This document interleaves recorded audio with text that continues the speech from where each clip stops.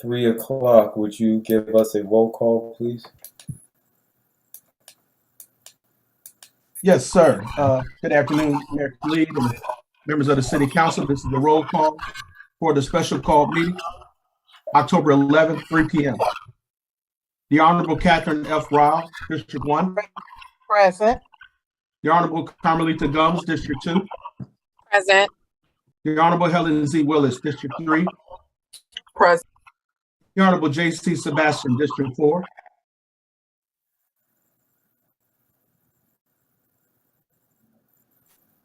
The Honorable Corey A. Reeves, District 5. Accounted for. And the Honorable Natasha Williams, District 6, will be absent today. Councilmember Sebastian, are you present? I am, sir. I'm here. All right, thank you, sir. The Honorable Mayor Khalid. Present. Mr. Mayor, you have a quorum. All right, please sound the first item. First item, it's item 1, request council approval of a sublease for property located at 100 Hartsfield Center Parkway, Atlanta, Georgia, 30354. And this is sponsored by the police department. All right, Chief Meadows.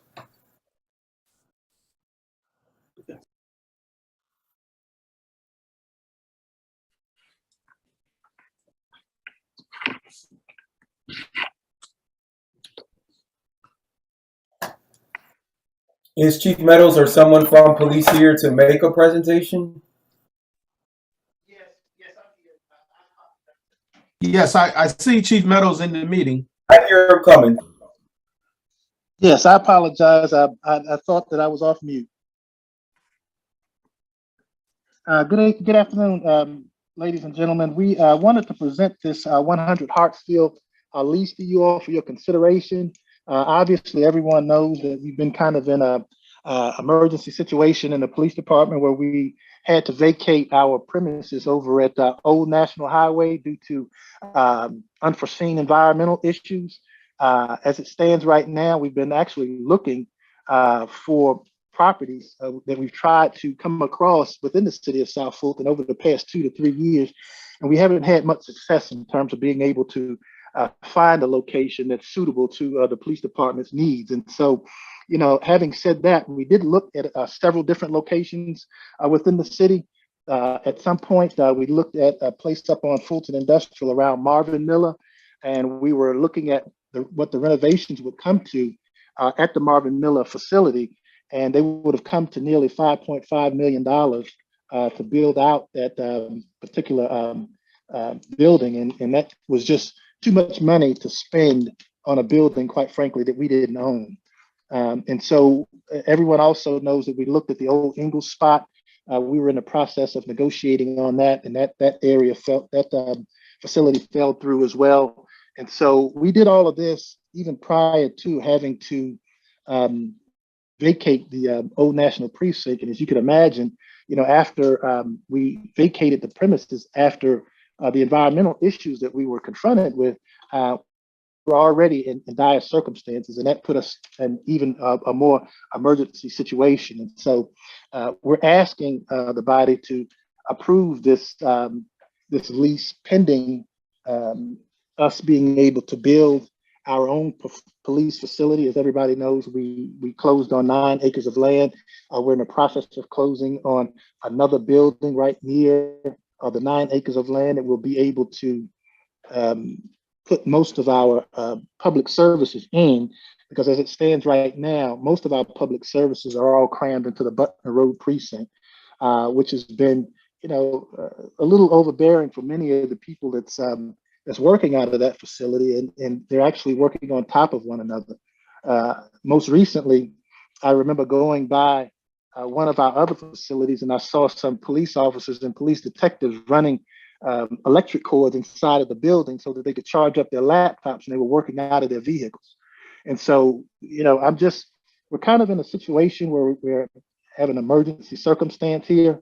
And I understand that many people have questions about why it's outside of the city. But one of the things we've been thoughtful about, and that's making sure that all of our public services remain inside of the city of South Fulton. Everything that's going out to Hartsfield Jackson is not public facing. And what I mean by that is that we'll have our training facility will be out there where our police officers, they have to go through in-service training. Once a year, they have to go through 3 days of rigorous training where they're going through different classes that allow them to get caught up on laws. And what we've been doing right now is relying on the parks facilities. And sometimes when their priorities change, the police department gets booted out. And so by the end of the year, we have to make sure that all of our people are through in-service training so that they can maintain their certification. And here we are in October, and not all of our personnel have been through because we're forced to juggle their schedules when we don't have a facility to operate out of. Also, at this particular facility, we will have our background and recruitment section. Now, what that means is the people that actually do our hiring. They do the interviewing, they do the hiring, they do a lot of the background checks on potential candidates. These are people that, quite frankly, don't come in contact with the public. But I will tell you, with a caveat to that, right now they're at the Cedar Grove precinct, and sometimes I get complaints from citizens around the Cedar Grove precinct because when they go over there, the door is locked. Well, if you could imagine that when we have background and recruitment personnel in there, they have to do interviews, they have to question individuals about certain things. And so when they're doing those activities, they would have to lock the doors. And so that could be particularly problematic for a citizen that's trying to come and get some type of service from the Cedar Grove precinct. And it just causes problems when citizens don't necessarily understand that you have administrative functions in some of these facilities scattered throughout the city. And then next, we will have our GCIC operations there. GCIC, they're purely the people that just put warrants into the computer and into the system. They remove them off of the system. They put tickets, they enter tickets when traffic tickets are written. None of these people are public facing. And so they would be moving out there as well, along with our internal affairs division, people that when complaints come in to the police department and we wound up investigating those incidences, those people, those investigations will take place out there. We'll have our business management, the people that manage our budget, and folks that do our open records requests as well. I mean, we get our open records requests, 99% of them via electronic transfers. And every now and then we'll have people that will come into a precinct to ask for an open records request, but that's a very small percentage. And the good thing about moving all of these administrative functions out to this Hartsfield space, it frees up all of our precincts. We have 3 different precincts that we're operating out of now. We have Cascade, we have Butner Road, and then we have Cedar Grove. And they total around 4,000 square feet between all 3 of them. And if you could imagine, we're asking for 18,000 square feet right now. So, and when we lost the old National Precinct, we lost almost 10,000 square feet. And so the old National Precinct actually doubles the other 3 facilities that we have out in the field. And so the police department right now is in dire straits. And one of the things I said, we've been treading water for the past 3 to 4 months. And, you know, at the end of the day, the chaos has to stop at some point, right? And so I understand that we're outside of the city, but this 18,000 square feet, the leaseor has agreed to eat, I think, $10 per square foot. And so the city is only paying $15 a square foot, whereas it's the market rate for that same space is $25 per square foot. And so there's a significant savings there. And if we look at even trying to break up the police department and into other areas, you know, and put us into other facilities throughout the city, I've gotten quotes from some people, and let me share that with you now. Along that old National strip mall, someone offered us 7,000 square feet, but they wanted $17,000 a month for 7,000 square feet. And that's not even a third of the space that we need. And that's almost close to what we will be paying for this Hartsfield Jackson space. And so not only does it give us the opportunity to have savings, but the leaseor is willing to leave all of the furnishings there. So we won't have to purchase any furniture for our move out there. It's really turnkey operation for us, essentially, because it gives us the opportunity to just walk in and set up shop over there. Given the fact that we're in an emergency circumstance, that's exactly what we need right now. And so, having said all of that, I'd be more than happy to take any questions that the body has.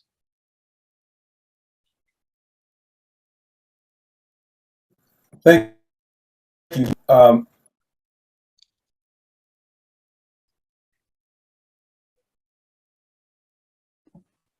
Yeah, Khalid, you're on mute. Can you all hear me now? Yes.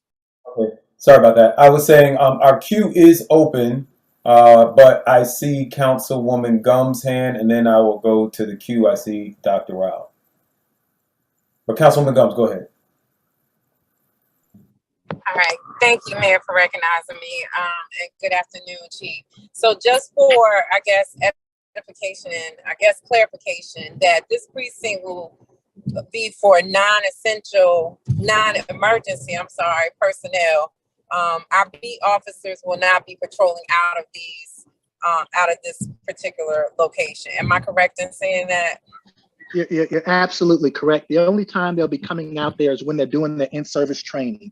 Other than that, you should not see a marked City of South Fulton police office, a marked City of South Fulton police car out at that facility.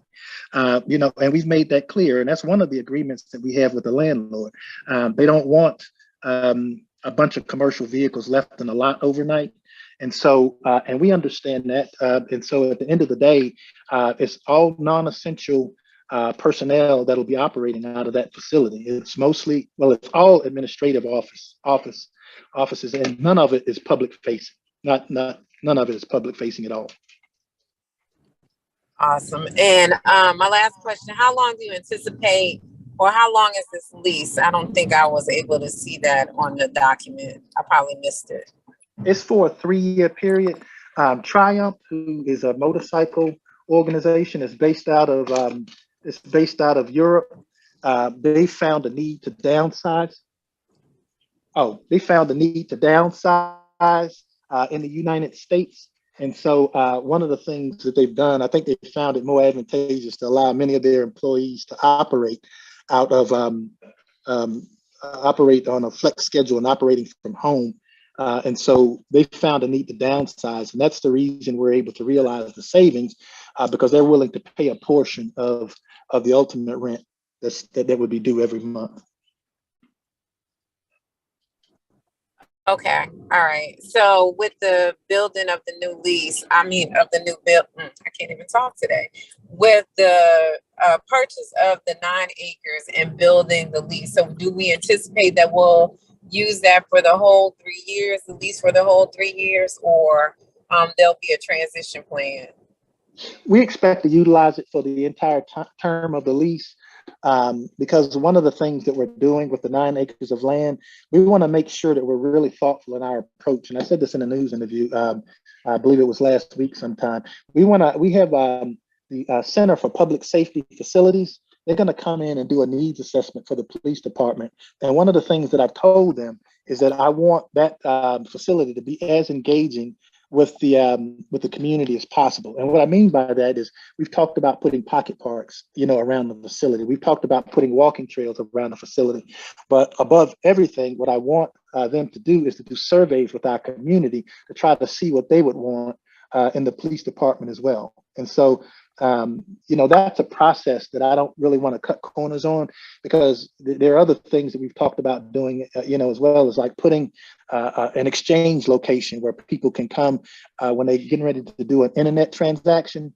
They can come there and stand in front of cameras and do their actual transaction, in those areas. And so these are the types of things when we talk about them being as engaging with the community that we want to see in this police facility. You see a lot of police departments that's kind of standalone, that don't really have any engagement with the city. That's not really what we want. Thank you, Chief, for answering my questions. All right, thank you, Councilwoman Gums. Dr. Rao, and I see you, Mayor Pro Tem, after I come through this queue. Dr. Rao. Thank you for recognizing me. This question is for the city manager. I know we have been challenged with trying to find a home for the police department. And now that we've actually acquired land for the permanent home, is there a time, what is the timeline so that, you know, we don't find ourselves in a year have to, you know, potentially having to renew? What does that look like from a space planning standpoint? And of course, this is a bigger conversation that we can have citywide, but I'm specifically interested in how soon we can anticipate beginning one, occupying the Jackson Music Facility, and two, beginning construction on a permanent home for the police department. And I guess chief or the city manager can speak to that. Well, I'll start and then I'll let Chief Meadows jump in. But first of all, good afternoon, Mayor and Council, citizens of South Fulton. And that's a very good question, Councilmember Rao. And as you know, of course, we now have closed on the Jackson Music property. And in any case, when you get ready to build, of course, you got to do the design and all of those things. So, you know, it's going to take us a few months. I don't have a specific timeline for you right now, and we can definitely provide that to the council. But, you know, as you mentioned, you know, we got to design the building. If you're talking about the 9 acres for the police headquarters, but the Jackson Music Store, my understanding, we can move into that location sooner than later. And then I'll ask Chief Meadows to jump in on that part. Can I ask a follow-up question before he responds? Yes, ma'am.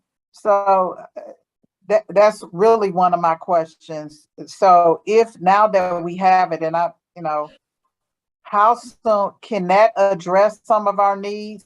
I don't know the total square foot of that building, but is that a space that we can occupy while we focus on the design and the build of the permanent headquarters, so we don't have to incur an additional cost? Like, how soon could we move in that building? Chief Meadows, can you address that in the public facing portion or services that that building will provide? So I've been told that, and y'all know Belle Reese is standing right here next to me, and she's poking me, saying that it's going to take 3 months before the Jackson Music personnel they're able to vacate. And initially, I thought it was 60 days, but now I'm being told it's going to be at least 3 months before they're able to vacate the premises. And so until that time, what we'll be doing is we'll continue to operate out of the limited facilities that we have. Now, understand that none of the personnel that provides public-facing services will ever leave the city. That's not going to happen. We'll continue to operate out of the 4,500 total square feet that we have. You know, we're in the process of doing that, a majority of that out of the Butner Road precinct, right as it stands right now. And so that will continue. What we'll be able to do is move our property and evidence section that's up on Fulton Industrial now over to the Jackson Music Store, along with our permit section, people that want to come in and get their license, alcohol license and things of that nature, work permits or pour permits for people that pour alcohol, and those sort of services. People that want to come in and get copies of their police reports, people that want to come by and get fingerprints made, all of those things will be done at the Jackson Music Store. As it stands right now, we're doing all of that out of the Butner Road precinct. Now, we're looking at a build out time, because whenever we get ready to move into a facility, we bring the state out and we allow the state to take a look at the facility, to tell them what we need it to do to be able to move into that facility and be compliant with all of the requirements according to state law, right? And so that was one of the reasons that the price ballooned so much at the Marvin Miller space, because we brought the state out there to see what would have to happen for us to be in compliance out there. And the renovations came up to like $5.5 million, which was, you know, outrageous amount of money to spend on a building, quite frankly, that you don't own. And so I understood why, you know, we wound up turning away from that facility, just because of the investment that the city would be making on a property that we don't own. And the same held true for the Ingle space. It was going to cost a little over $3 million to build that out. and then you're putting $3 million into a shopping center that we wouldn't own. And that's why I understood the desire to go back and try to acquire the shopping mall and then make that initial investment, into that facility. But, at the end of the day, we are where we are. And so we just want to make sure that whatever facility we operate in, that we're operating in accordance with state law. And when we took the people out to Hartsfield Jackson, they literally said there's nothing that you need to do with this facility. And so after that happened, then, we just kind of got the ball rolling with that. So we're looking at probably the first of the year to be in the Jackson Music Store, unfortunately, just after the first of the year. But at the end of the day, we're going to continue to provide the service that we're providing in the facilities that we're in. But what moving into the Jackson Music Store moving into the Hartsfield Jackson space does for us, it gives us the opportunity to relieve some of the pressure and the stress of everybody working up on top of each other at those, because a lot of those people will then transition over to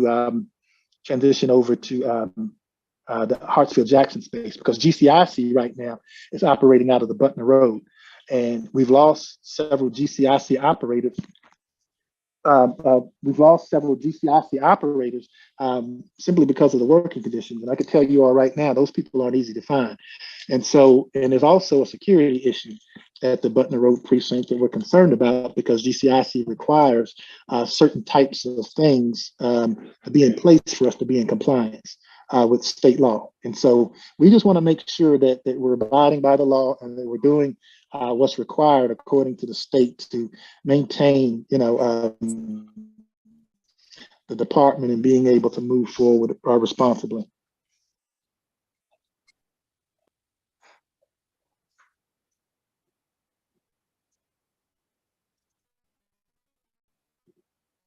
All right, is that all you have, Councilwoman Rowell? Just one more follow-up, and this is for this. How does this and what does this look like in terms of a true financial implication as it relates to? So have we done an assessment? And I understand the need is great. I get that. I'm just trying to get the number beyond the lease. And it may net, because if we have somebody, if Jackson can't move out, I'm assuming we have an arrangement where they're paying us rent during this time, so we're not carrying the mortgage and then they're still operating. Is that correct? I think that we should hear from Mr. Collins, our Yeah, I can. Hey, how you doing, Mayor Khalid? I didn't mean to cut you off, but I can answer that. Yes. So in the agreement, Jackson is not paying rent.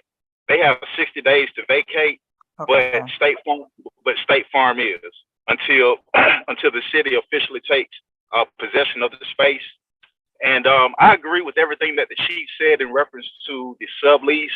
It's just not a lot of product as it relates to office in the city of South Fulton. There just hasn't been any major office development, south of in the city that the city can take advantage of.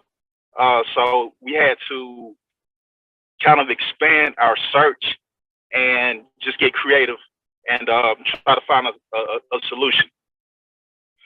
But as it relates to the economics, I can provide a report. I can send it to the entire city council, and it'll break down the entire financial obligation of the city through the entire sublease, and it'll have the aggregate number on it as well. That would be appreciated, and I don't have any further questions. Thank you, Dr. Rowell. Mr. Collins, can you just give us that aggregate number now, or the monthly cost? Yes. So I'm in my car, guys. My apologies. 15 times.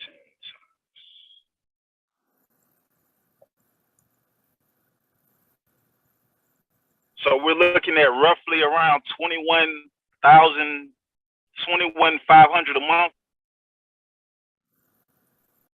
Do you have those? Do you have that number in front of you, Chief? You're right. It's 21,500 per month over the course of 12 months, and right, and that's for the first Okay. year.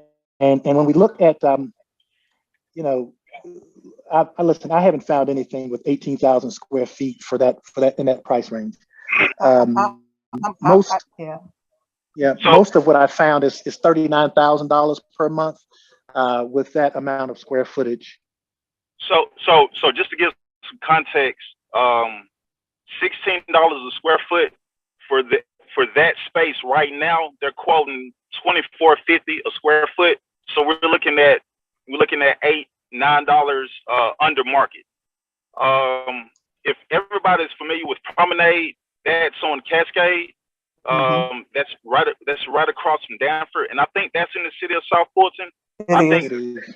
Okay, I think that might be the most comparable office to 100 Hartsfield, and they're in the $26-27 a square foot range. And the reason why they can charge so much is because there's no product in the city. So if you want to be in the city of South Fulton and you want to lease office space, I mean, there's no competition. Now, what I would suggest, this to the council, and this isn't a conversation that we necessarily need to have right now, but as a long-term vision, the city needs to attract office development. There's no office. There's nowhere for your professional services, users to go. If you're going to attract accountants, lawyers, doctors, there's very little options in the city of South Fulton for the city to be able to take advantage of attracting those type of users and clients. And we get to a point now where, we're looking for, 18,000 square feet in the grand scheme of things isn't a huge office. And there's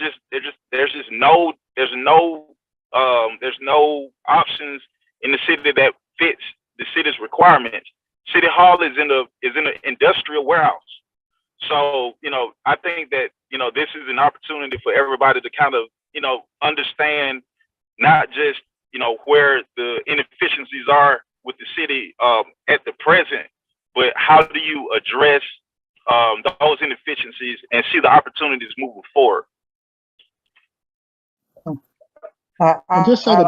Can you just tell us how much we're paying for the old National Precinct that we're going to vacate? Because even though we say 21,000, it's minus what we're paying, right? We just stopped paying. So it's not like a total increase of that amount per month. Chief, how much were we paying at the old National Precinct that we're vacating? I think when you look at what we're paying at 4701, it's a combination of 3 different facilities is what we're looking at. So we were paying, I think, like 12,000 at Old National, and then we were paying 2,900 at 4701 for our property and evidence section. So those are all savings that we're going to realize. We're not paying at any other facilities, are we? No. And so those 2 facilities is where we would combine to realize our savings. Okay, so about just call it 14,000 or 15,000 towards the 21,000. So we're only really talking about maybe an additional 60,000 over the year. Right. Okay, that's helpful. I promise I don't have any more questions.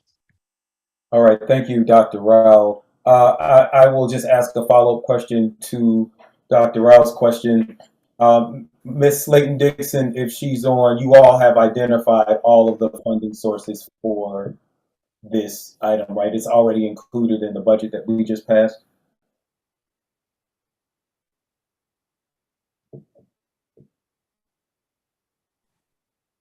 Mayor, I don't think Ms. Slayton Dixon is on now, but I'm certain that it's in the fiscal year 23.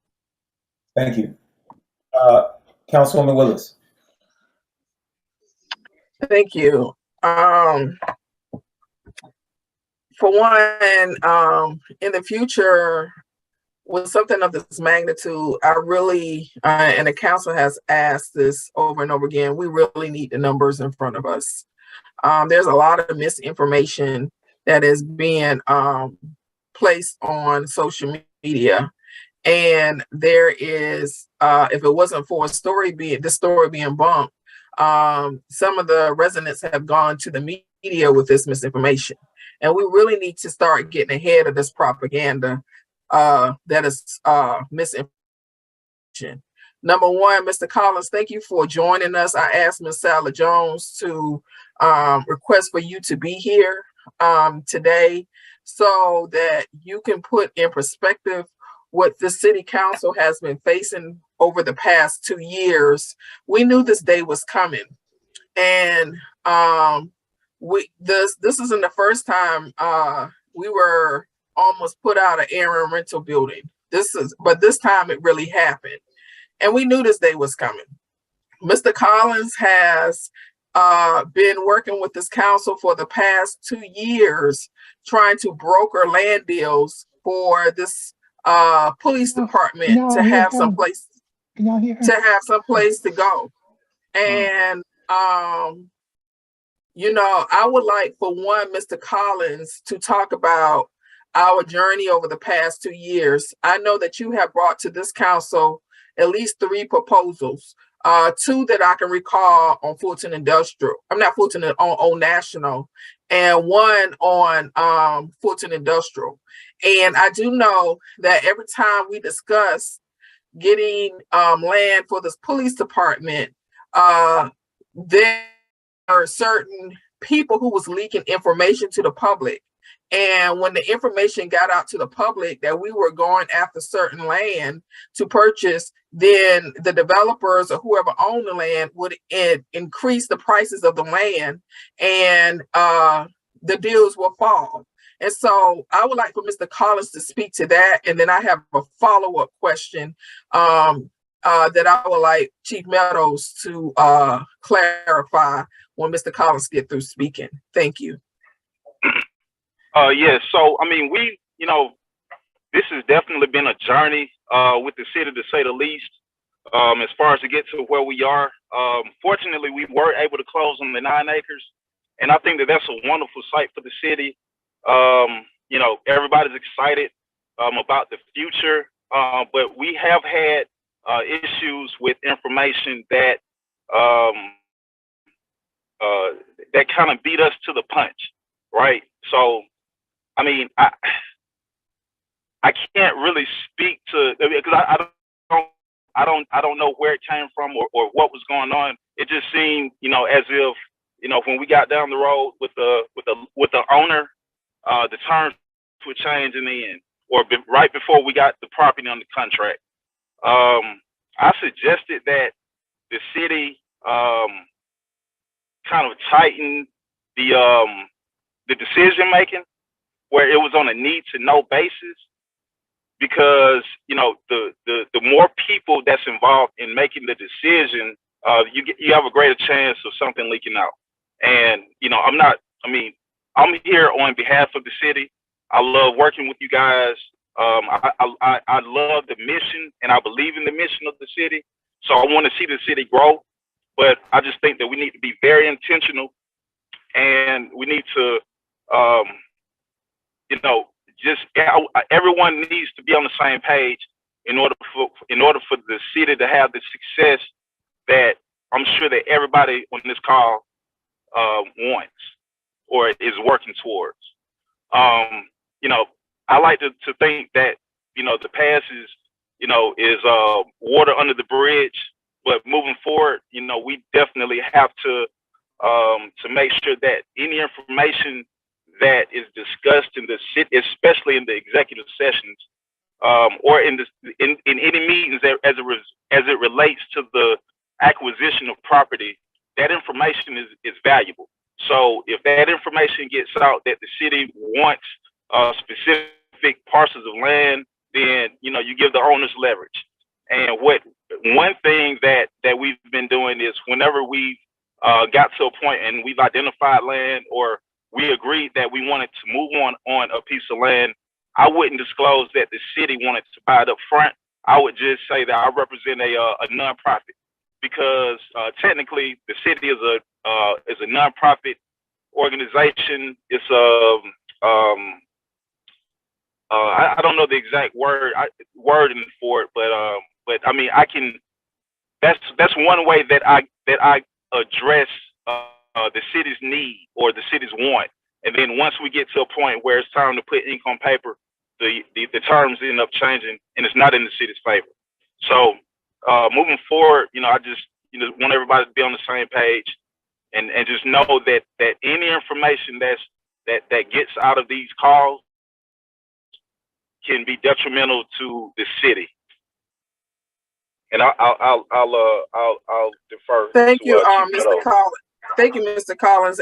And to be specific, because this information is public now, we were once going to buy the plaza with the Ingles at the end of Old National. That deal went sour. We were looking into buying a doctor's office. That deal went sour. We even tried to look into getting the land that was close to one of the Old National parks. And we even explored trying to partner with the doctor office. That didn't work out because number one, that space was too big. And then that was too expensive for us. And then we tried to do Fulton Industrial, and that was too expensive. But to Mr. Collins' point, as these deals were being brokered on our behalf, information kept being leaked out, and it did not work in our favor. So now we're here, and Chief Meadows has, and the city manager brought these deals to us over the course of 2 years. And I supported everything that was within the city limit. And then what's disheartening is that we have council members on this council who's putting out misinformation, and they were part of the reason that we do not have land within our city because they rejected everything that was brought to this council.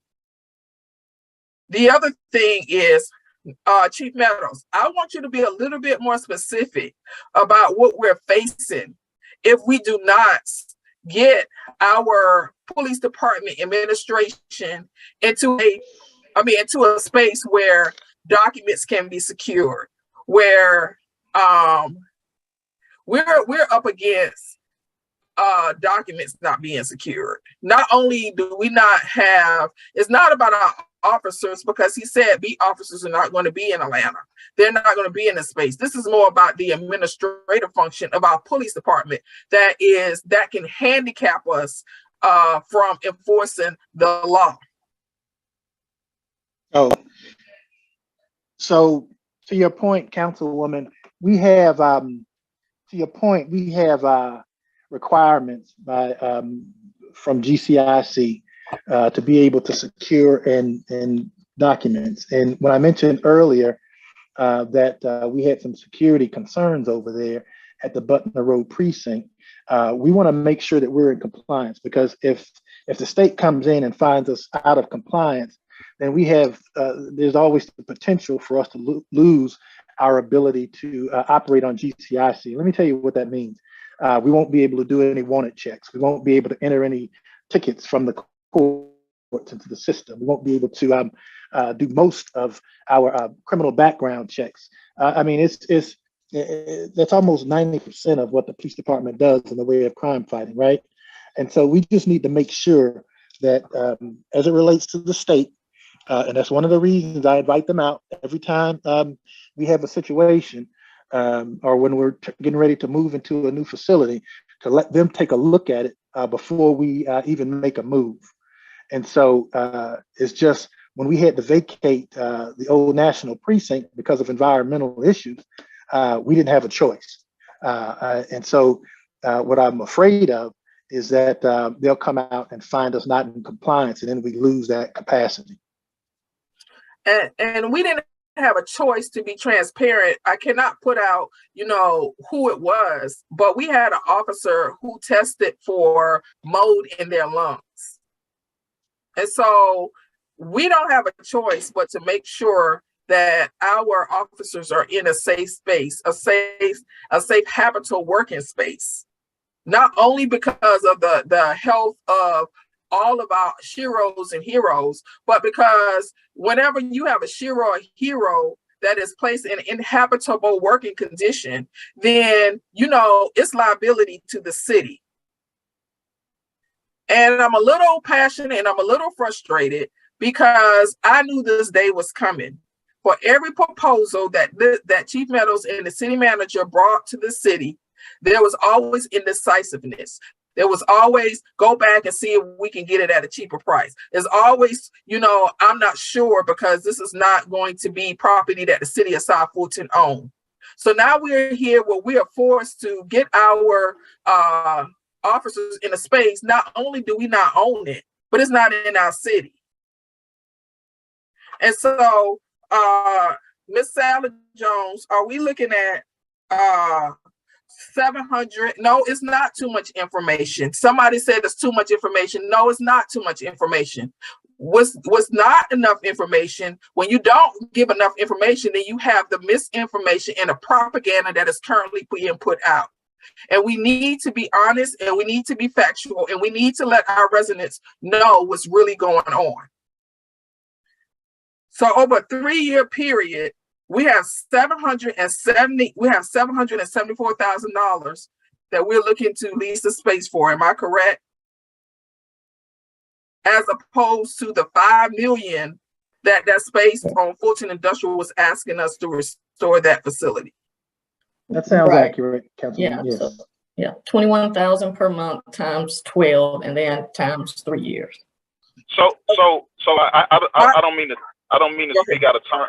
I'm sorry, I don't mean to speak out of turn, but I just want everybody to be aware that this is just a band-aid. This is just a fix in between the city being able to construct and develop the police headquarters. This is just ancillary space. This is a sublease. This has a definitive end date because at the end of the sublease term, the city would have to negotiate directly with the building, and the building is not going to cut the city a $10 a square foot break. So it would be in the city's best interest to move with some intentionality and to make sure that the plans for the police department are taken seriously and done correctly within a timely manner. Because we'll be here 3 years from now, and the conversation will be totally different. And I totally agree with Mr. Collins. Ms. Sally Jones, we have a roof that's being constructed, and I just got a sort of a project plan and that for that roof that we've been waiting on almost a year to get constructed. We have tennis lights. I have no project plan for that.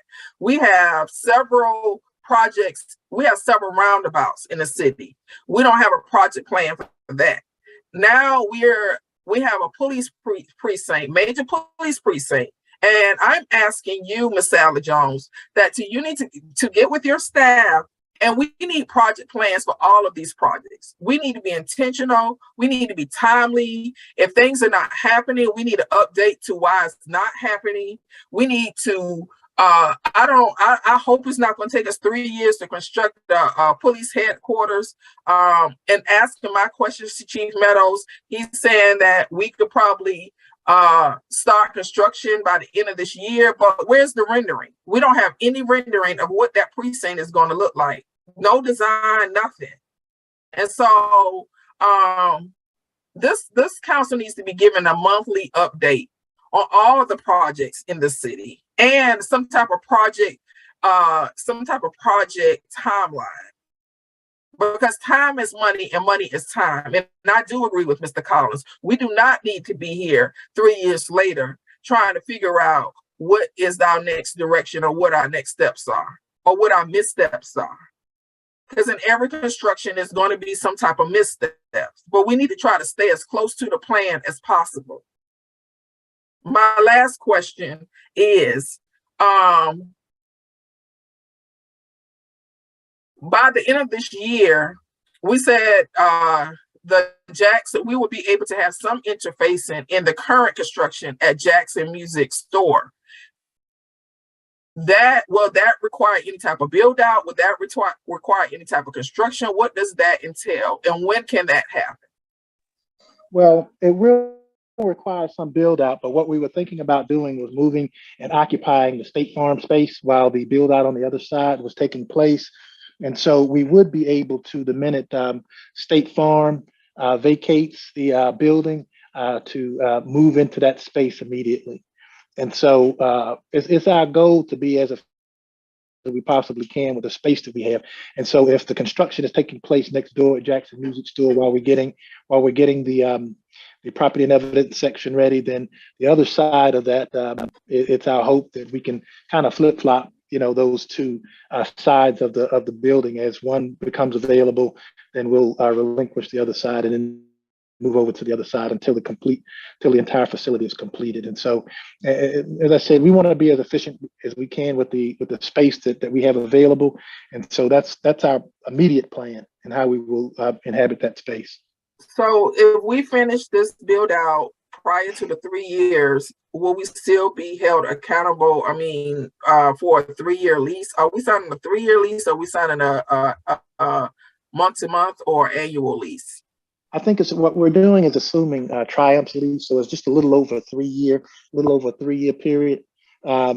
So according to, I took members of the command staff, and we all went and took a course on development of public safety facilities. We've toured maybe 11 or 12 different facilities, and in each case, it's taken nearly 3 to 4 years, and in some cases 5 years to develop. And so we're trying to keep our expectations realistic. I doubt very seriously that it'll be under a 3 to 5 year period. I know that I've spoken with a chief up north, and they ran into some topography issues where, rocks, they had to blast through rock and that delayed them almost a year. And so there's really no telling. And so I want us to be in the mind frame that we'll be in that facility until it's time for us to complete the police headquarters. And so I fully suspect that it'll run the course of that lease. Okay, thank you. Chief Meadows, Ms. Sally Jones, Chief Meadows, I'm glad he took his command staff to this class. Who on your staff is going to oversee this project, and did they attend that class? Well, it's from my understanding, it was a conference, right, Chief Meadows? And it was Public Works attended, it was IT attended, it was attended Chief Meadows and his command staff. I don't know who else attended. Yeah, the police department paid for Public Works to come along with IT, and we wound up going to the class, and we were trying to come up with things, such as intermediate milestones that we'd like to see in the facility. And so we have a pretty good idea. I do know that we've talked about the potential for having an owner rep, someone that's actually skilled, a little more skilled than us in the police department. Yes, we have some general knowledge because we were able to go to the conference, but certainly there are some intermediate milestones when you're developing facilities like that you want to be aware of. And you also want to be able to build penalties in for the developer or the builder.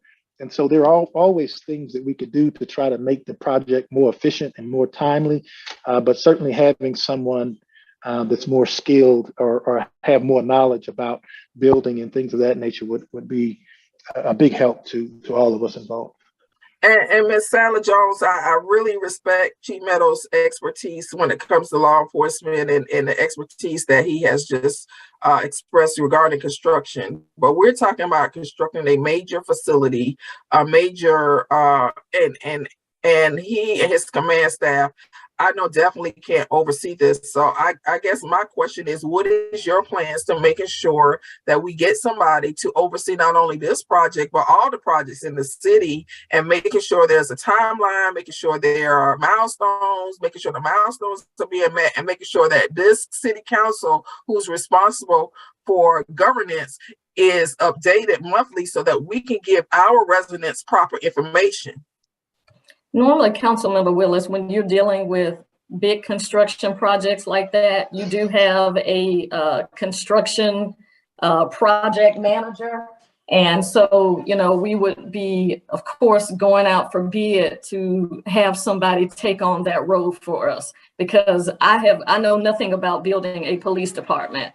our staff here. You know, we have our individual areas of expertise, but building buildings is not one of them. So that's something that we would need to go out for a procurement process. Madam City Manager, I'm going to step in here for a minute because I think Well, I have not yielded, and you allow everybody to speak until they got finished, Mayor, and I still have the floor. So if you would please give me the same respect that you gave Dr. Rao and that you gave everybody else, I will yield the floor real quickly, if you don't mind, because you did not interrupt Dr. Rao, and I timed it. She talked for 15 minutes. you would allow me to chair this meeting, I will let you finish speaking. I just want to give a time check. Okay. And chairing the meeting, be fair, Mayor, because that's what the chair is supposed to do. Finish speaking. I will. You interrupted me. I didn't interrupt you. Go back to you, Councilwoman Willis. I do just want to let folks, there's some other people in the queue. We have 2 more items on this agenda. And I totally agree. So we should follow the rules that we set forth and ask everybody answer questions twice, 5 minutes. And that rule was not adhered to. And that is the best practice that this council adopted. Thank you, Councilman Willis. So as I was saying, I wanted people to be cognizant of the time. And Madam City Manager, we've had conversations and retreats about a real estate person. If it is the council's pleasure, I think these larger issues about plans and construction, we should probably take up at a city council work session. That's it. Councilman Willis, back to you. Thank you. Before I was rudely interrupted, yes, Ms. Sadler-Jones, I would truly appreciate if you would, and we don't have to do this at a retreat. This is a much needed, this is something that we talked about already at a retreat. And now that we are bringing on major projects, if you could get with staff and get an RFP out so that someone can oversee not only this project, but other projects that are underway, I would greatly appreciate it. Thank you so much. And I yield, Mayor. Councilman Reeves. Thank you, Mayor, for recognizing me. Chief, how long have we been vacated out of that property on Jerome Road in Old National? Since July 26, I believe it was. Since July 26. Okay. So was there also talks of building out or sharing a precinct down at the Khalid South space down across from Family Dollar and the LA Fitness Plaza? Actually, no, I believe Collab South is getting ready to move into that space down there, and it's my understanding they wanted to inhabit the entire space. I don't know if we're going to talk about the Roosevelt space or not.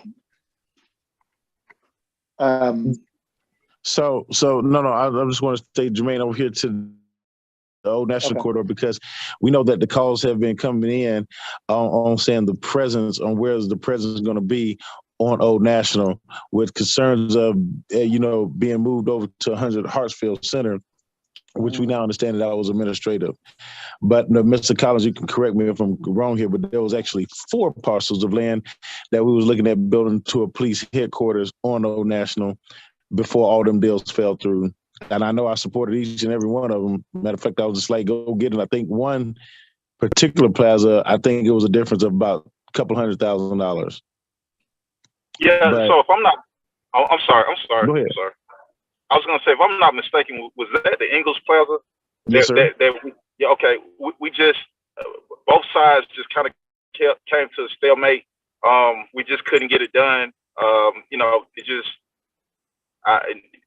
Either side didn't want to budge. So that happens in negotiations. We looked at some land across from World Changers. It was 7 acres. Yep. So it was 7 acres that we looked at. That deal fell apart at the end. So like I said, it's been a difficult one. a difficult process to get to where we are now. It's just about using best practices and everybody being on the same page to make sure that the information doesn't leak out. I think that, that this conversation is healthy. I think that is a, good level set. I think that everybody, as long as everybody leaves this conversation on the same page, I'm sure that, we won't have any problems moving forward. But everybody's aware of, of how sensitive any information can be. I mean, it could be as anything as small as, where the property is, who owns the property. Any small bit of information can destroy a deal. So I just want everybody to be cognizant of it. Like I said, I'm happy that we were able to, get those 9 acres. I mean, that's a very strategic site. If it checks off all the boxes that we were looking for. It's adjacent, and it's adjacent to the Jackson Music Store. So, that could end up blending into one big building, if the city decides on that. But it definitely complements each other. But, information is valuable, and how we go about, how we go about our business is going to be key to the growth of the city moving forward. Absolutely. Thank you so much. And this is just going to another point of why we have real estate in executive session, where everything remains in an executive session and not supposed to be leaked out. So I just want the public to be edified in that manner. But also too, that I guess Mr. City Manager is this capital budget, the capital improvement budget. How much is going to be set aside to actually construct the police precinct of this, or to go through the process of the design build phase of the police precinct for the 9 acres? We did it like for this fiscal year, and I'm sorry, I don't have my CIP budget sitting right here in front of me, but if I'm not mistaken, I believe we put $2 million in for design, but I don't have it in front of me, so please don't take that as gospel. Oh, I'm not going to take it as gospel, but I want to be specific. $2 million as the design of the police precinct itself? Yes, I believe so. Yes. Okay. I wish I had my CIP budget here in front of me, but I don't. Oh, no problem. And we can get that updated later. But also, too, Chief, you said with the savings of the rent that we was paying for the old National Precinct and the one we was paying for the records keeping was about $15,000 a month. I'm sorry, I didn't hear that question, Councilman. The rent we was paying for Old National was about $12,000, and then the other building that we was paying the rent on, I believe it's $2,900 per month. So about $15,000 a month was being paid for those 2 buildings. Yes. So that's about $6,500 in savings. So then we would save for over the next 3 years. Yeah, 774 was a total, but roughly about 234,000. That will be the increase that the actual we will be paying for that building that we're moving to at 100 Hartsfield Center. Yes, sir. And you exhausted every possible scenario, building, land opportunity. As I heard from Mr. Collins, there's just zero here in the city. We exhausted every ounce of that, correct? We used Mr. Collins, and Mr. Collins will tell you on Saturday and Sunday, I was driving around the city writing numbers off and calling realtors myself, trying to find facilities. We've turned over every rock, Councilman, and I can assure you that finding 18,000 square feet in the city of South Fulton, it's been a daunting task. Even when I called the promenade up, the one that Mr. Collins referenced earlier, the largest space they had available was 4,000 square feet. And that's not even a fraction of the space that we need, Councilman. And so when we talk about, finding something inside the city, it's just been challenging. Absolutely. So when it comes to, let me ask you this question, Chief, because I'm getting hit with these questions. And so, what about utilization? I know we don't have a presence of a precinct on No National, but what about the utilization of a park, of one of the parks, or one of the park facilities like Creel Park, Birdette Park, Old National Park? Well, in order for us to accommodate all of the space we need, we would almost have to take over something the size of Welcome All Park. And that's taking it over. If we're talking about accommodating all of our needs. And so what we've done, we've mixed and matched certain activities, like our training. We've gone to different park facilities to try to make sure that we get our training done. But we're always at the mercy of the Parks and Rec staff. And there are times where we have to, kind of juggle schedules around, as I said earlier. And we start getting towards the end of the year where we haven't completed all of our required activities. And so, we want to be as efficient as we can with our time. We want to be as efficient as we can with many of these activities, but we certainly need the proper space to make that happen. Absolutely. My last question is, with Old National being one of the two major corridors in the city, what visible presence will the police have till we get an occupied facility on Old National? The police presence won't change. We have 3 beat officers that operate around the Old National corridor. We have, off-duty units that work off-duty jobs down there regularly. In terms of public-facing services, as soon as we're able to get into the Jackson Music Store building, I know I say the Jackson Music Store building, but into that State Farm space, nothing would make me happier if we were able to get into that State Farm space tomorrow, because I'm getting the phone calls just like you all are about making sure that we have a precinct on Old National, and I understand it. But at the end of the day, what's happening along the Old National corridor with crime having gone down 3 to 4 years in a row, and with the 5th runway coming in, and with all of the development that you see going on in terms of the housing, and we were talking about this earlier, most of the apartments along Old National now are market rate apartments.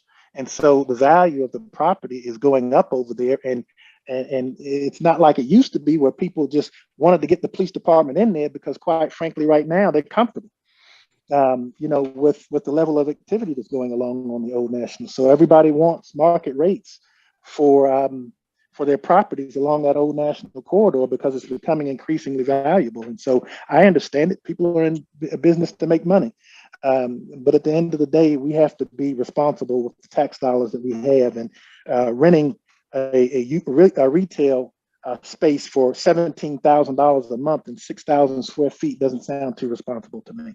So I think that it's important for us to be able to make sure we're in the right space, the proper space, so that we'll pass all of the requirements according to the state, and that we're going about developing our police facilities along that Old National corridor in a responsible way, and making sure that we have the appropriate footprint. Absolutely. And well, thank you, Chief, because I'm just going to say, honestly, transparently, I wasn't completely sold on anything going outside of the city, but seeming that I do believe in your judgment, and seeming that we just don't have any space adequate in the city of South Fulton for us to occupy, which that speaks volumes in itself in a whole nother manner. But I do understand that everything in market and market rates and everything is going up, because when you have units at Camelot on Airbnb where you can just say that, things are just at its all-time high, and, as you say, people have a right to want to make money. So thank you, Chief, for your presentation, sir. Thank you, Councilman Reeves. Councilman Sebastian. Thank you for recognizing me, Mr. Mayor. Chief, thank you for doing your due diligence and your presentation here today, and both for the briefings we've gotten in executive session. And with that said, I would want to move for approval for the sublease for the property located at 100 Hartsfield Center Parkway for the use of our police. So move. It's been properly moved and seconded. Any discussion? I'm going to give a few comments in discussion. First of all, thank you, Chief, for the presentation. I didn't realize that this was going to take the entire hour. We probably should have given ourselves more time. I also regret that we don't have public comment at this special call meeting. I haven't heard any gossip or rumors myself. I have had questions from residents on Old National just wondering where what was going on with that precinct, and what were the police leaving Old National, and I've assured people that they weren't. I've even when I go jogging out of Camelot in the morning, I still see officers circling up in the Jerome Road parking lot often. I do think that we're going to be talking in this next work session about our comprehensive plan and future land use, and Class A office space is something that is desperately needed in our city. And so with that, I will finally close by saying, though this is $21,000 a month, hopefully within 12 months, some of that money, some of that space could be downsized if we are moving over into the Old National building. We have bought 9 acres and on Old National, and 51 acres for our fire headquarters. Another part of the city, in the Cedar Grove area. So I'm proud that we are now, buying land and owning land. That's something that I know that I've been talking about and others have been talking about for several years. So again, thank you for this presentation. I do just have one question. Is the lease for 3 years, or is it just 1 year with automatic renewals? Because I thought we could only do like 1 year leases with automatic renewals. So is there someone from legal maybe that could address that? I'm sorry, guys. I was on mute. So the way that the lease reads, and that the way that the sublessor negotiated, the only way we can get a deal done was to absorb the entire 3 years on the lease, and that's the way that I read the lease. If that's not correct, somebody please correct me. Mr. Hyman. I'm getting ready to pull the actual lease, so let me pull a copy of it. One moment.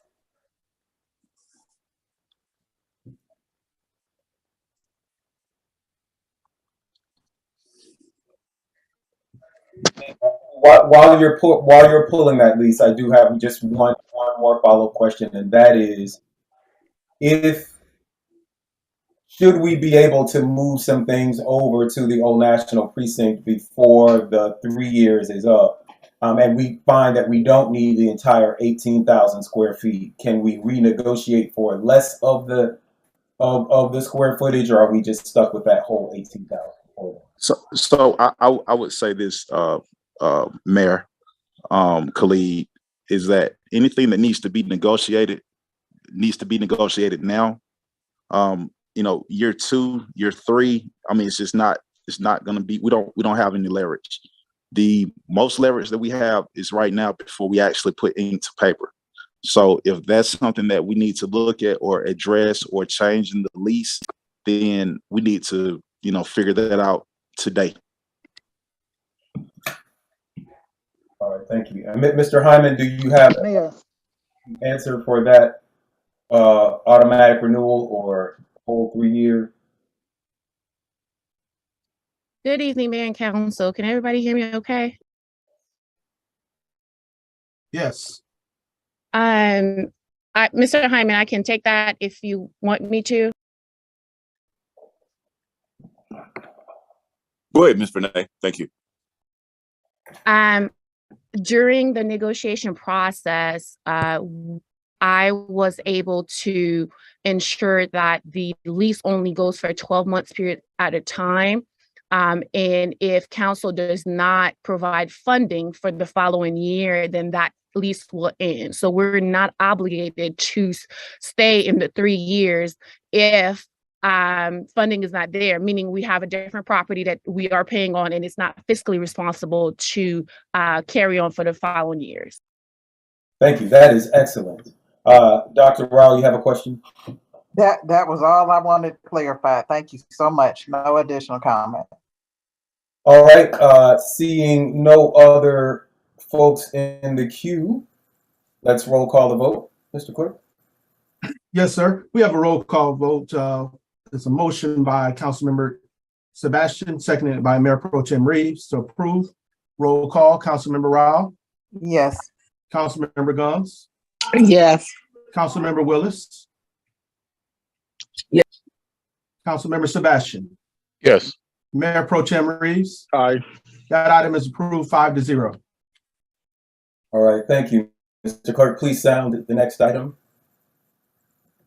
Mr. Mayor and Council, the next item is request council approval to negotiate a sublease for a Public Works Operations Center. City Manager, Public Works. Mayor Khalid, we still have some additional details that need to be worked out regarding the proposed sublease. So we would like to ask that that particular item be brought up at a later date. Awesome.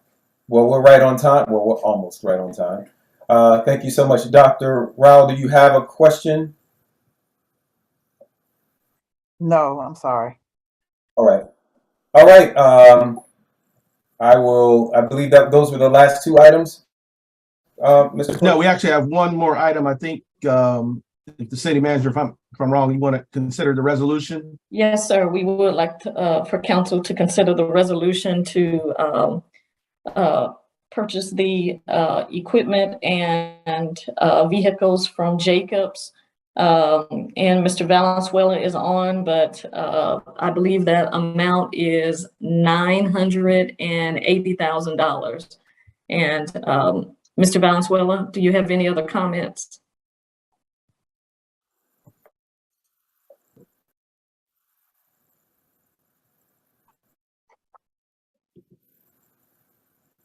Mr. Valenzuela, are you on? Yes, ma'am. Good evening, Mr. Mayor, Council and residents of South Fulton. You stand correct, City Manager, with regards to purchasing the vehicles and heavy equipment that Jacobs has leased in the past. So the amount is about 980,000 and change, and it will be a good thing for the city.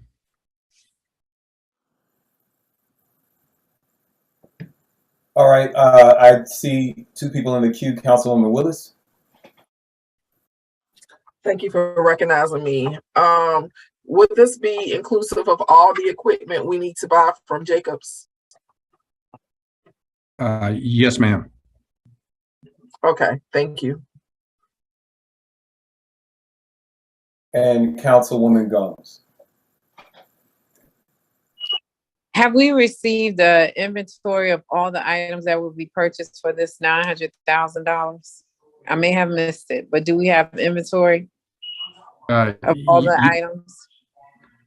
Yes, ma'am. The inventory has been reviewed by our staff ahead of this meeting. We actually been reviewing this for months. And what our city manager is asking the time is so that we can review all the paperwork that we had to do between Jacobs and us. There are some legal terms that our city attorney has brought up to our attention and negotiations with Jacobs. But we have, just to give you a rough scenario, we have lawnmowers, we have heavy equipment like backhoe, scrapers, motor graders. Do we have, so when I'm asking, I'm sorry to interrupt, does the council have it? And I'm hoping that we've evaluated the age of the equipment and things of that nature. So does the council have the list of inventory that we are planning to purchase? Yes, ma'am. It should have been included in your agenda packet. I'm going to just hop in and say, Councilwoman Gums, it is on page 27 of that packet. Mr. Clerk, if you would just maybe re-email that out again. I know I had trouble finding it. Okay, thank you. All right, if all hearts and minds. Oh, I'm sorry, Councilman Sebastian, I see you in the queue. Thank you, Mr. Mayor. Mr. Antonio, looking down this list of items and looking at the contracts that we have extended out so far to folks like Brightview, is there an overlap of some of these equipment to what the contractor is supposed to be using, or will some of this equipment still be used by staff that we either have or we're going to have in the future? There are about three things. As you know, Public Works staff is still maintaining the FIB section, so we're in need of using mowers as well as utilize vehicles like F-150 trucks, F-250, F-3 and F-350 trucks that will provide us the necessary support for other related actions that we don't know when occurs, such as perhaps a snow emergency and so on. And the heavy equipment is for illegal dumping that we'll be handling: scrapers, motor graders, backhoes, bucket trucks that is going to be used by staff. The rest of there's no, in other words, there's no overlap between Brightview. Brightview has their own equipment, and we will have our own equipment. But I think discussing a bit more with our city manager and assistant city manager is that the vehicles that we are going to be acquiring is a good number, and perhaps we're going to be in a position to provide some relief to the other groups at City Hall that are in need for vehicles. Thank you. Actually, that was my next question, so thank you for throwing that in. Yes, sir. All right, that's all I got. All right, thank you. Seeing no other questions, we'll roll call the vote. Actually, I move Mr. that Mayor. Okay. Sorry, yes, I go move ahead. that we approve this resolution. Second. Okay, I have a motion by Councilmember Sebastian and a second by Councilmember Rao. I'll just read the title for the record as well. It's the resolution approving the acceptance, receipt, purchase, assumption, and/or acquisition of personal property and for other purposes. Roll call vote. Councilmember Rao, Yes. Councilmember Gomes, Yes. Councilmember Willis, I'm sorry, I was on mute. Yes. thank you. Councilmember Sebastian, Yes. and Mayor Pro Tem Reeves.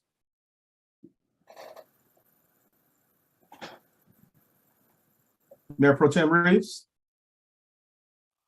Mr. Mayor, that item is approved 4-0. All right, thank you. That was the last item. Is that correct? That's correct. All right, I will entertain a motion to adjourn, and we're just going to stay in this same Zoom/YouTube for the work session. That's correct. For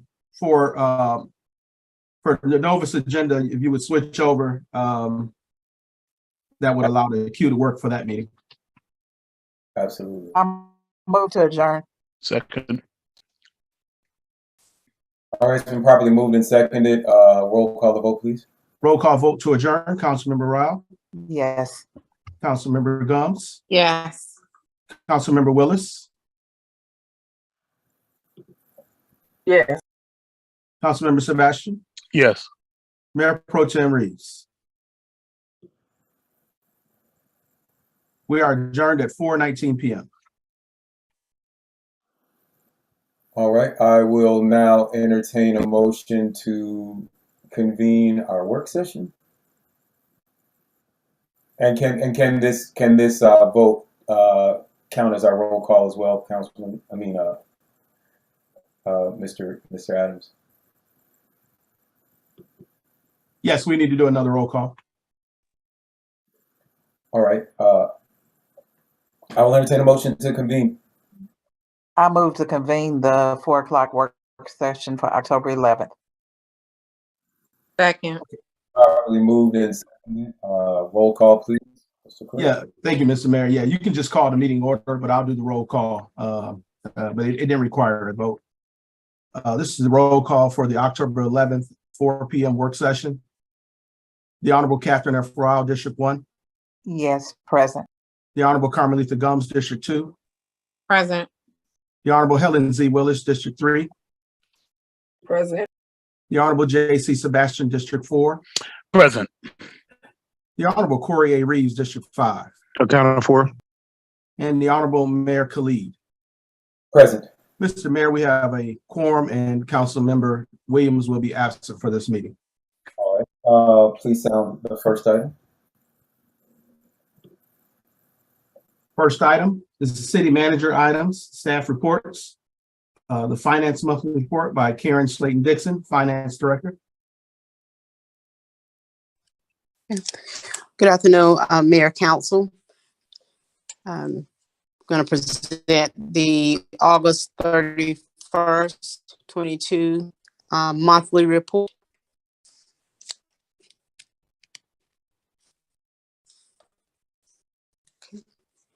All right. And so on the slide here, our general fund summary of revenues, I want to highlight that we have collected 100% of the property taxes over what was actually budgeted. So, and the motor vehicles have come in at 111% over what was budgeted. Want to highlight the local option sales tax, the lost, where that revenue has actually come in at 123% over the budgeted amount of 22 million. The next item that I like to highlight would be our charges for service to show that the city has actually collected 118% over what was budgeted. So overall, in total revenues, we've collected 96% of the budgeted 94,388,779 as of August the 31st.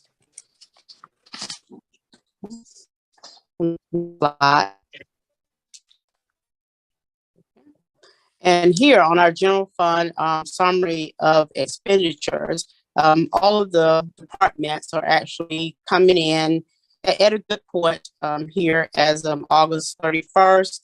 The only one that's really kind of close or two would be our risk management, which is about 95%. And that's just basically due to some of the increase in our liability insurance. And then on our debt service, we're right at 99%, which I don't expect either one of those to go over. So overall, the general fund expenditures, we're at 69% spent over what was budgeted of 93.7 million as of August 31st.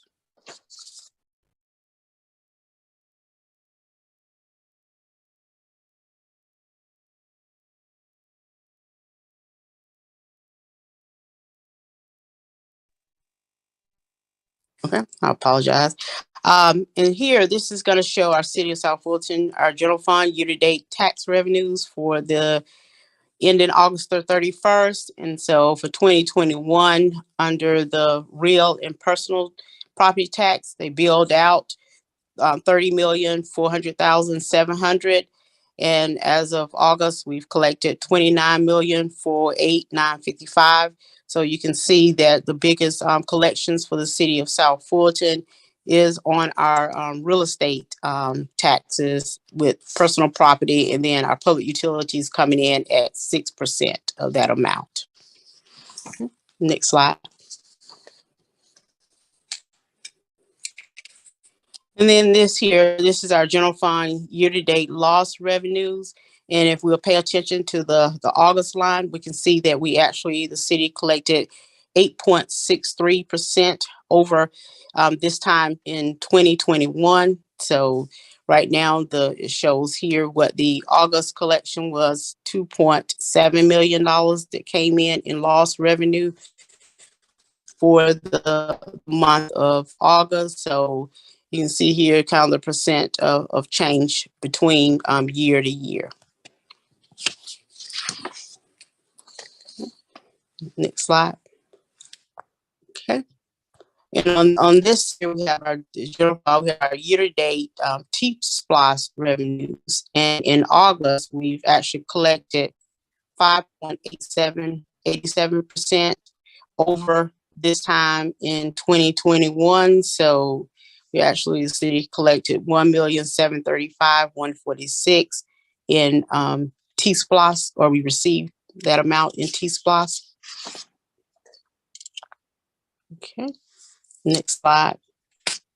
And this slide here, just once again, it's just a bar graph of our summary of expenditures, which was presented on slide 3 for the different departments.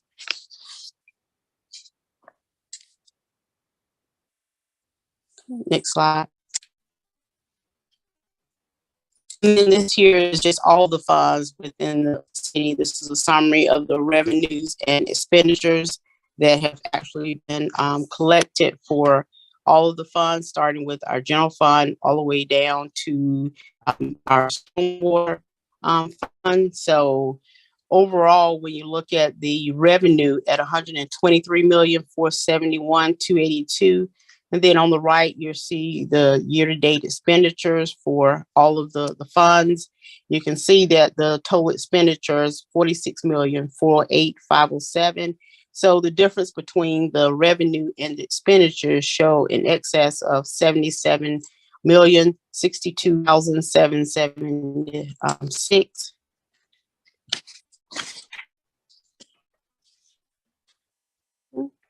Right. And then this is our confiscated assets here. And so this is for the month of August. These are restricted funds that are utilized by the police department.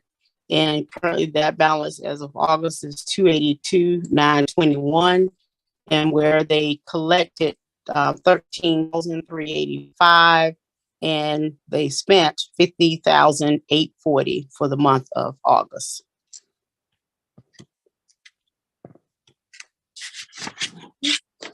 All right. And also, I just want to highlight that I actually sent out to the city manager and to the mayor council supplemental information in regards to the ARPA funds. And I'm not sure if the city clerk, do you have that document handy? Yeah, I'll see if I can pull that up. Okay. All right. And so as he's bringing that up, just want to say with the ARPA funds that the city has currently spent 1,115,000 of those funds as of August the 31st. And 15,000 of those funds were for the food insecurity fund, was the turkey giveaway. Then there was $100,000 spent for the vaccine incentive program. Then $500,000 for the premium pay incentive that went out to the employees based on a tier. And then $500,000 of the revenue loss, which we use for the mid-year budget. And so the RFP was issued for the rent and mortgage assistance program. And so the bid was awarded to Live Stories to administer the funds in the amount of $1,400,000. So that contract is underway. And then so for the South Fulton Development Authority, as of August 31st, they spent a total of $73,841 with a revenue of $449,675. That $449,675 comes from $150,000 that the city actually transferred to the South Fulton Development Authority as part of the budget. And then the rest is $299,675 that they received on the sale of the Old National parcel. So that concludes my August presentations. If you have any questions, I'll be glad to answer those. All right, thank you. I am checking the queue here. I see no one in the queue.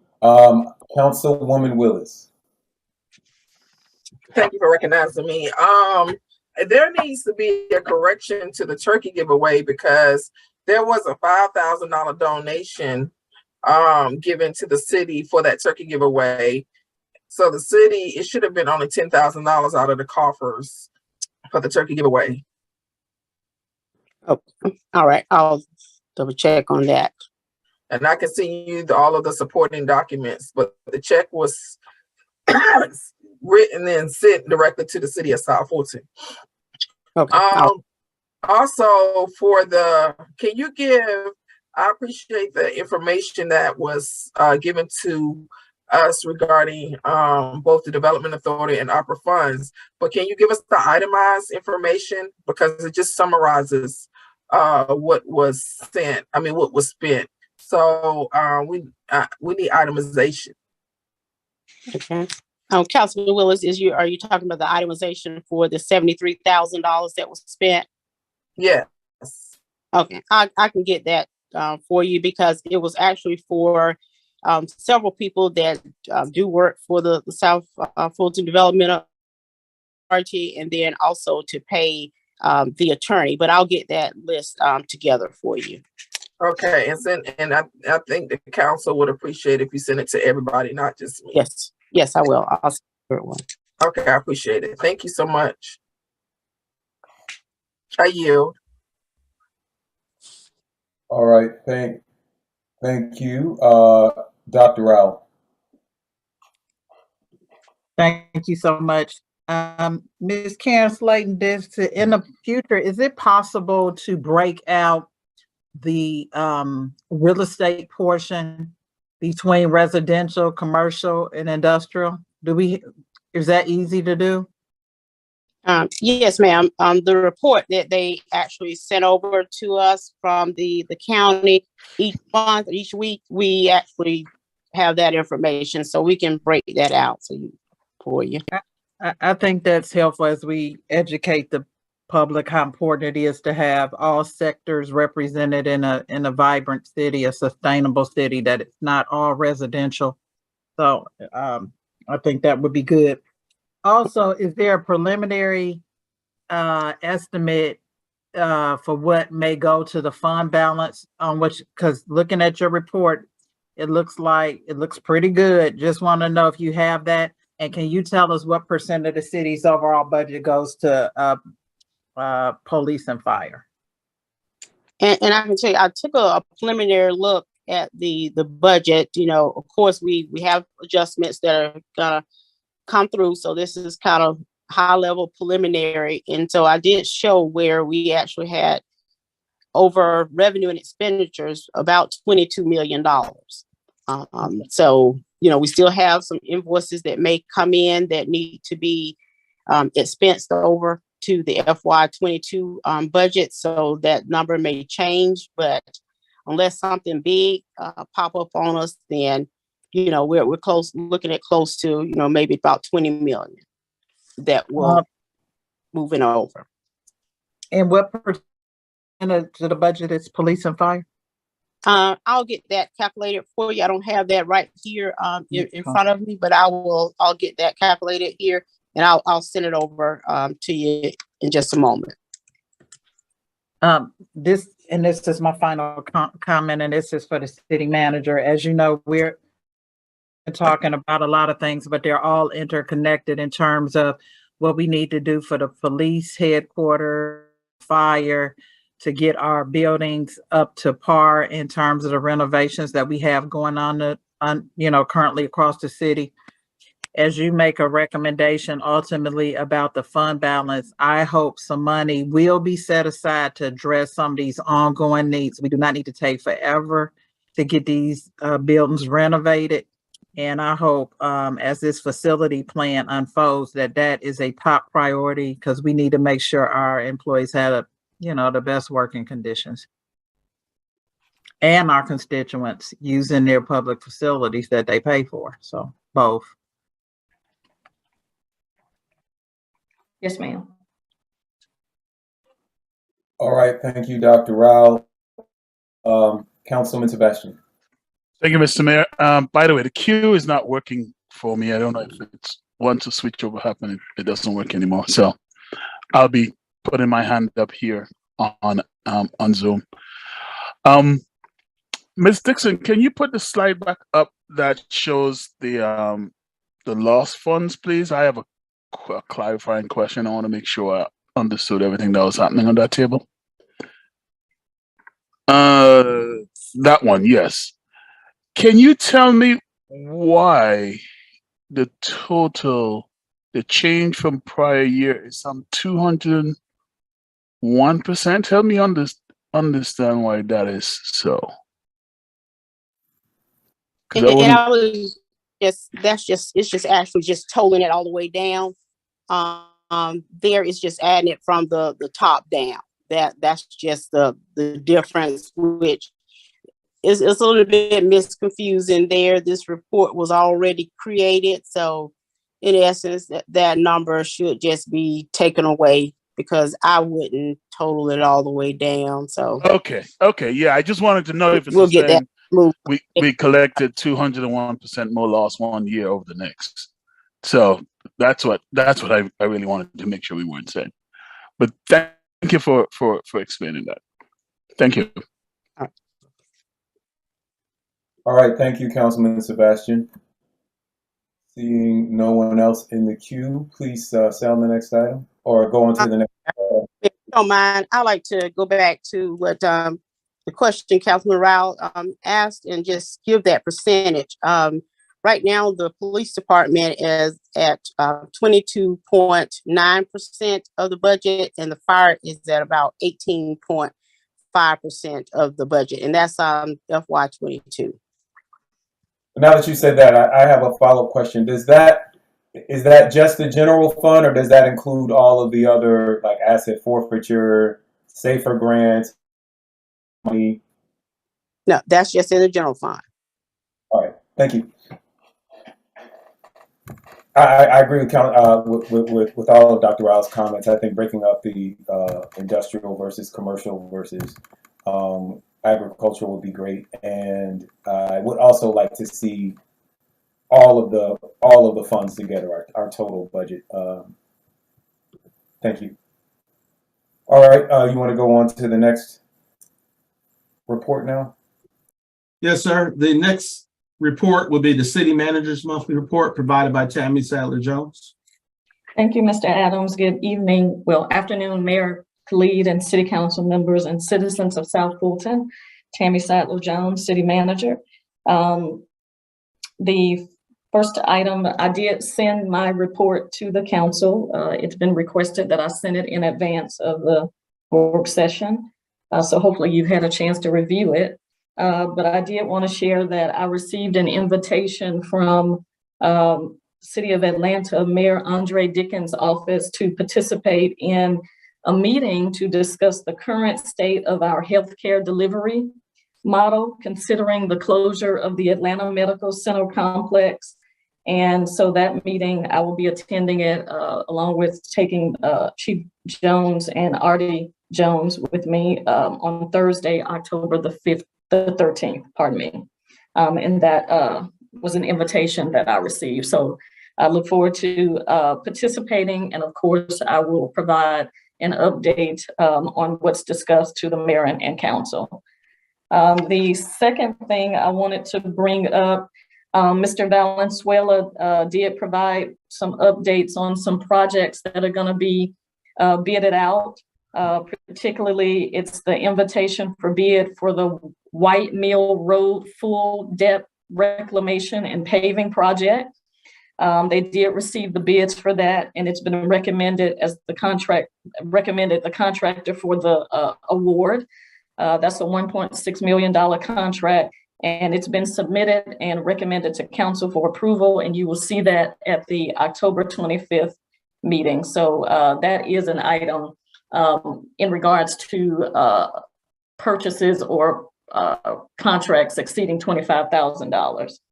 Other bids that are out, sidewalk improvements on Danford Road. And then the other one is the intersection improvements at Campbellton Road and Stonewall Tail Road. And these two items, I'll kind of blend my presentation a little bit, but these two items do coincide with our goal number 2 for our city strategic plan, which is to grow infrastructure and solidify finances. Parks cameras, our IT director did give me an update. Actually, this is hot off the press. Our vendor that he's been working with, they came out and did a visual survey. They came back out and did a more detailed analysis. We've been given an estimated cost of $1.8 million to install the cameras in our parks. And then it'll be an additional $350,000 to do installation of cameras over at our fire stations. And this proposed funding source is through the American Rescue Plan. And this would coincide with goal number 5, creating an efficient government. The next thing I wanted to bring up, our public safety housing allowance. The council adopted the fiscal year 23 budget, and we have money available, $135,000. And we have opened that up for our public safety personnel to apply. And so we encourage each of our public safety employees who desire to live within our city limits and meet the eligibility requirements to participate in this particular housing allowance program. Wolf Creek Amphitheater, on September the 20th, Atlas did complete a comprehensive facility condition assessment. I sent that report to the council. Hopefully you've had a chance to look at it, but right now we have been given a cost of $781,000 to include a 2.5% incremental cost for inflation. The staff are planning to meet with Atlas actually tomorrow to discuss and establish a start date concerning some of their recommendations. So we will continue to keep you posted. It's my understanding from our staff, a large portion of this had to do with improving the parking lot, but the current assessment that we have doesn't include the assessment of the AV equipment. We'll need to do that separately. So we will continue to keep you posted. And, you know, as we continue, our city attorney's office continues to work with the county attorney in negotiating this particular venue. This coincides with goal number 2, grow infrastructure and solidify finances. The next thing I did want to remind the public of our fall cleanup day. That event is scheduled for October the 15th. That's this coming Saturday. As of October the 6th, we have 170 households who have signed up for our senior curbside collection portion of the event. And we want to remind the public that that's going to be held at 2 locations this coming Saturday from 8 a.m. to 2 p.m. Those 2 locations are 3070 Mert Road and also at 2775 Creel Road. And we encourage you to look at our city's website to find out more details on those items that can and cannot be accepted. Code enforcement abatements, I wanted to highlight that coincides with goal number 3, to increase community collaboration and quality of life. The code enforcement recently completed an abatement of blighted property in District 6, and we'll have another abatement in District 2 by the end of this month. And of course, this is being funded through our blighted property fund. And also I wanted to do a shout out for our code enforcement staff. They completed 1 year as a city department, and also October is National Code Enforcement Month. So we thank Brian Morris and his team, and of course, all of our city employees for the great work that they do. Our class and comp study, we are beginning to work with our procurement staff. We're doing research and we're going back and looking at the RFP that was done in 2019. And, you know, typically these type of class and comp studies, they could take at least 3 to 5 months to complete. And we know this is an important task, and we will continue to keep the council updated on this process. But as you know, the last class and comp study was done in 2019, and it's certainly time for us to do another one in order for us to stay competitive with other Metro Atlanta cities. And this coincides with goal number 1, invest in developing strong teams. Loss was brought up, and myself and Councilmember Rao and Attorney Hyman have been continuing to attend the loss negotiation meetings with the other Fulton County cities.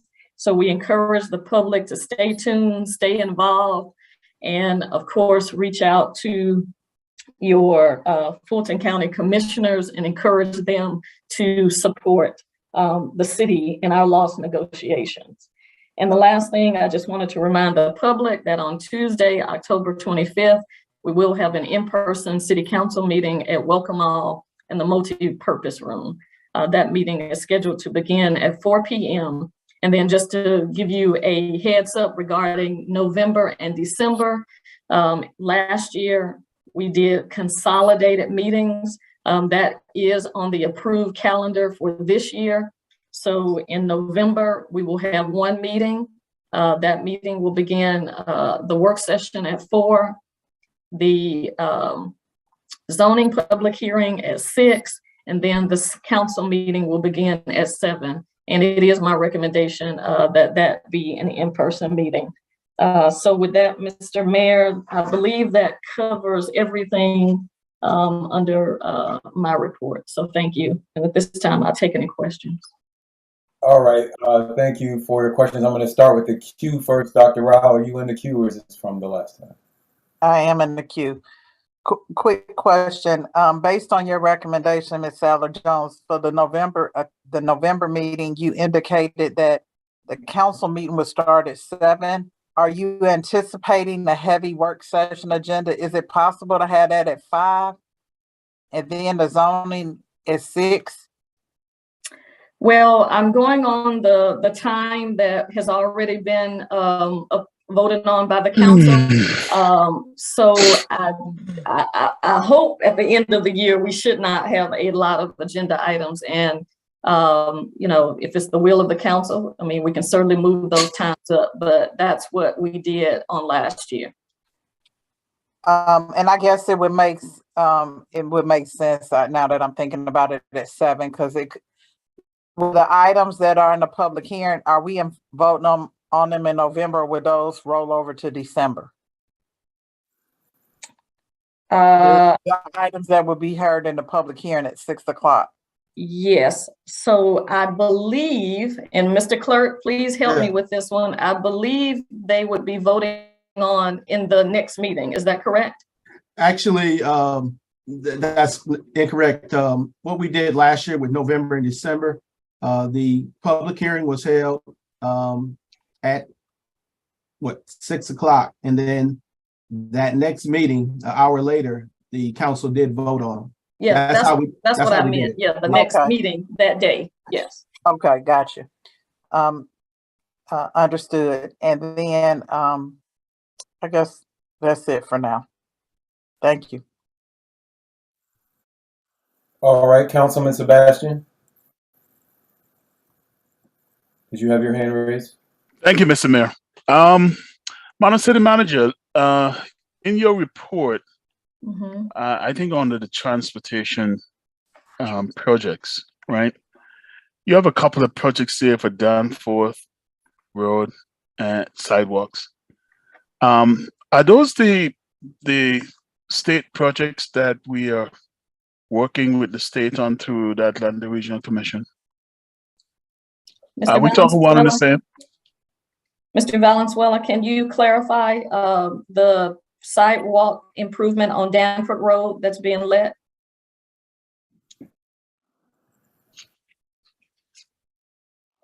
Mr. Valenzuela, are you still on? Yes, ma'am, I'm here. The Danforth sidewalks is budgeted through TS+1. Okay. Thank you for that, Mr. Valenzuela. I really wanted to bring to your attention that we have these other projects out there floating around. and that we need to get regular reports on these projects, some of which I think we have to go into construction with for next year, I believe, based on some of the fact sheets that I'm looking at from Atlanta Regional Commission. So I would love for us to put that, if we don't have answers now, to put that on the agenda to get monthly updated reports. Mr. Valenzuela, I believe you know the projects that I'm talking about, so that we can all be on the same page when it comes to these projects and how they're moving and anything that this government have to do to keep them moving. Okay. Yes, sir. Thank you.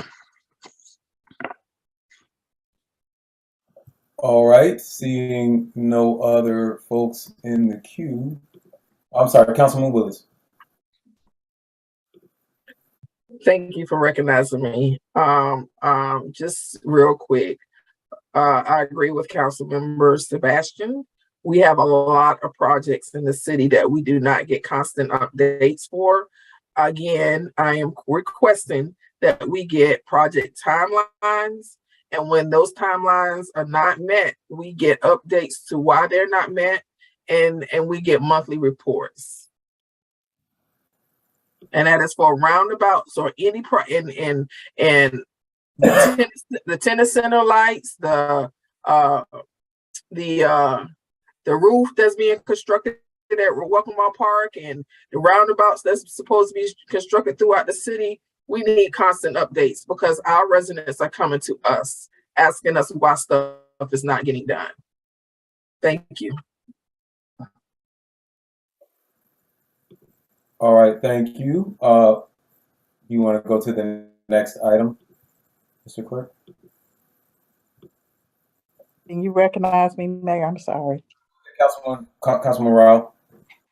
Consistent with what both of my colleagues says, I would like to make a motion that with the city manager's report, we get a project management report on the capital improvement projects as well as the URA projects in the written format.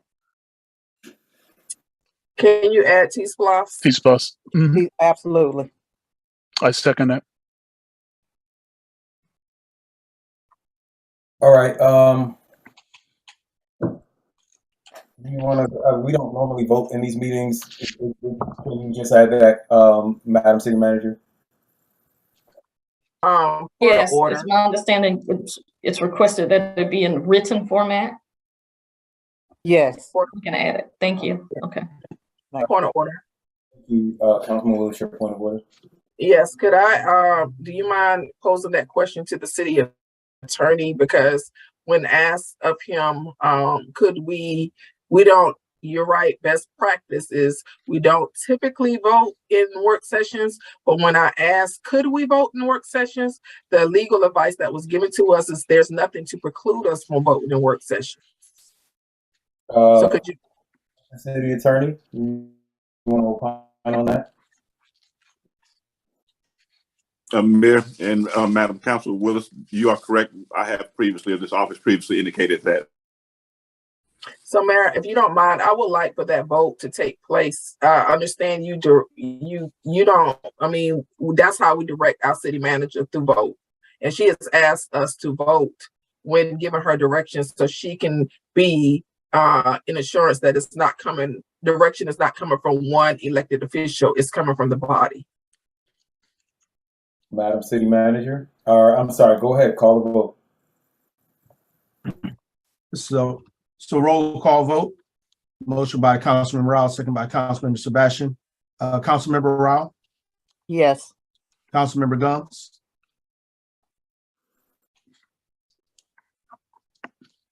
Councilmember Willis? Yes. Councilmember Sebastian? Yes. Mayor Pro Tem Reeves? Aye. That item is approved 4-0. Did you get me, Corey? Yes, sir. We have you. All righty. We're going to the next item. Next item is going to be item 5 on the printed agenda.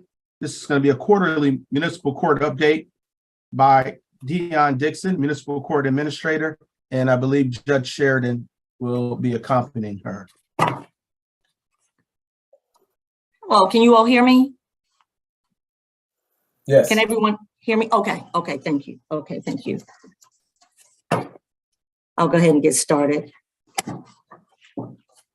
First of all, good evening, good early evening. And thank you for the opportunity, Mayor and Council, for my first quarterly meeting with you all.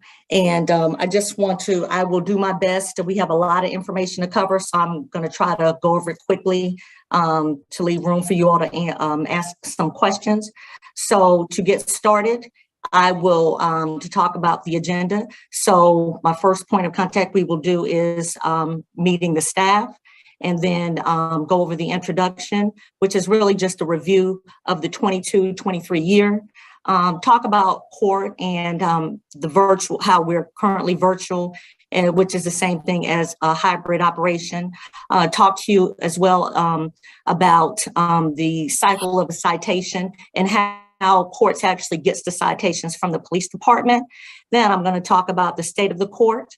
And under that, we talk a little bit about backlog and really explain to you all what the backlog means for us. Go over a little bit about case counts, fines, finances, and school zone. And then we want to talk about what's next for court staff. So you can go ahead with the next. Okay, and as you all know, that is Judge Sheridan, the chief judge, myself, the court administrator, and Christina Sears, who is our solicitor. Next slide. As you can see, we have Carrie Stevens, our case manager, Alicia Benson, who is our senior court clerk. She is also our financial clerk as well. You have Mr. Marquez Jones, and he is also a senior court clerk, and he's also responsible for the open records request. Next slide. We have Jasmine Hextall. She's a senior court clerk. And then we have Rashidat, Afalabi. She is the court clerk, and she is also our retention clerk as well. And we also have PPS probation, and that is actually Officer McGill. I don't have a photo of him, but they are a probation contract, but that would be Officer McGill, who serves as our probation officer. Next slide. Okay, just a brief introduction about what we're currently doing. And what we have here is a slide that gives you an indication of how virtual court is actually handled. So for the 2022 to 2023, we are currently virtual due to some unforeseen circumstances.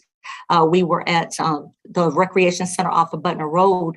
We are no longer able to hold in-person court. And I will go into more detail with that a little later in the presentation as well. But to talk a little bit about what we handle in municipal court, we handle traffic offenses, city ordinances, which code cases, and we handle misdemeanor criminal cases. So just to get a little bit more detailed, we handle certain misdemeanor criminal cases here in municipal court, but due to the fact that we do not have an investigator and a victim advocate, so in essence, we don't have the resources to handle cases such as theft, things that involve victims. So we do bind those cases over to state court. And if we are sent a felony, we do bind that over to Madam DA Fonnie Willis to the Fulton County District Attorney's Office. Okay, Code Board, although we handle code cases, we are separate than Code Board. I think from my understanding that there's been some discussion about combining the two. And I will say that actually, it would not be conducive to what we have currently going on in municipal court. They do need to stay separately. I understand that the Code Board are made up of board members that are citizens, and the cases that we get that are code in nature are more egregious cases, and that needs to be handled by a legal judge. So did I hear something? I'm sorry. Okay, I'll keep going. Okay, every week we are in essence in court. Mondays, we handle code cases, trial cases, diversion calendars. On those calendars, you typically find to 20 to 30 cases per calendar. And when we have trial cases, those are typically running about 40 trial cases per month. That case, since I've taken this position, has gone up. I believe at one point they were handling 25. So now we're up to 40. The judge and I have had some conversations of possibly increasing that number because we do have a backlog of trial cases, and I will mention that a little bit later. As FYI, Tuesdays and Thursdays is when we hold the plea and arraignment calendars. Those are 9 a.m. and 1 p.m. essentially every Tuesdays and Thursdays. And on each plea and arraignment calendar, we handle 200 plus cases per calendar. Next slide. Okay, an organization of the office. So for every position that we have in the office that you've seen, everyone is assigned to not only their regular duties, but additional tasks. And just briefly, Ms. Stevens is the case manager. We have the record retention clerk, that is Ms. Afalabi. The financial clerk, as I stated previously, is Ms. Benson. Criminal history compliance would be myself as the TAC coordinator, and Ms. Carrie Stevens as well. And customer service goals, that actually is essential to every employee in this office. Next slide. Okay, the cycle of a citation. Typically, it takes about 4 weeks for courts to get that citation. And just to tell you a little bit about, so once an officer writes a citation, that citation has to be turned over to the supervisor and they have to approve that citation. And I just gave you an indication of usually how many days that takes. So once that information is approved by the citation, then the records department and the police department takes over and it is entered in by them. That normally takes 3 to 5 days. I think maybe they're a little bit behind because they are currently short-staffed. Transported to court. So once that information is inputted into the police system, then Officer Jackson actually brings those citations over to us. And then I'll take you to a little bit further down with case prepared for court. So what happens is when those cases come over, and these are a couple of things that I've changed as well. Previously, what the staff was doing, Officer Jackson would bring the citations over to us and the staff would just sign off on them without looking. So there was really no checks and balances, no accountability for citations when they go missing. So now what we do, and that kind of takes you with the cases assorted and organized, is that as soon as Officer Jackson comes in, unless we're in court, we actually have to sit down and we go through each one of those citations and check the list to make sure that every citation is actually accounted for. Previously, I think last year that they may have taken a few days to do that. Now that is immediately done, although I have within 24 hours. If we are not in court, that is done within 10, 15 minutes. As far as the scanning, so depending on how our courts are working that day, takes 2 to 3 days to actually get those citations scanned into the system. And then once we get those scanned into the system, our case manager actually takes the time to do reminder notices, because what we found is that a lot of times people forget court. And what we do is we send out a notification letting you know that you have a court date coming up. So usually that's done about 3 weeks after everything is in the system. And then the calendar published, we actually get those calendars published about 7 days. And then what we do, if need be, we may do an amended calendar approximately 2 days before. So unfortunately, due to COVID, we are still behind on trial calendars, and it's taking probably about 120 days after the plea and arraignment hearing. Next slide, please. Okay, and this is really just kind of a little bit about what I previously talked about. So I just want to kind of quickly go over that. So we do have trials on the second Monday of each month at 10 a.m. Again, plea and arraignment calendars. Like I said previously, it used to be about 70 cases per calendar. We have upped that to about 150 cases, 150 to 200 per calendar. First appearance, previously before I got here, they were doing first appearances every day. 6 days a week, let me just say that. So during COVID, Judge Sheridan has implemented the signature bonds, and that is still in place. And actually that works very well for us. So we do hear first appearances, but usually we will get a phone call, let us know that someone is in jail, and we will hear them that day. The diversion calendar is led by the solicitor. That is the first Monday of each month.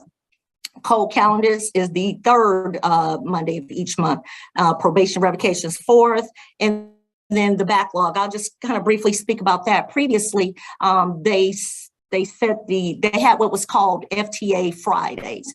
And what we found is that it initially worked, but people were just not coming into court. So that's when they were at, and I'll say they, me, when I got here as well, on the Butner Road Recreation Center. So now, as a result, we've done away with the FTA Fridays. So now, as a result, since people are no longer responding to the notifications for the failure to appear and coming to court, we have just go ahead and implemented that licenses now will be suspended and bench warrants will be issued in criminal cases. Next slide, please. I did briefly, I'm sorry, I had at the bottom of that school zone, I just couldn't see it, but I will also talk about school zone. We actually hear school zone cases once a month. And let me see here, if you'll just give me 1 second. We hear, I believe it is 200 cases per calendar. Okay, technology. We still have the, go back, yes, sorry about that. No, there we go. Thank you, Mr. Adams, I apologize.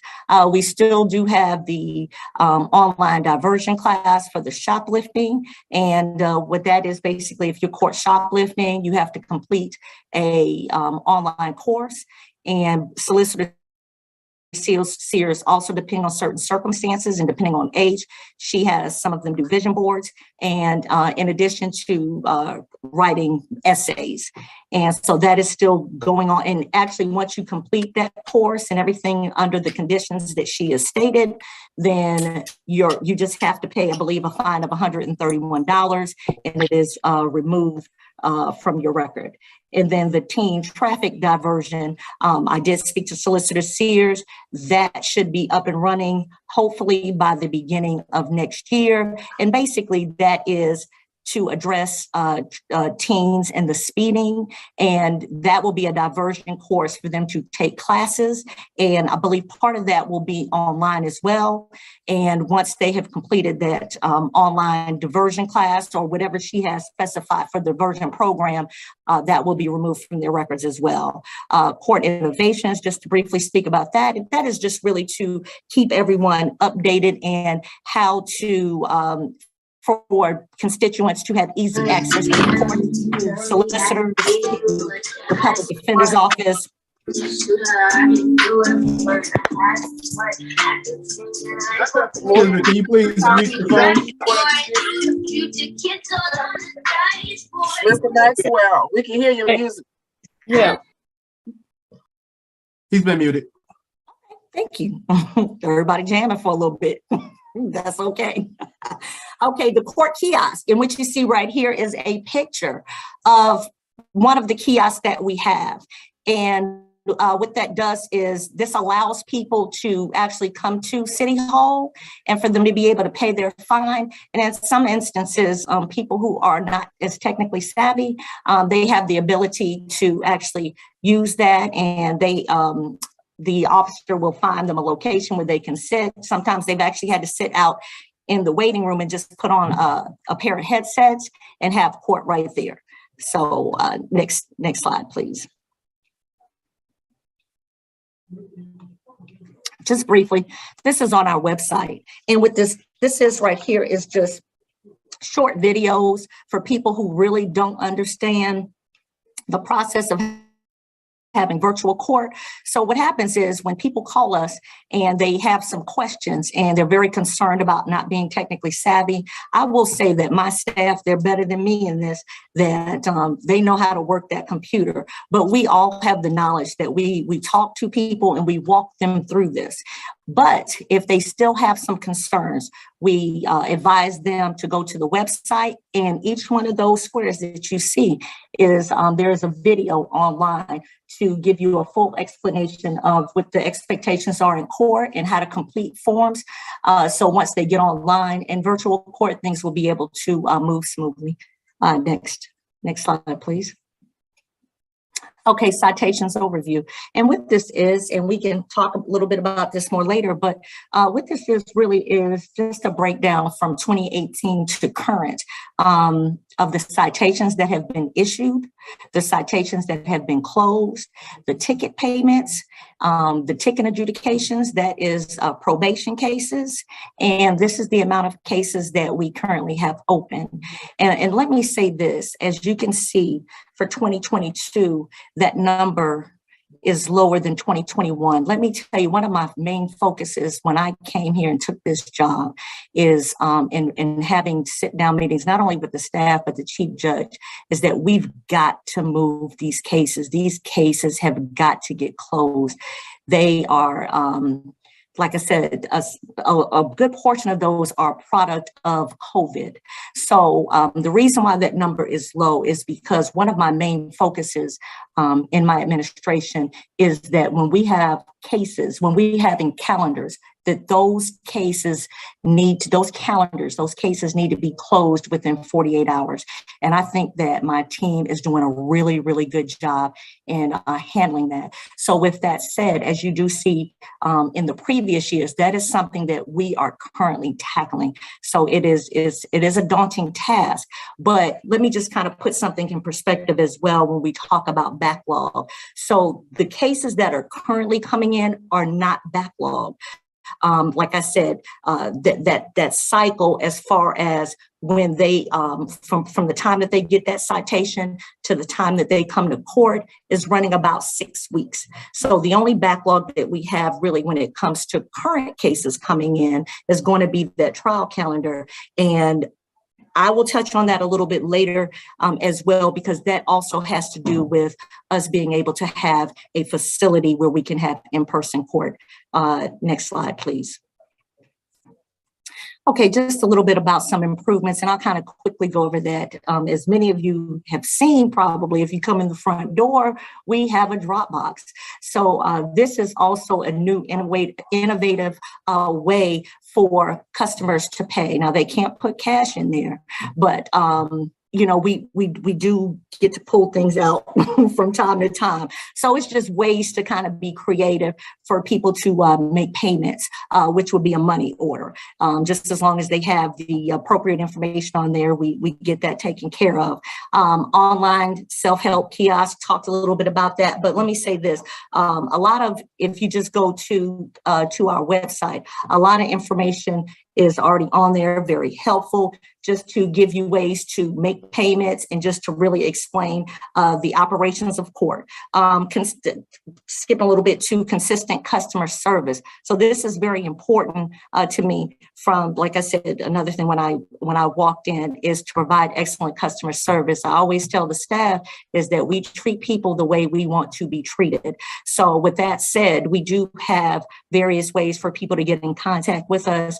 One, the former interim administrator put into place is the monday.com. That is a way for people to get in contact with us if they've missed a court date, if they need to find out how much their citation is. And they can also reach us through the court clerk email. So we get a lot of emails and just being available to answer the phones when people call. Now, I will say this, just a little tidbit, because, you know, you hear sometimes, oh, well, someone kept trying to call to get in. What people also have to understand is that we're in court most days. I do have a designated person, Ms. Afalabi, that answers the phone. But what I have found, which can probably bring those numbers up, is that people are actually giving out individual phone numbers. Like, I was working on things today and I'm actually getting phone calls. And what happens is if we're in court, we're not able to answer those phones. So I would like to find ways to maybe improve that, where people can just call the main number and then we'll be responsive to that need as well. A new location, I'll touch on that a little bit towards the end, but the bottom line is that courts need a brick and mortar, as we say, location to hold court. Police communication. I just want to continue the relationship that we have with Chief Meadows' office and his staff, which is a great relationship. Anytime I have any concerns, they address my concerns immediately. So I just want to keep improving upon that and things, you know, just to move forward. Court date consistency. What that is that we have the officers are given specific dates that they can write court dates on. And what happens is our case manager, Ms. Stevens, she follows up with them and she monitors the calendars. Just sometimes if they get overcrowded, then she will email them again, letting them know we need to go ahead and change those dates. And that goes to data tracking as well. Next slide, Mr. Adams, please. School zone, which is very important to everyone. So let me say something about these next two slides. So these numbers actually are police numbers.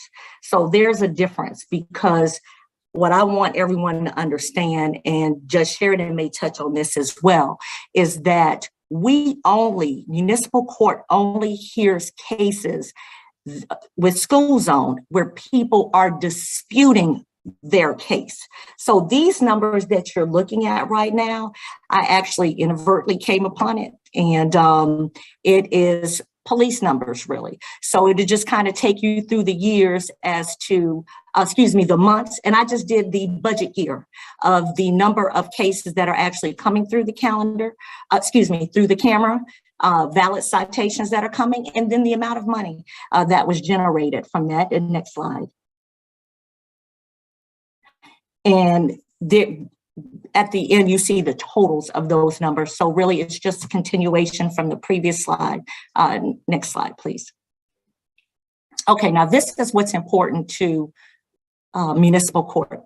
So these numbers that you're looking at are actual numbers where people disputed these cases, disputed their violations. So what I did was just give you a breakdown of total, liable, and not liable. So that's going to take you through the next two slides. And next slide, please, Mr. Adams. And that gives you a total. And okay.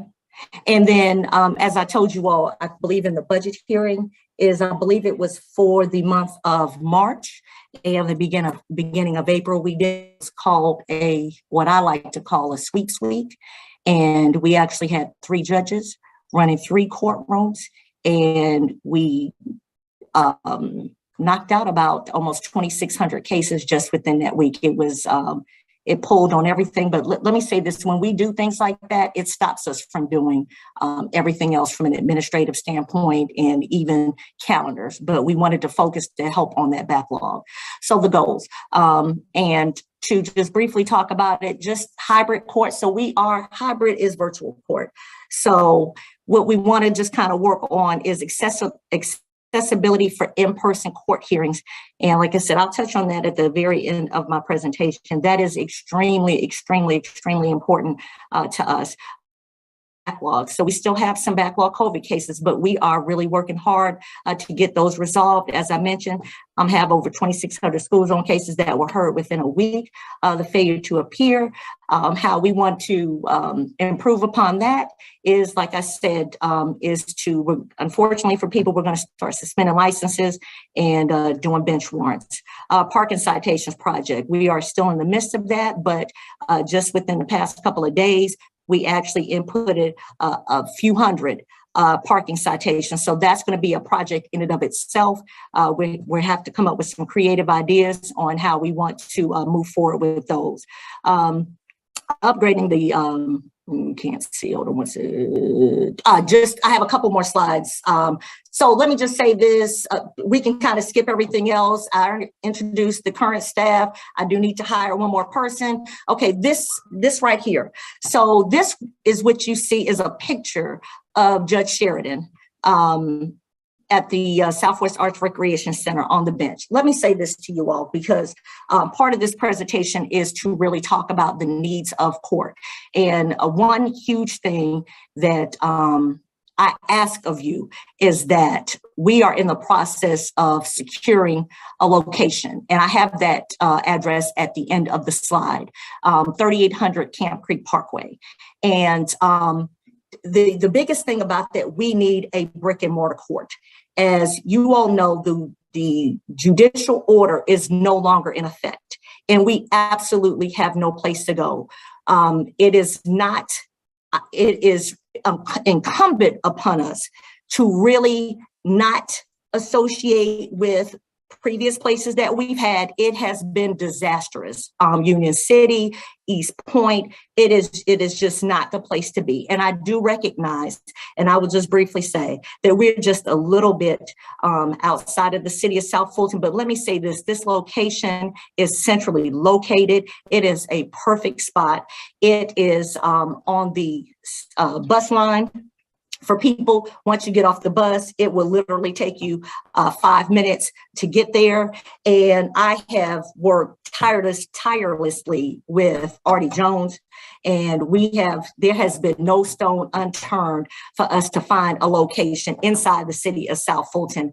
But I tell you all, we have got to have a place for people to come, because it also addresses people who are not technically savvy. It addresses our Spanish-speaking people that we have to get in the courtroom. So, and briefly, because I know my time is running out, Judge Sheridan was just on the bench. This has happened twice recently, where he is just not allowed to really exercise his judgeship with people because they become contemptuous while they're virtual. And Judge Sheridan and I have talked about this extensively. We have got to get certain calendars inside of a courtroom that we'll build out to be a courtroom, so that he will be able to do the job that you all have entrusted him to do. And just that's a picture of the facility, and then it's not that, it would be 2 suites. And if you go to the next slide, and I'm almost finished because I know you all have it. And this right here would be suite 126, and it just kind of gives you a blueprint of what the open space is perfect for what we need to do. And do I have any other slides? And the last slide is really just questions. So thank you. I'm sorry that I kind of ran over my time. Like I said, it was just a lot to get in, but I'm ready for all your questions. And I do have Judge Sheridan on as well. And if need be, he will definitely address in if you all have any questions that you specifically want to address too. Yes, go ahead. I'm ready. All right. Thank you. Thank you so much for the thorough presentation. We do only get to hear from you once a quarter. I know. Yes, sir. And I do want to thank you, Judge Sheridan, for your service. I'm going to ask, before we go to council, I want to ask the same question that I asked of the police chief. We again are running out of space. Space is a concern, and we will definitely need to talk about that at a work session. Is this courtroom build out built into our 2023 budget? Absolutely. Yes, sir. Awesome. Thank you. All right. Yes, sir. Thank you. Dr. Rao? A follow-up question to what the mayor asked. Is there any possibility, I mean, we're about to take on an 18,000 square foot building. Is there the possibility to have court in the Hartsfield building? Has that been explored? And if I could address that, Councilman Rao, thank you. We've, as everybody's aware, we've kind of been a nomad court since the inception, from Union City to East Point to Butner Road Arts Center to Fulton Industrial, using the DA's courtroom.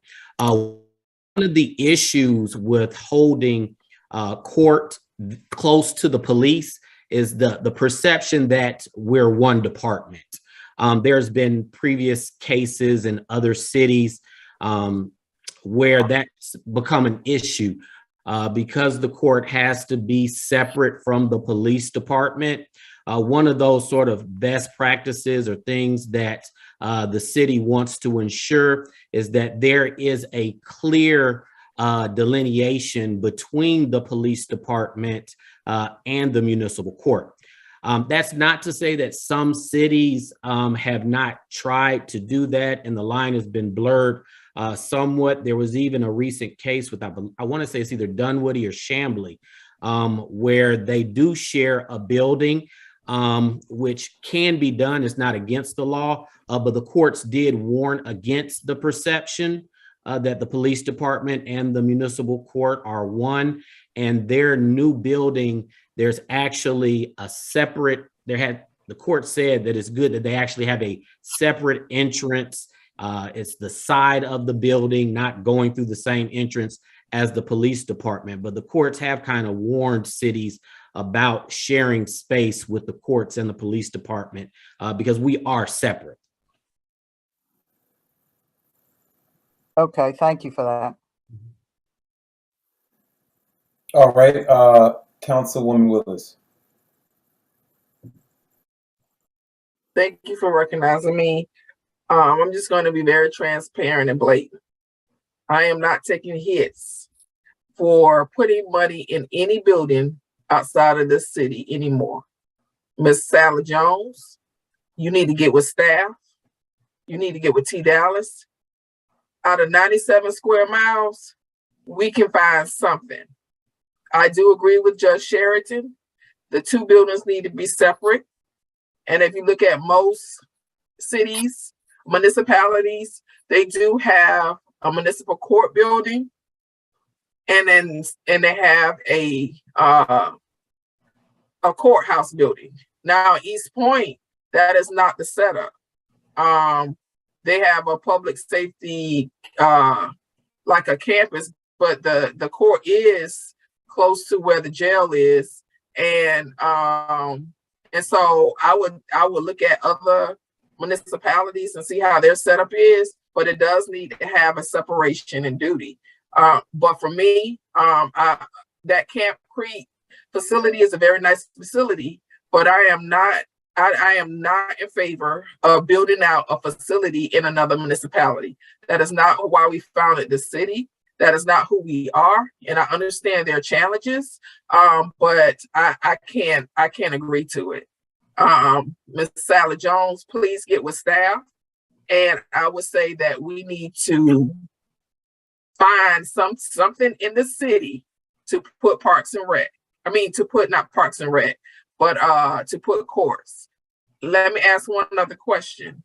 We used to have court in the South Arts Center on Butner Road. What happened to that? Asbestos. Yep. That's asbestos.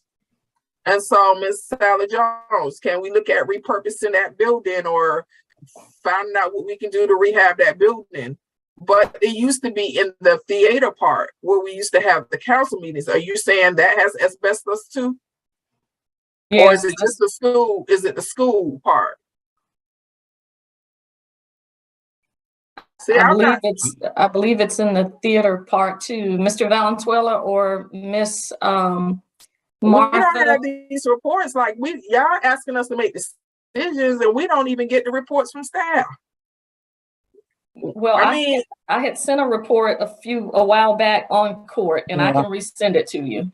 You know what I'm saying? I mean, when did we get a report showing that this building was full of asbestos? Like, and then what's the action plan to remedy that? Are we going to tear the building down? I mean, because if it's full of asbestos and if it costs too much for us to rehab, then tear it down and build another building. Yeah, it's a part of the URA. At least that's something we own, and that's in the city. I'm just confused. I'm confused because we got things in the city that we can rebuild. I mean, if it's full of asbestos, tear it down, build a court there. Councilwoman Willis, do you yield? Yes, Mayor. Well, will you come back to me if I yield? Because if I yield according to Robert Rules and Order, then I give up my time. I think there's actually no yielding. It is our custom, so yes, you can get it back. I do want to. I just do want to return. So a couple of us have been talking for years about our need to buy land and own land. There are very few office spaces, as Mr. T. Dallas Smith has told us. There are very few Class A office facilities in our city. And until such time that developers come and build them, at least for us in our house, which is bursting at the seams, we are going to have to start buying land, owning land, and building, the things that we need. These can also be catalytic site development. I think, Madam City Manager, we will need to return to a conversation about City Hall and a municipal complex, and where we're going to do that. If we can't do it, if we're not going to be able to do it where we thought we were, then we might need to move on. But we do need to be in the land acquisition business, and I do think that we need to have that real estate person come on. I do want to ask Judge, or let me ask actually the Court Administrator, Ms. Dixon, what amount of square feet do you need to be efficient? Well, currently, the place that we have identified is a little bit over 6,600 square feet, a little bit over 3,300 per side. And just to me, for a temporary usage, it would work for us, especially what we've been dealing with. So what we've identified would actually be perfect for temporary use until we build out, and you all decide to be able to get us a courtroom. So, and if I could add, Mayor, we did do due diligence in searching for a space. We actually did work with the Economic Development Director, Artie Jones, I believe that's his title. And the city, we could not find space in the city. Unfortunately, at Class A, I don't believe there's any Class B space in the city. So what we looked for is something that would be sufficient to hold court. And this is a temporary basis. Unfortunately, the use of Union City, the use of East Point, in order to hold court and hold court efficiently, we had to yield to those courts. And unfortunately, that ended up burning bridges with those courts. There was a courtroom in Stonewall Tail that we looked into that is owned by the county. Unfortunately, they were not receptive. And the courtroom that's being used on Fulton Industrial, right, the building down from City Hall, that's being used full time. And so when we have court on Monday, Tuesday, and Wednesday with school zone and nuisance and abatements that we're hearing on Wednesdays and Thursdays, pretty much 4 days out of the week, we have to have a physical facility, not only just to run court efficiently, but the city looks at liability when it doesn't afford defendants the right to confront their accuser. During COVID, there was the judicial emergency that allowed for the virtual court, but defendants do have a right to in-person court. So we have to provide that to defendants. We have to provide that to citizens. I understand the city's reservation on expending anything outside of the border of the city. And we did attempt with the Art Center to get going in the city after being outside of the city for approximately 3 or 4 years. But we were told, of course, that the business had to be remediated. And I believe council was informed of that at some point in time. They may not have known that's where we were holding court, but that's where we were holding court. And we were then put in a situation again where we actually have no physical location at all. And there are some constitutional issues with that as well, especially now that we're outside of the judicial emergency. Awesome. Thank you. I do want to ask a follow-up question. So you talked about 6,600 square feet. I'm sure you've done your due diligence, but just to ask, you did look at the promenade and they on Cascade, and they did not have that. Correct. We have looked everywhere, and as you can see, Mr. Jones is on as well. We have really, I have been in contact with Magistrate Court, and like Judge just pointed out, that we have to. No, I got you. Got you. Okay. Yes, sir. Thank you. We're going to keep it moving. I'm gonna turn it back over to Councilman Willis, but I do just want to close with this. We can't say that something is an emergency for one department and not for another, and particularly when there are these legal issues involved. And another thing to consider is, the ticket booklets that we write, like those things are pre-printed with addresses, and if every month people are meeting someplace different, or I went to court in East Point And then I go for my court date, and it's not in East Point anymore. Now it's at Southwest Art Center. Now I'm driving all around town trying to figure out where to show up. So it does seem like we have some exigent circumstances, but I return again to the point that I've been making for years, that we need to be buying land and building Councilwoman Willis. All right, thank you. And I'm not going to be long. Thank you. I appreciate it. Mr.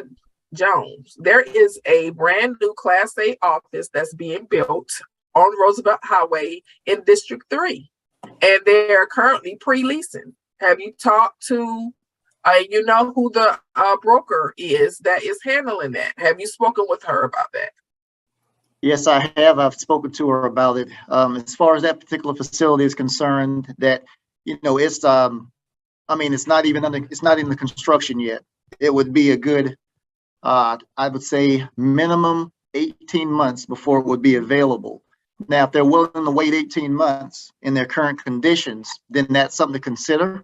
But the facility, I was looking at something that was readily available that they could be in within, you know, a 2 to 3 month period of time, maximum 6 months.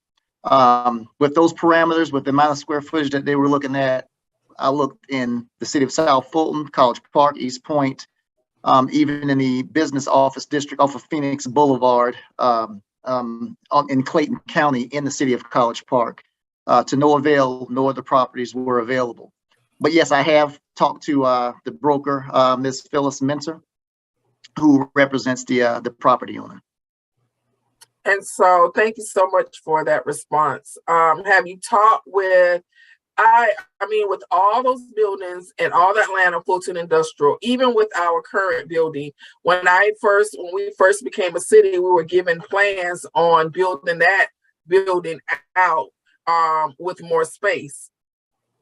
I'm gonna yield and let somebody else take on this, but Mayor, in a response to what you said, I am not favoring one division over the other division. What I am saying is this just does not make sense to me, that we are here in this place knowing that both divisions were saying they needed space. I just don't understand. We're not responsible. This council is not responsible for day-to-day operations. This is an issue. It's a serious issue for me. And it's a serious issue when you're talking about taking our tax dollars, because I pay property taxes, a lot of property taxes. And when you're talking about taking my property tax dollars and spending it in another municipality, it's a problem. So not only am I speaking on behalf of the residents that do pay property taxes in District 3 that I represent, I'm talking about me personally that pay property taxes, and I don't appreciate it. And I know the residents don't appreciate it. Something has to be done.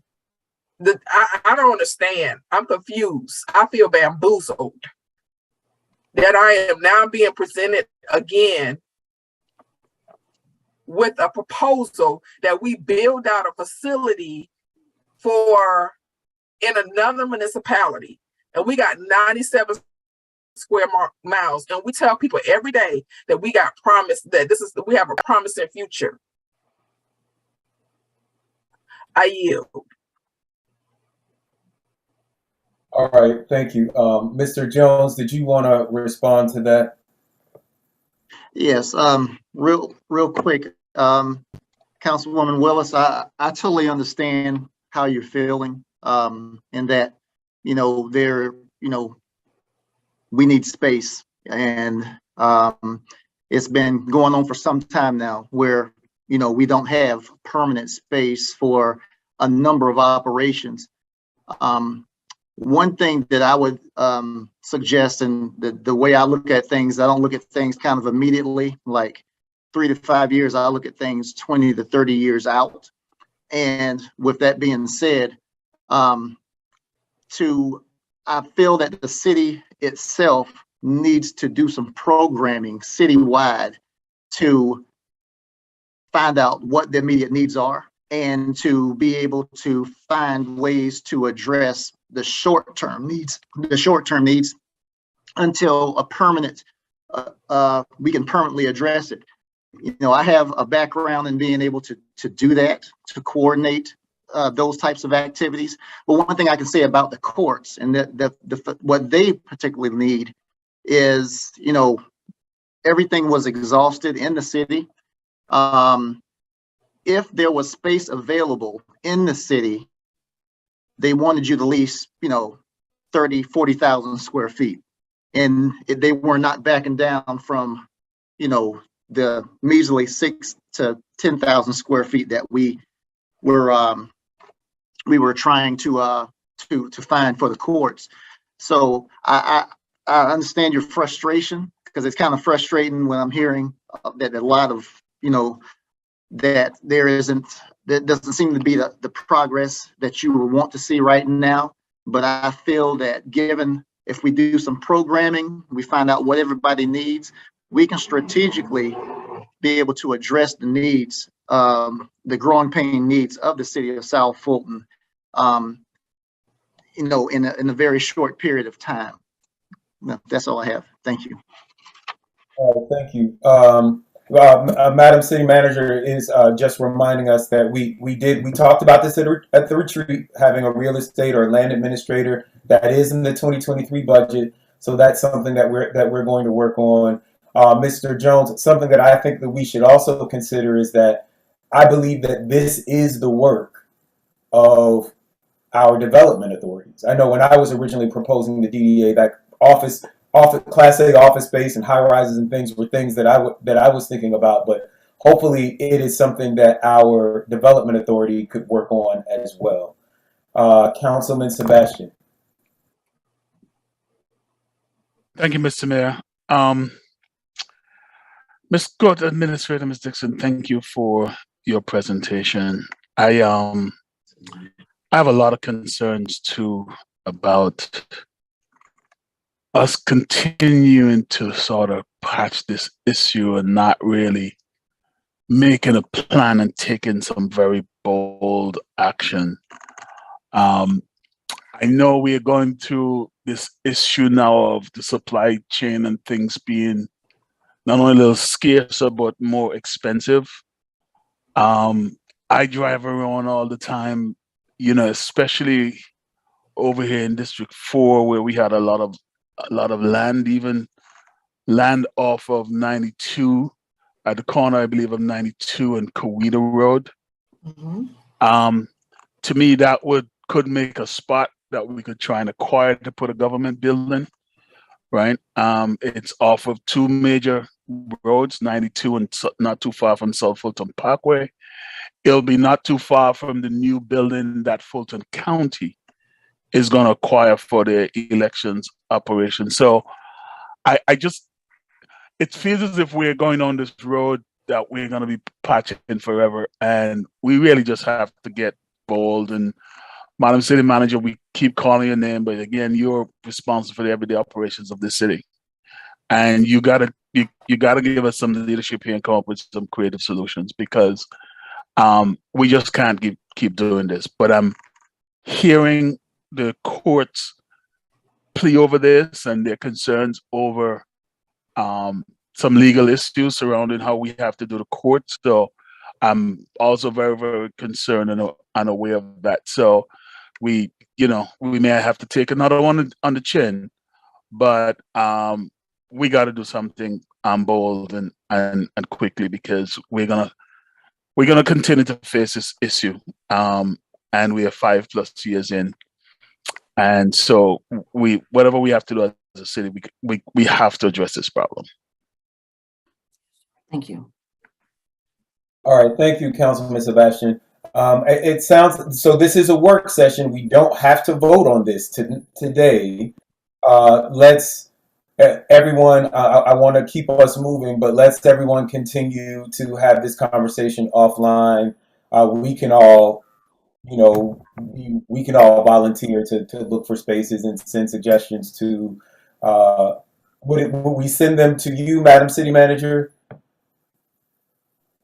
Yes. Perfect. All right. Thank you so much. Mr. Clerk, please sound the next item.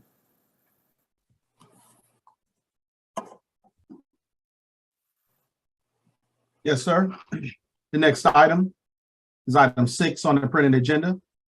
It's recommended amendments to the City of South Fulton Convention and Visitors Bureau bylaws. This will be presented by Artie Jones, Economic Development Director. Go ahead, Mr. Jones. All right. Good evening, Mayor and Council. The City of South Fulton CVB proposes to the City of South Fulton Mayor and Council to amend the bylaws of their organization. Attached to your agenda transmittal is the original City of South Fulton CVB bylaws that was adopted September 10th, 2019, along with the amended version of the bylaws being presented for your consideration. The amended bylaws that are being considered today is the same version of the bylaws that was presented to the City Council on May 10th, 2022. Diane Matthews, president of the CVB, will be accompanying me during this presentation to address any questions that that the City Council may have that's directed directly to the CVB. To make this presentation easy, I've provided you guys with a summary of those adjustments of the CVB bylaws. Now, the first adjustment was Article 1 in general section, the organization name. The current name of the CVB is the South Fulton Convention and Visitors Bureau Incorporated, and it was changed to the City of South Fulton Convention and Visitors Bureau Incorporated. This provides more clarification. Instead of a CVB for the South Fulton area, it is clarifying that this is the City of South Fulton CVB and Visitors Bureau Incorporated. In my opinion, that seems like a no-brainer. That seems like that would be in the best interest of the City of South Fulton for the CVB to separate it from South Fulton in general. The second item that was adjusted was Article 2 under Directors, Section 2 Board of Directors. The CVB Board of Directors has been reduced from 13 people to 12, from 13 members to 12 members. If you look underneath, everything in yellow, let me clarify, everything in yellow was what was sent to, was what the CVB had actually presented back on May 10th, 2022. The items that are in blue is what I have added myself. And the reason that the number was dropped from 13 to 12, there was a CVB member that was actually a city employee. And what I have added in was that one ex officio board member shall be selected from and represent the City of South Fulton Economic Development Department. An ex officio member is a member that would not vote, but would just attend the meetings and be a part of, the collaboration of the CVB. But it would be a member shall be selected from and represent the City of South Fulton Economic Development Department. The appointee must be the director or the director's appointee within the Economic Development Department as determined by the City Council in its discretion.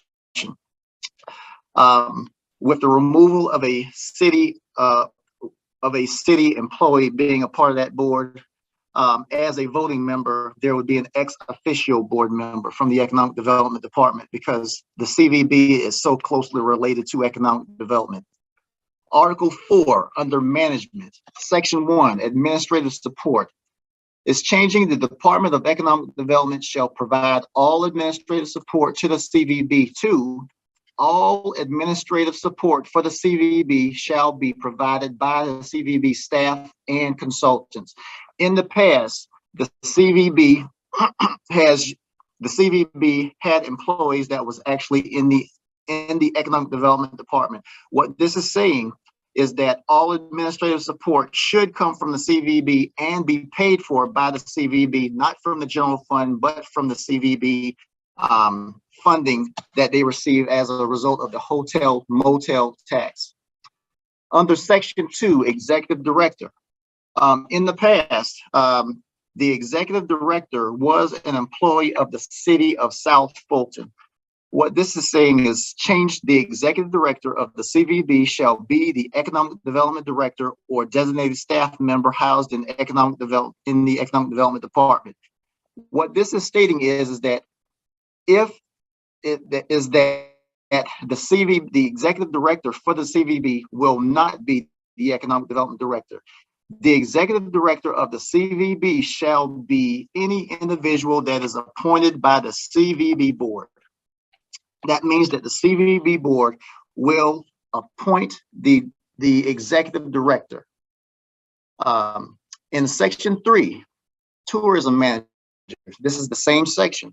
The tourism manager in the past has been a part of the economic development department. What section 3 is, the highlighted area is stating is that if the CVB board chooses to appoint a tourism manager, which they do not have right now, but if they choose to appoint a CVB tourism manager, the tourism manager shall work directly to support the efforts of the CVB. The tourism manager shall be any individual appointed by the CVB board of directors and may be compensated in the amount set forth by the CVB board of directors. So as you can see, all staff of the CVB and any consultants are going to be appointed by the CVB board and also paid for through the CVB by the use of the hotel motel tax that they're receiving. In section 4, and this is the same section, other employees and independent contractors, as was previously stated, the board of directors are authorized to hire and compensate and fire or remove from time to time any other individual in the role that they deem appropriate and necessary for the proper operation of the CVB. Such additional individuals may be hired and or removed from their position by a vote of the board. In article number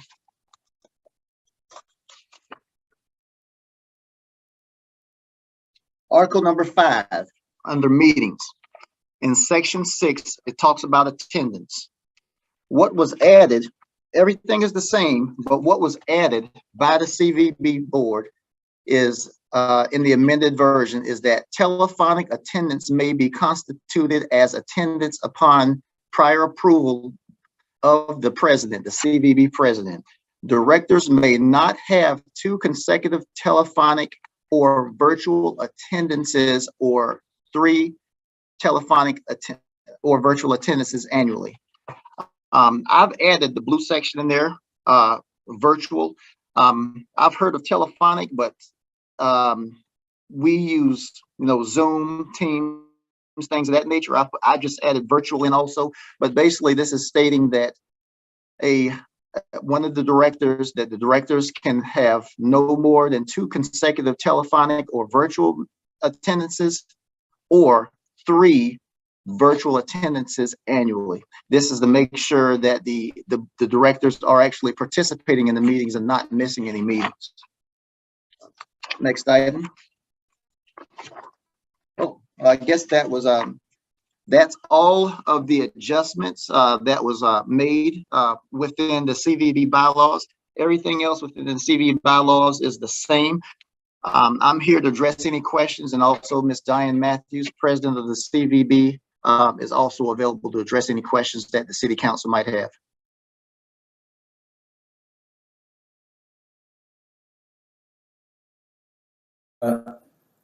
I'm going to go down the queue. I see is it Dr. Rowell again? Yes.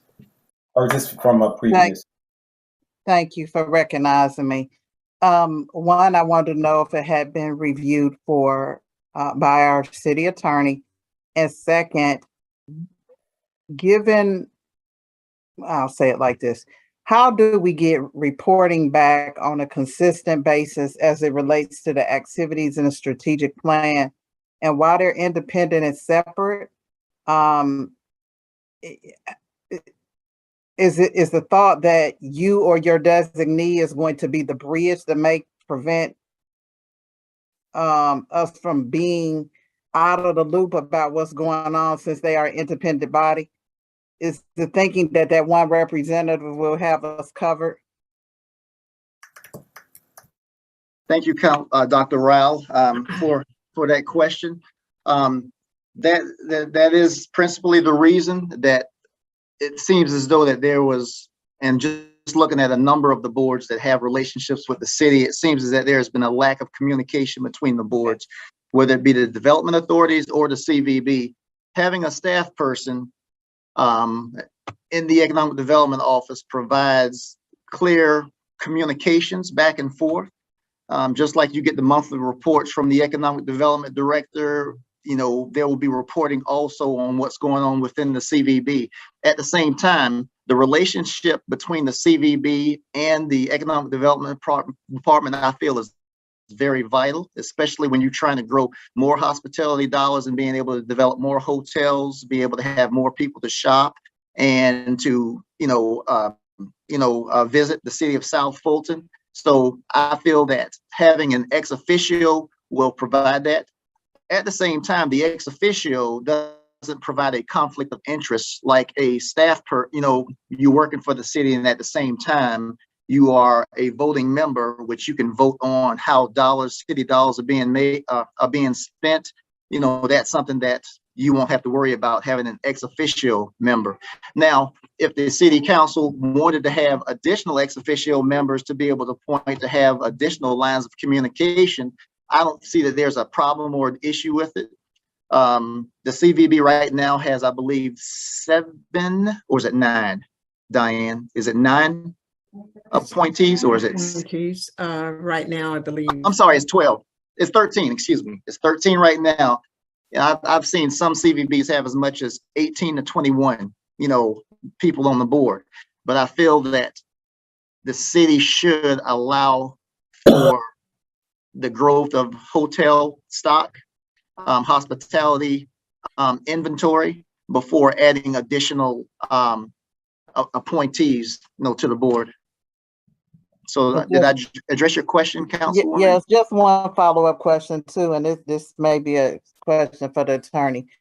Again, thinking about some of our experience with the other boards, would an IGA be in place? This is just their general operating, but I would highly recommend that we have some clear understanding about how we interface with the entity, whatever that looks like, before we get too far down the road. That's something that I just think it should be mandatory for all these independent, boards, to make sure that we're all on one accord to the extent that we can be.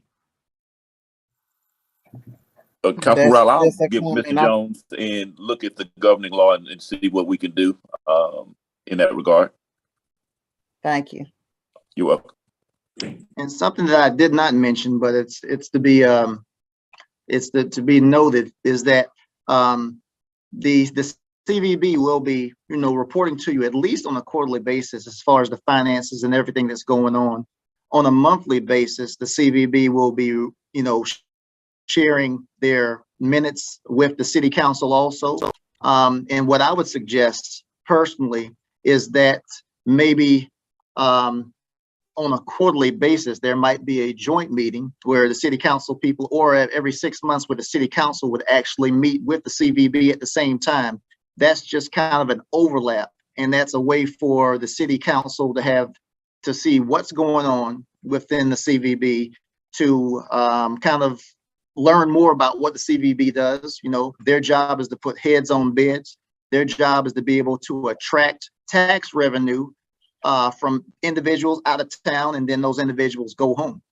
So we get to, we don't have to pay higher property taxes and other types of taxes. Absolutely. So if those items, like you said, you're absolutely reading my mind, I would love those things to be enumerated in the IGA so that we're all on the same page and clear, whatever that looks like, whether it's twice a year, whatever you recommend. I'd like our city attorney to bring something back to this body, because I just think it's really important. We don't want to say, oh, we should have thought about this. We need to do it right now. Definitely. But what we can do is in between this meeting and at the end of this month, the actual regular city council meeting, I can work with Ms. Matthews and the board, the CVB board, to come up, and with Vincent Hyman, Attorney Hyman, to come up with an IGA that would have the items that we've just discussed in it, so that there would be a clear understanding of what the relationship would be, so that there was no confusion in the future. I believe that the relationship with the CVB can be a very, very positive one and can reap lots of benefits for the city of South Fulton. The residents that actually live here and those that are going to come to the city of South Fulton to visit, work and play. Thank you. I look forward to seeing both documents. I mean, I'm comfortable with what you presented today, but I do think it needs to accompany the IGA. Yes, ma'am. Well, I'd just like to say on behalf of the CVB board, we are here to serve, and we are here to, as Artie said, put heads on beds within the city. That's our goal, but it's also to be transparent with the city council, the mayor and the council. That's what we wanted from the beginning. So we're good with almost everything that was outlined. I just do have a question about the, we've had previously two staff members that have served on our board very well. And now we're down to one staff member who is basically over one of the main tourist attractions in the city of South Fulton. So my only question is, and I didn't know to ask Artie about this, but my question is there a city regulation that and a city employee, not being ex officio, but a city employee cannot serve on one of the boards for the city? I just wanted to get that clarified.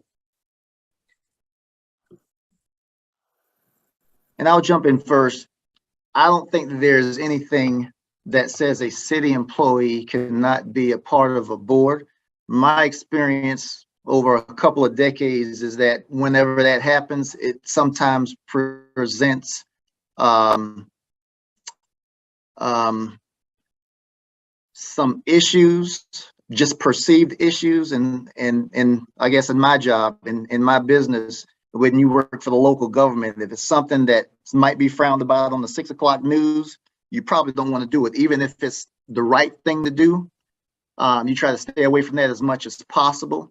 There's just been sometimes there's been a conflict of interest. And like I said, it's not a rule to my knowledge. And Mr. Hyman can chime in on that, the city attorney. I don't think that there is a rule per se that says that, but it's just kind of best practices that I have worked with over the years.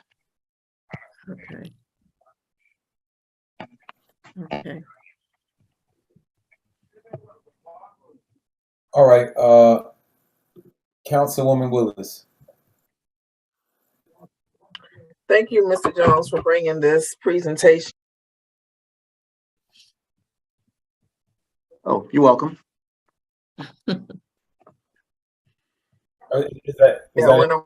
Thank you for Ms. Matthews for all that you and your board do to market the city and bring synergy to the city. This was my legislation that I worked with the previous economic development director on, and I am glad to see some of the tweaking, and I do agree with Mr. Jones that we want to alleviate any perception of conflict of interests on all of our boards, not just this board. And I'm glad that you are bringing this and being proactive in doing that. But my question is, as the economic development director, this is a fraction of economic development. It does not bring, it steers economic development because it's attracting people to our city. And so your role with this board will be what, a de facto? What would it be? The role of the economic development director I would be a colleague of the board members and the executive director to work with them to the type of what I bring to the table. And this is something that I did in the city of College Park. Of course, I would be aware of when new hotels was being considered, and I would know, sometimes 2-3 years away when those hotels would be developed. I had good relationships with the sales managers so that they could go back to their owners to let them know exactly what was coming online. I've also been able to work on, there's a number of events, there's a number of developments and projects that I would share with the executive director, Cookie Smoke, with the ATL Airport District. And she would share that information with all of the, with her people.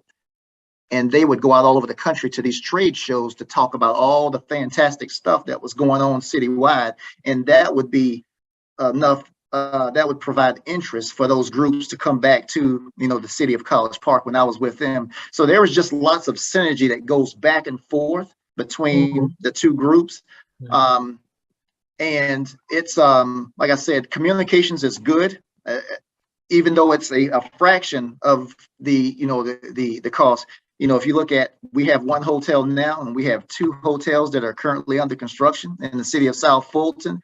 Just think of the dollars that you're bringing in now and bringing 2 to 3 times as much in over the next 2 years. And then maybe 3 additional hotels, 3 to 5 additional hotels, 3 to 5 years after that. That money is really going to, it's not going to always be small.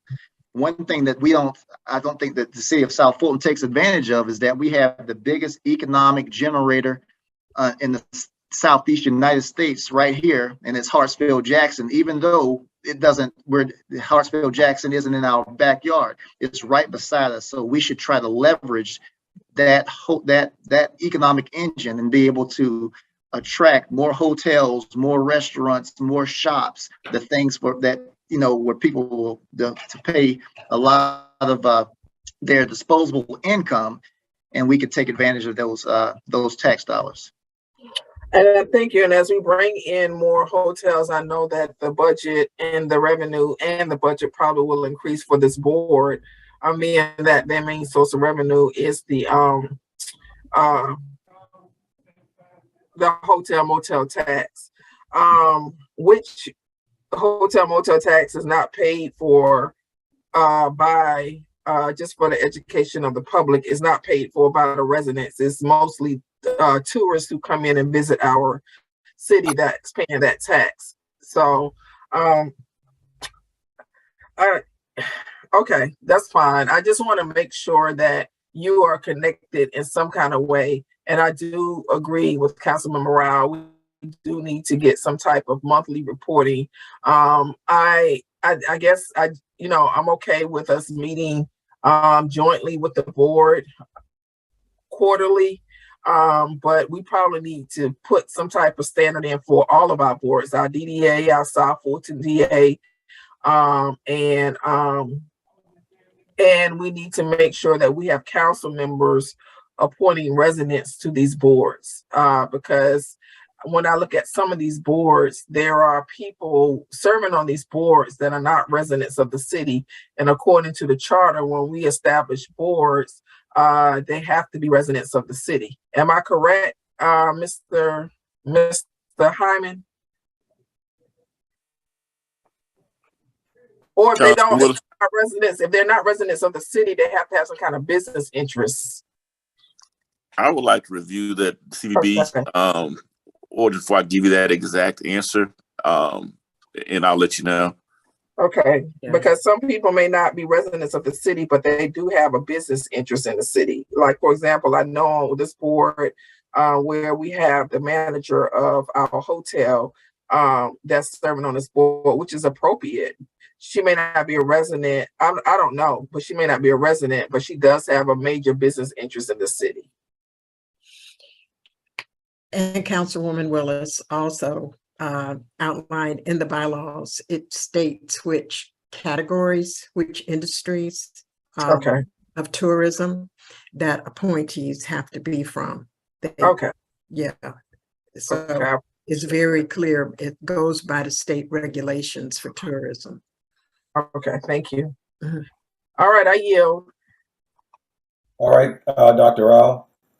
Thank you. Just one more thing. The more I think about this, I would ask the attorney and Artie Jones to really be thoughtful about the composition, because I do think you know, we have two major tourist draws. We had the Southwest Art Center and Wolf Creek. And once we do have somebody to run Wolf Creek, I would think you would want them at the table. Same thing with Southwest. I don't, you know, so whatever we do to protect so we don't have a conflict, but to me, to not have them when their draw doesn't make sense either. So I don't know if it's a happy median or we can legally structure it in such a way to protect from avoiding conflicts. But if not, it's like you're putting a middleman and then you got to go back and get the information to help promote. That doesn't seem like an efficient way to operate. So if y'all can look at that and figure out a way, that just makes sense. We know we're going to have Wolf Creek coming online. I couldn't imagine that that person wouldn't have a seat at the table, and just like the Southwest Arts Center, or the person who runs the arts programs. I mean, those are tourist draws. So just if y'all could strategically think about it in a way that makes sense, I'd appreciate it. Okay, Councilwoman. Yes, ma'am. All right, thank you, Dr. Rao. I'm going to close this out. I have a couple of questions. The first, piggybacking off Dr. Rao's question. And first of all, thank you, Mr. Jones, for the presentation, and Ms. Matthews for all you've done to promote South Fulton over the years. But I do have this question about a conflict of interest. I know that you're over the South Fulton Chamber, which represents like all of the cities in South Fulton. What happens, or do either of you ever foresee a time where the city's interest might be different than the chamber's interest? And how do we resolve that? The city's interests being different from the chamber's interests? The city and the City of South Fulton Convention Visitors Bureau versus the South Fulton Chamber, which is all of the cities in South Fulton, correct? That is correct. We represent all of the cities in South Fulton County, and for each city, they have their own needs and what have you. There is no, or there has not been, I've been here 12 years, there's never been any conflict of interest. What the city of South Fulton needs from the chamber is between the chamber and the city of South Fulton. What Union City needs is the same thing, and it goes on like that. I guess I'm just not following. There would be no conflict. Are you saying within the CVB, as far as the chamber having a seat on the CVB board? As far as a conflict, do you see something there? No, I mean if there are chamber board members that are sitting on or working for our CVB. You say that in the 12 years there's never been a conflict, but that's just something I think about, because I know that we've been talking about how to distinguish ourselves from South Fulton County, and we're naming ourselves the City of South Fulton. Right. So I just want to make sure that we have the independence to, if we need to move differently than other people are moving. There are a lot of cities that have decided they're going to build warehouses as economic development. But if we're going to move differently, I didn't know if there would ever be a conflict of interest of people sitting on both. Not from where I sit.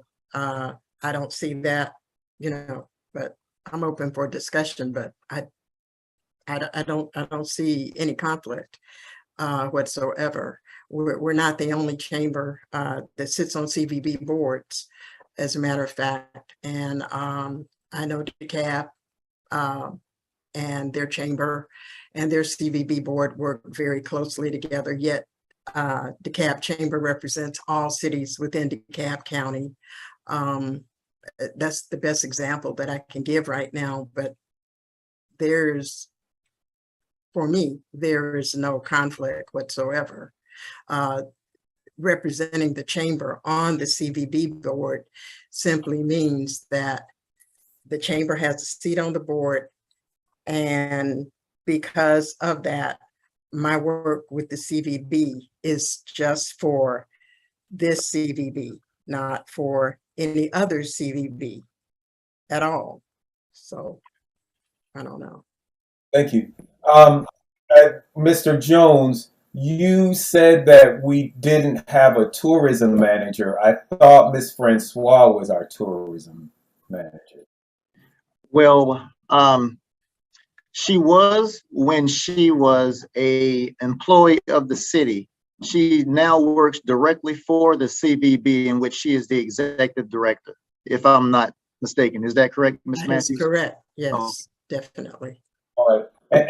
And then lastly, I just want to share my screen and show this. I think this is something that we might just need to clean up. There are all of these City of South Fulton CVBs. I mean, they're expired, but the one that I see here should that be registered to someone in the city? Should it be separate? I'm glad that it has our address, because previously I had looked and there were some that were registered to like people's homes or whatever. Is there a way to clean up that database so that when people go looking for our CVB, they just see ours and not these other ones that look like they've expired or whatever? Well, I can take a stab at the first part. The Secretary of State, that information is always going to be up there. If it expires, it'll just be up there until, I'm not sure when it would actually fall off. But to, I guess, address anything as far as the CVB is concerned with the name change that we're talking about now, I think that's something that I guess Ms. Matthews can get with her attorney, and they can, he can work on getting that addressed and getting that cleaned up. But I don't think you can remove anything off of the Secretary of State's website. But like I said, that's just me. I've never tried it, but I know that, I had an old LLC a long time ago, and it's still up there, and that was almost 15, 20 years ago, but it's still up there. It just says that it was dissolved. That's correct. And I've asked that question in anticipation that the day would come when we could make the name change. And the Secretary of State's office let me know that that's what it would take. Like you said already, it's going to remain on there, but it will show dissolved if it is dissolved. I don't know why there's so many on there. We have nothing to do with that. But what we're trying to do is make sure that this CVB is a City of South Fulton CVB and not South Fulton County CVB.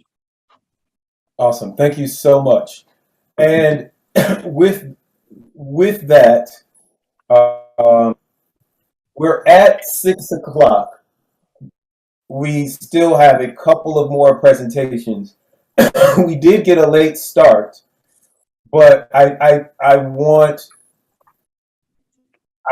council to consider that as we keep adding, we only have 2 hours for these work sessions, and as we keep adding these required items to the city manager's report, it gives us less time for these other topics. So, like I said, we're starting late today. I'm not suggesting that we make a change now, but it's just something that we're going to have to be cognizant of. I don't know how we'll get through, in the event that, and we don't have 2 council items and 2 mayor items this month, but I don't know how we would get through 4 of those items when the manager's report is just becoming longer and longer. And that's fine. We may just need a longer work session, but it's just something to consider. Mr. Adams, have we published notice that this zoning hearing is at 6? Yes. All right. Well, then I'm going to ask if it's the council's pleasure, can we suspend this work session? We only have one zoning case, hear the zoning case, and then perhaps return to these items. Mayor. And I'm actually going to see if my item can be rescheduled. Go ahead, Councilman Willis. Yes, can you tell me, what presentations do we have left?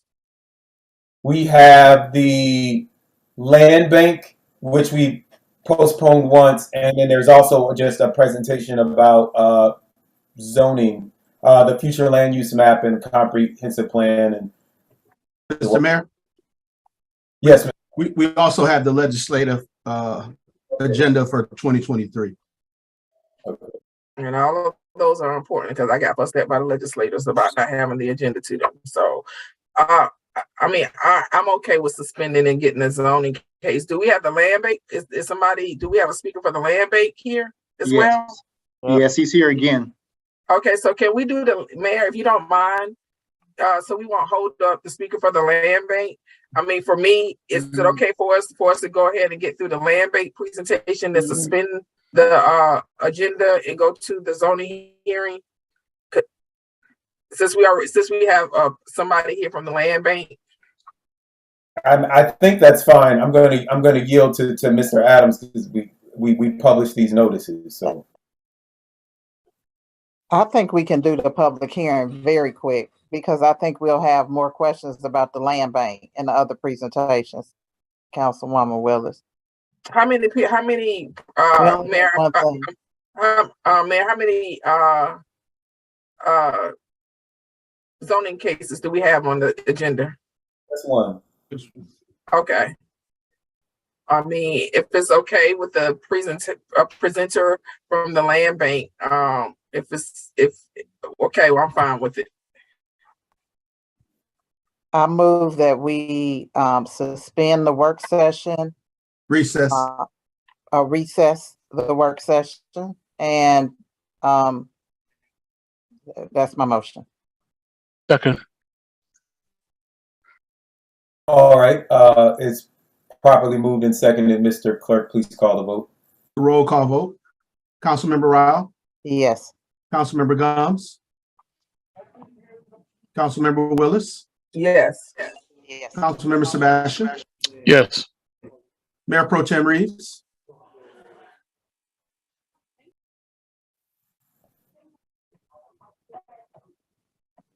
I think Councilwoman Gomes spoke too. Okay. Yeah. With Councilmember Gomes, yes, we are recessed at 6:21 p.m. Perfect. All right. I'm calling to order the zoning hearing. Mr. Clerk, do you want to call the vote? I'm sorry, do a roll call. Yes, roll call for the zoning public hearing, October 11th, 6 p.m. Councilmember Catherine F. Rao, District 1. Present. Councilmember Carmelita Gomes, District 2. Present. Councilmember Helen Z. Willis, District 3. Present. Councilmember J.C. Sebastian, District 4. Present. And Mayor Pro Tem Corey A. Reeves, District 5. And lastly, the Honorable Mayor Khalid. Present. And District 6 Councilmember Natasha Williams will be absent for this meeting. Mr. Mayor, you have a quorum. All right, go ahead and call the first item. First item.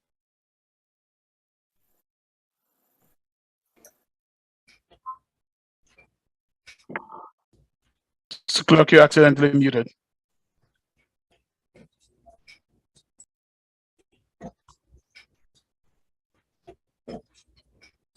I'm sorry, I was reading the case. I'll start over. This is a public hearing to consider Z22-006. The applicant, City of South Fulton, is requesting a rezoning from A, medium density apartments, to R3, single family dwelling on 23.44 acres of land. The subject property is located along the Cascade Road, generally bounded by Cascade Road to the north, New Hope Road to the east, and New Britain Drive to the south, and Trammell Crow Park to the west. This project is located in District 1. All right, CDRA. Mr. Mayor, members of council, Derek Ho reporting on behalf of CDRA. Unfortunately, I'm having problems with my computer, so my colleague Corinne Smoot is letting me use hers for the moment. As the city clerk indicated, this is a city-initiated zone change. The case number is Z22-006. It's located south side of Cascade Road between Trammell Crow Park and New Hope Road. The city of South Fulton is requesting a rezoning from A, which is medium density apartments zoning district, to R3 single family dwelling zoning district. The impacted parcels are approximately 23.44 acres in the city of South Fulton. Again, it's located south of Cascade Road, generally bounded by Cascade Road to the north, New Hope Road to the east, New Britain Drive to the south, and Trammell Crow Park to the west. This is located in District 1. As you can see from the general plan or the comprehensive plan land use designation, the comprehensive plan indicates that these particular parcels are suburban neighborhood. The intent of that land use designation is to provide an array of housing types and affordability in the city while preserving the surrounding natural, agricultural, and rural area. Next slide. The current zoning is A, which is for medium density apartments. You will note on this illustration here that the affected parcels are basically surrounded by R3 zoning designations, with the exception of an office institutional to the east and a townhome development to the west. And so by rezoning this to R3 will make it consistent with the adjacent parcels in and around the area. Next slide.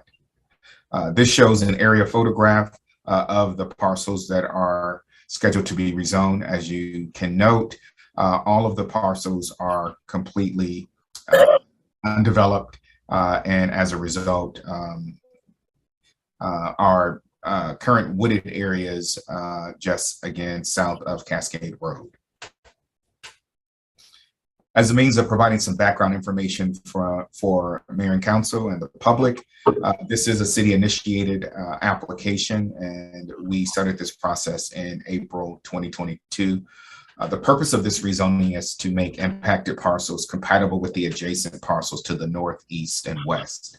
As I've mentioned previously, these parcels have been zoned R3 single family dwelling. The site is currently owned by Fulton County, and the city staff has been in contact with the county. The county is fully aware that we intend to rezone these parcels. Notices related to the public hearing and the CZIM, which was conducted in September, were sent out to approximately 927 property owners. This is within a 1 mile radius of the impacted parcels. During the September 19th, 2022 meeting, there were no persons in attendance to speak in for or in opposition to the proposed rezoning. By way of providing an analysis, the area that is rezoned represents approximately 23 acres. Again, this is on the south side of Cascade Road.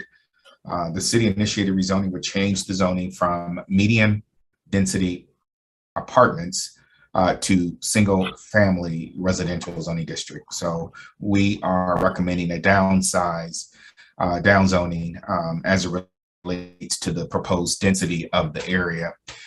The comprehensive plan land use future land use designation for the site is suburban neighborhood. And for the proposed rezoning designation of R3, it is compatible with the comp plan. And so there will be, upon council's approval, there will be no additional policy documents that will be required, as this would be consistent with the comp plan. So with that, staff offers a recommendation of approval, and this concludes staff's presentation. Thank you. I'm going to open the public hearing. Mr. Adams, do we have anyone for or against? Yes, sir. We have one email in support of the application and two emails, I would guess, in opposition. All right, well, we've heard from the applicant, which is us. Let's go ahead and hear from the other supporter. Well, the one person that submitted one in support of the application, and actually the other one is not necessarily, actually it is in support as well. So I'll read these two. The first one is from Vanjie Watkins, who lives on Coxford Drive, and she just expresses her support for this rezoning from A to R3. And that's it for Mrs. Watkins. Next is Mr. Alvin Reynolds, who lives on Kings Place in District 7. He states regarding Z22-006. This is an unusual case considering the manner in which it is being proposed. Seeking a zoning request without any proposed development being built on it gives us the impression of an open zoning and runs the risk of controlling any development that will be intended for the proposed site. Although understanding the rationalization behind this request, if approved, there must be conditions attached and adhered to, making sure that whenever development occurs, it must continue through the CDRA process, ensuring that staff, planning commission, and the community have the opportunity to vet any proposed development that's going to take place down the road. We have to exercise caution on cases such as this. Vote to approve with caution and conditions. And then I have one additional comment, which I assume is in opposition. Would you like me to read that one, Mr. Mayor? Yes, go ahead. Okay. The next comment is from Mr. Michael Venable, who lives on Montilly Circle in District 6. He states regarding Z22-006, although I understand the desire and the intent of the zoning request, the mechanism is improper. The legislative body is making a proposal to which they vote on without vetting. The Community Development Department cannot even properly provide an analysis because the rezoning has no proposal. Everything is generalities. This is a bad precedent that affects the entire city. If the property is rezoned to the residential classification, neither the community or the planning commission has the opportunity to negotiate building materials. Amenities such as pool or tennis, ingress, egress, as well as any traffic concerns. Because our standards are so minimal, as long as the developer meets those requirements, the deal is sealed. The Old National community has already lived this where a group of developers wanted to rezone an area, but would not share any plans. The Community Development Department was essentially neutralized as there was nothing to present or analyze. Thankfully, the Planning Commission clearly saw that was disingenuous to the community. There are multiple lots throughout the city that zoning should be altered, but no area should receive preferential treatment. I am in no way denying that an apartment zoning may be improper for the area as are other apartment zonings in the city. But there has to be a deep understanding how this action will affect the entire city, particularly biased when people believe more positive zonings and usages are needed in some areas, but more negative zonings and usages should be allowed in other areas. If the intent is to eliminate the A zoning, the property should move to AG1. It is highly unlikely anyone with clear land to bring in farm animals or horses, and any houses would have to comply with the density requirements of the zoning, which in general are acceptable. Other uses would have probably already been requested if the desire was there. If a subdivision or any other housing development is proposed, the applicant would have to go through all of the processes, including meeting with the residents, planning staff, planning commission, and council, so the project is fully vetted. As I said earlier, the desire of the rezoning is understandable, but this process is dangerous for the precedent it sets and how communities can be totally disenfranchised. That completes the comments received for this case. All right, thank you so much. I am going to now open it up for council questions and comments. I will start with the district representative, Dr. Rao. Thank you very much. By way of background, this city-initiated rezoning was a result of a number of residents coming to me who live along the Cascade corridor. Vanjie Watkins, Roz Wolford, Lamont Carr, and others along the Cascade Corridor who were concerned by the fact that this particular parcel owned by Fulton County would allow for apartments to come into the area, which they did not want to see, because this area is primarily single family homes. In order to do that, you have to have the agreement of the property owner. I worked with Commissioner Khadija Abdul Rahman to get that approval from Fulton County that they would not object to the rezoning. Again, we don't own this property, but if it was ever sold, this would prevent the multifamily, which the residents did not desire, to come in, and it would be compatible with the future land use, which would allow single family homes to come in under the R3 category, which is consistent with what's around it, as you can see. And so to me, this is the perfect example of working alongside community to try to make sure that their desires are met as it relates to the development that's directly around them. All right, thank you. Any other questions, comments? Queries? All right, I'm going to go ahead. Did I close the public hearing, sir? No, not yet. No, I'm going to close the public hearing, and I will. That's it. We're going to vote on this on the 25th. Is that correct? That's correct. All right, and so I will entertain a motion to adjourn this meeting, this zoning hearing. I move to adjourn the public hearing. All right. Second. Properly moved and seconded. Mr. Clerk, please call the vote. Roll call vote. Councilmember Rao? Yes. Councilmember Gums? Yes. Councilmember Willis? Yes. Councilmember Sebastian? Yes. Mayor Pro Tem Reeves? This meeting is adjourned at 6:35 p.m. All right, I'll entertain a motion to resume the work session. I move that we resume the work session. All right, it's been properly moved. Well, it's been moved. Is there a second? Second. It's been properly moved and seconded. Mr. Clerk, please call the vote. Roll call vote. Councilmember Rao? Yes. Councilmember Gums? Yes. Councilmember Willis? Yes. Councilmember Sebastian? Yes.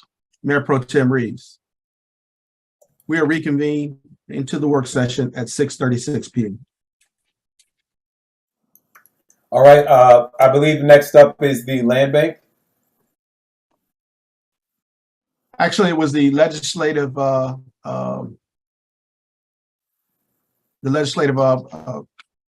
agenda, but if you want to take land bank, we can call that up.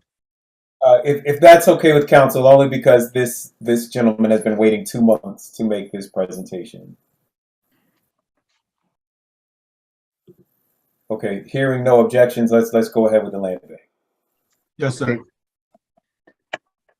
Okay. Thank you, Mayor and Council, for this time to reintroduce to some and introduce to others the Metro Atlanta Land Bank. Land banks are public or nonprofit entities created by local governments to acquire, manage, maintain, and facilitate the redevelopment of underutilized, vacant, blighted, tax delinquent properties. The city of South Fulton has properties citywide that would benefit from the utilization of the land bank to address under economically performing properties.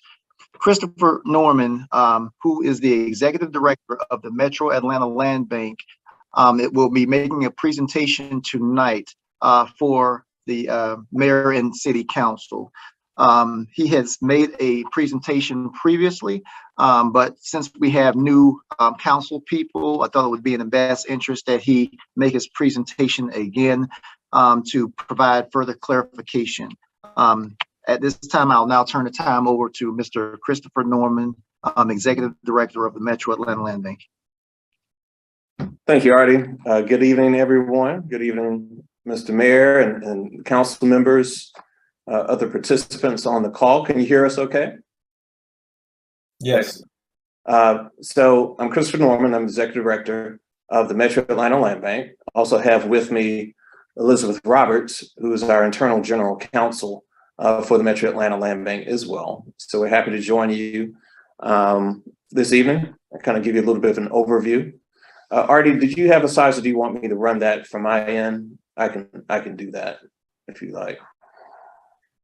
Corey, were you gonna run slides, or would you rather Christopher to do it tonight? Oh, yes, actually. Recording stopped. Actually, it should be up on the screen. Let's make sure. Okay, thank you. Okay, excellent. So if you go back to the first slide there. So again, I already kind of alluded to Recording in progress. All right. What's the land bank? Is everyone familiar with it to some degree? I guess. Okay. So I will kind of give you kind of a really top level overview with the understanding that it may take an additional follow up to drill down a little bit, understand the time constraints. But I do this often in terms of just a general overview of land banks and what they are. So you go to the next slide there. So land banks are basically public, in our case, primarily public entities that are created by local governments to deal with what Artie described, which is really taking underutilized property that's typically vacant, blighted, or some other underperforming state, and return it to what we call a productive use. So you go to the next slide, please. And in doing that, we'd like to clearly define what a land bank is. A land bank is a tool in your toolkit of municipal tools to help you deal with these problems or these issues of basically creating these productive properties. And so it is not in and by itself, it is not the ultimate solution, but it is a tool that assists you with dealing with this type of property assets and returning them to productive use. The core competency of the land bank is the ability to acquire and dispose of these properties. We are able to do development, but primarily the core competency that's practiced across most land banks is this acquisition and disposition feature. I do want to point out that we do not have an eminent domain or taxability. All those powers remain with the municipal entities that establish the land bank. So in our case, Fulton County, City of Atlanta have the eminent domain taxing authorities, and we do not. So typically, where do you find land banks operating? They operate where either the market is not producing what is desired by the community, or there may be some legislative or legal barriers that basically have trapped property in a state that's not being moved forward. So land bank can intercede to help free that property up and put it back onto the tax roll. So, go to the next slide, please. So what are we here to do? So generally we are here to take all these underperforming assets, which you kind of define, and to return to a productive use. But as we do that, the goal is we're going to produce market housing, affordable housing, public space, which could be green space. And then a corollary of benefits are we're going to have new industry, new companies coming, and jobs for the citizens. We also have a unique ability, which is to extinguish past due tax liens. So when you have property that's been abandoned or vacant or is sitting there, the tax bill continues to come. And if people are not paying, you end up with an accrual, a delinquent tax bill. And so the land bank is to extinguish those by our special legislative powers by the state statute. And so we're the only entity that can do that. So we do that and have done that for years. Let's go to the next slide, please. So again, these are kind of the property categories, right, that we're dealing with typically for properties we deal with. We're not limited to this, but this is a primary component of those. And if you just kind of flash to the next slide, this shows you some actual properties that we have dealt with. These were previously abandoned or underperforming assets, as a single family residence you see boarded, as you had a tree fall because it was untended, an abandoned apartment complex, and then one here, which actually got, this particular property was hit by a tornado. If you recall, the tornado that came through Atlanta several years ago. So we've taken all these properties and returned them back to productive use. And so on this slide here, you see this is what we ultimately shoot for. What we want as land banks is for all the properties within our community to be code compliant. And this is also what you desire as well as leaders, to all tax producing, occupied by a resident or a business. They're maintained, and they're not a problem for the community. We create shared community space where we can. And ultimately we have this nirvana, which is they're vibrant and safe communities, but we also are able to integrate affordable housing into this. So go to the next slide, please. So Next slide. So I just want to give you kind of context to how do we get to this point. First land bank was created in 1971. It took 20 years to go from St. Louis to Atlanta. So Atlanta was the fourth land bank in the United States. So we went from 1 to 4 in 20 years. They're now over 250, of which the majority, half of those, actually more than half of those, have been created since 2010, since the real estate crash. So after that crash, a lot of people basically around the country said, you know, we need to create a better tool. Georgia, this is a sampling of land banks. I put this up to show basically the diversity of communities. So it's everywhere from very large communities such as ours to very small communities across the state of Georgia. There are 25 land banks now. When we basically passed the Land Bank Act back in 2011, there were 13. So we've added 12 new land banks. If you go to the next slide. So you kind of touched on this already. Do want to highlight that in terms of our use categories, we can deal with residential property, commercial property, industrial, and green space. We're not limited to just dealing with residential property. We also focus on surplus property held by municipalities, foreclosed properties, abandoned properties, taxable income properties. Next slide. This is just kind of a schematic of giving you a sense of how can a land bank grow throughout its history. So this is kind of captures the original, use of the land bank back to basically 91 through 98. We did a lot of tax extinguishment or something green space. We were very much involved in the run up to the Olympics back in 96. As a matter of fact, we were formerly part of CODA, which was the committee for the Olympics. But then we were spun out into a standalone entity, and since then have been increasingly used for additional programs and purposes over the year. And you kind of see the red font there indicates new programs that have just been added to what we were continually doing. So you see our programmatic reach has grown over the years. And now we're basically kind of in a full sprint of doing a lot of additional items. So I do see a question. So Mr. Mayor, it's up to you if you want to take questions during the presentation or if you'd like to take them at the end. I'll leave that up to. Go ahead. Just continue. Okay. So this slide kind of gives you a sense of if you're a participant in the land bank, and as we go down this, let me just kind of pause for a second. So what we're entertaining right now is that in the state of Georgia, land banks are created by a county and at least one city in that county that is required to create a land bank. So in our case, we have Fulton County, City of Atlanta, basically back in 91, created the land bank. Of course, there are 15 cities throughout the county, so any city is eligible to join the land bank in Fulton County. And so what we're talking about tonight is, potentially if City of South Fulton will become a formal member of the land bank with a board seat and participation in the programming, that's kind of where we are. So on the City of Atlanta side and Fulton County side, this is what I'm showing you here is this is an idea of certain types of programs that we are executing. And as you start thinking about what we use the land bank for from the City of South Fulton's perspective, you can start formulating ideas of what we use us for.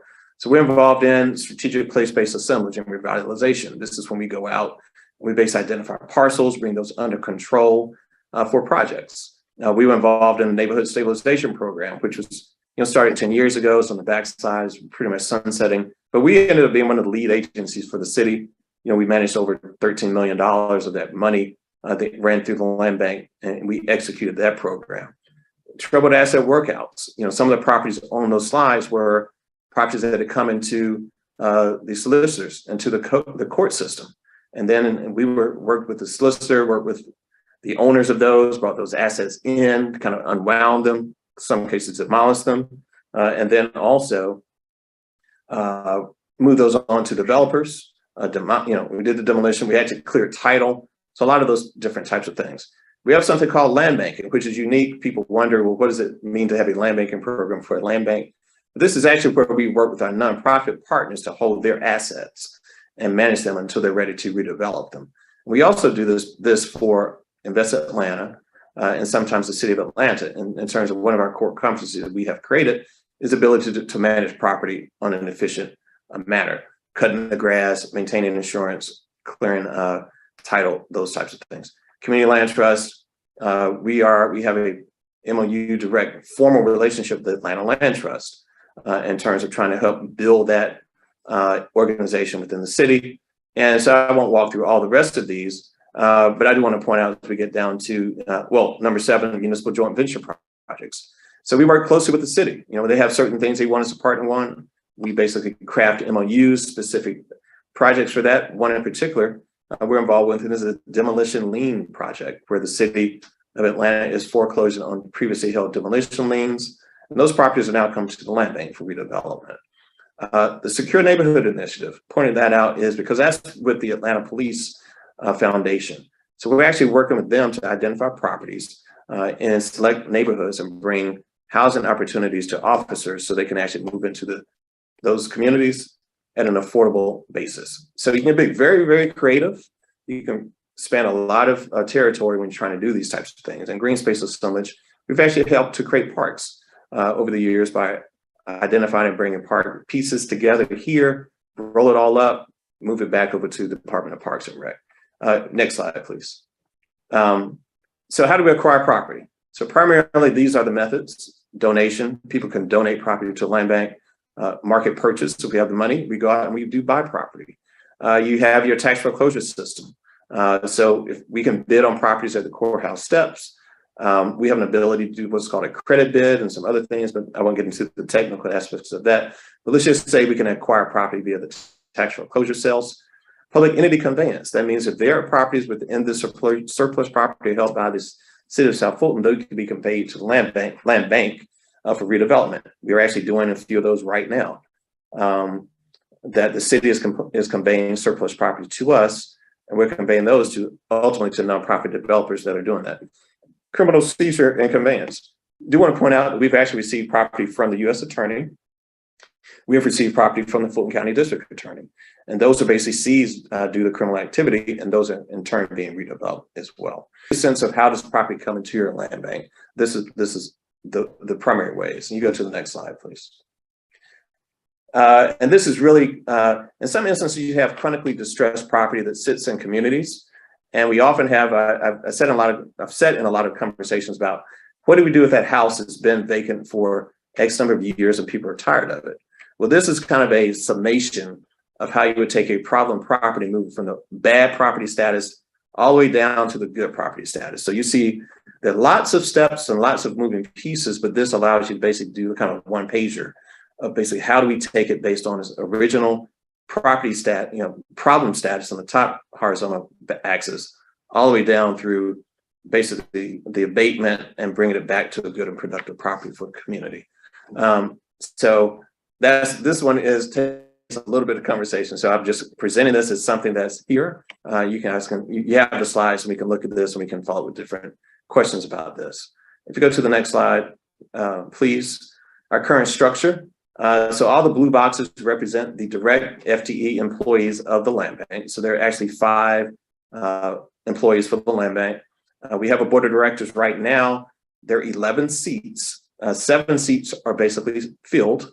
4 Atlanta, 3 Fulton County.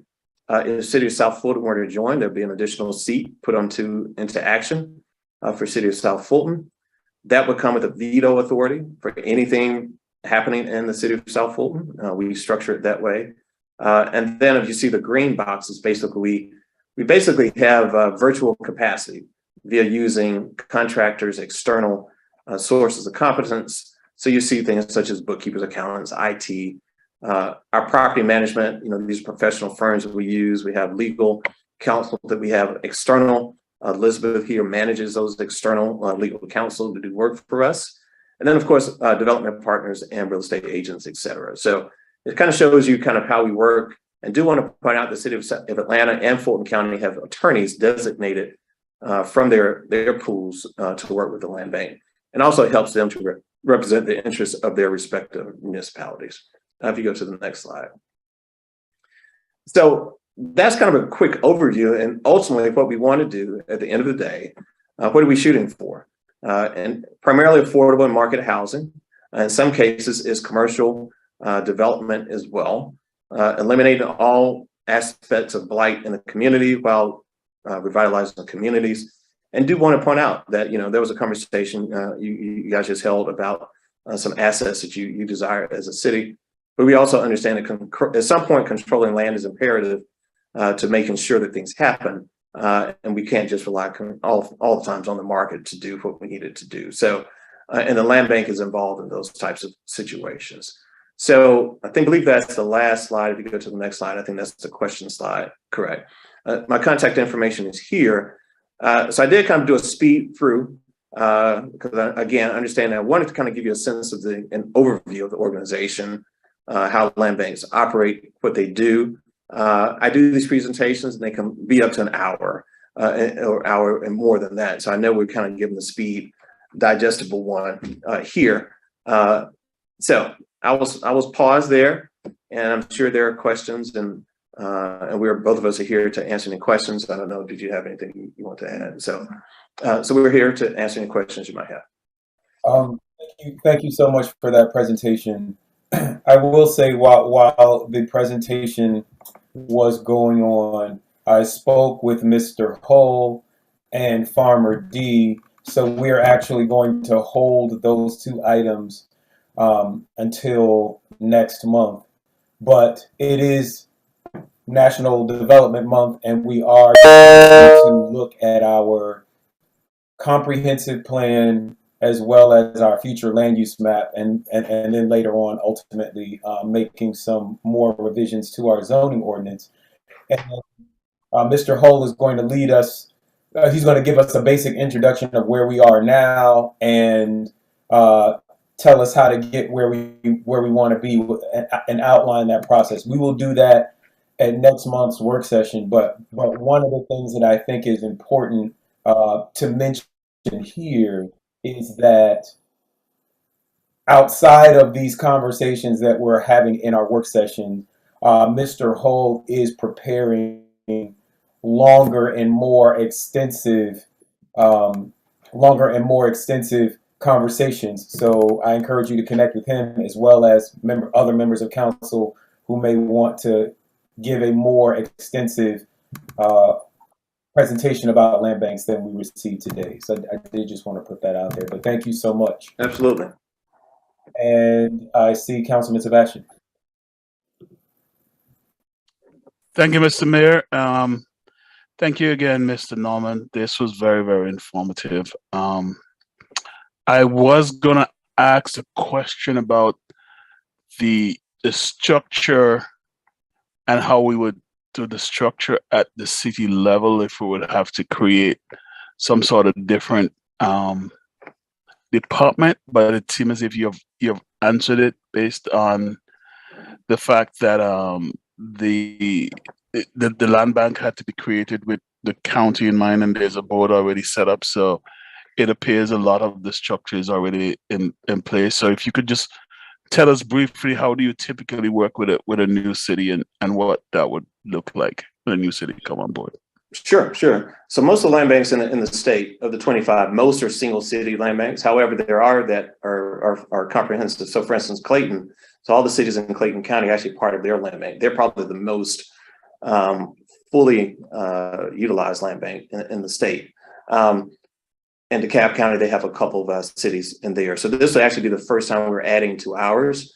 So the way we're contemplating is that any programmatic need, so the city of South Fulton, would just be integrated into our programming as the overall organization, and there'll be a designee within this structure here to basically handle all needs of the city of South Fulton. And of course, if you kind of map it out on a horizontal and vertical axis, some of the things will cut across everything, maintenance of property, demolition, all these other types of things. These are kind of, the city of Atlanta would have the same needs as the city of South Fulton. When you start getting into the programming, dealing with developers and all those other types of, they would basically be your kind of relationship managers for those types of projects within there. So there will be no need to create a new department in the city of South Fulton. By essence, by joining the city of South Fulton, by joining the land bank, this would be the department basically. So okay, good. Mm-hmm. What does the funding look like? Right. So we need to have a sense of the types of activities and the scope and scale of activities that we would be pursuing via the relationship with the city of South Fulton. Right now, the city of Atlanta and Fulton County make contributions, and right now the initial placeholder figure, we had put out $100,000 to cover activities. Now, we need to have a better sense of what we would be doing for you. We'll be doing demolition. Is it RFPs for developers? You know, the time. So we just need a little bit more insight and transparency into what we would need. And then via that, we can finalize a figure of a budget contribution. But it would be expected that there would be a budget contribution. But again, we just need to figure out what is equitable for the time spent, basically. Okay, so my recommendation here would be to for our city manager to get with you and maybe flush out some of these things and then bring a recommendation back. Excellent. What we'll do. All right, thank you, sir. Sure. All right, Councilwoman Rao. Thank you. Council member Sebastian was kind of going in the same direction. It was a lot proposed, and I would hope that whatever scope we would price out would be kind of a continuation of where we are.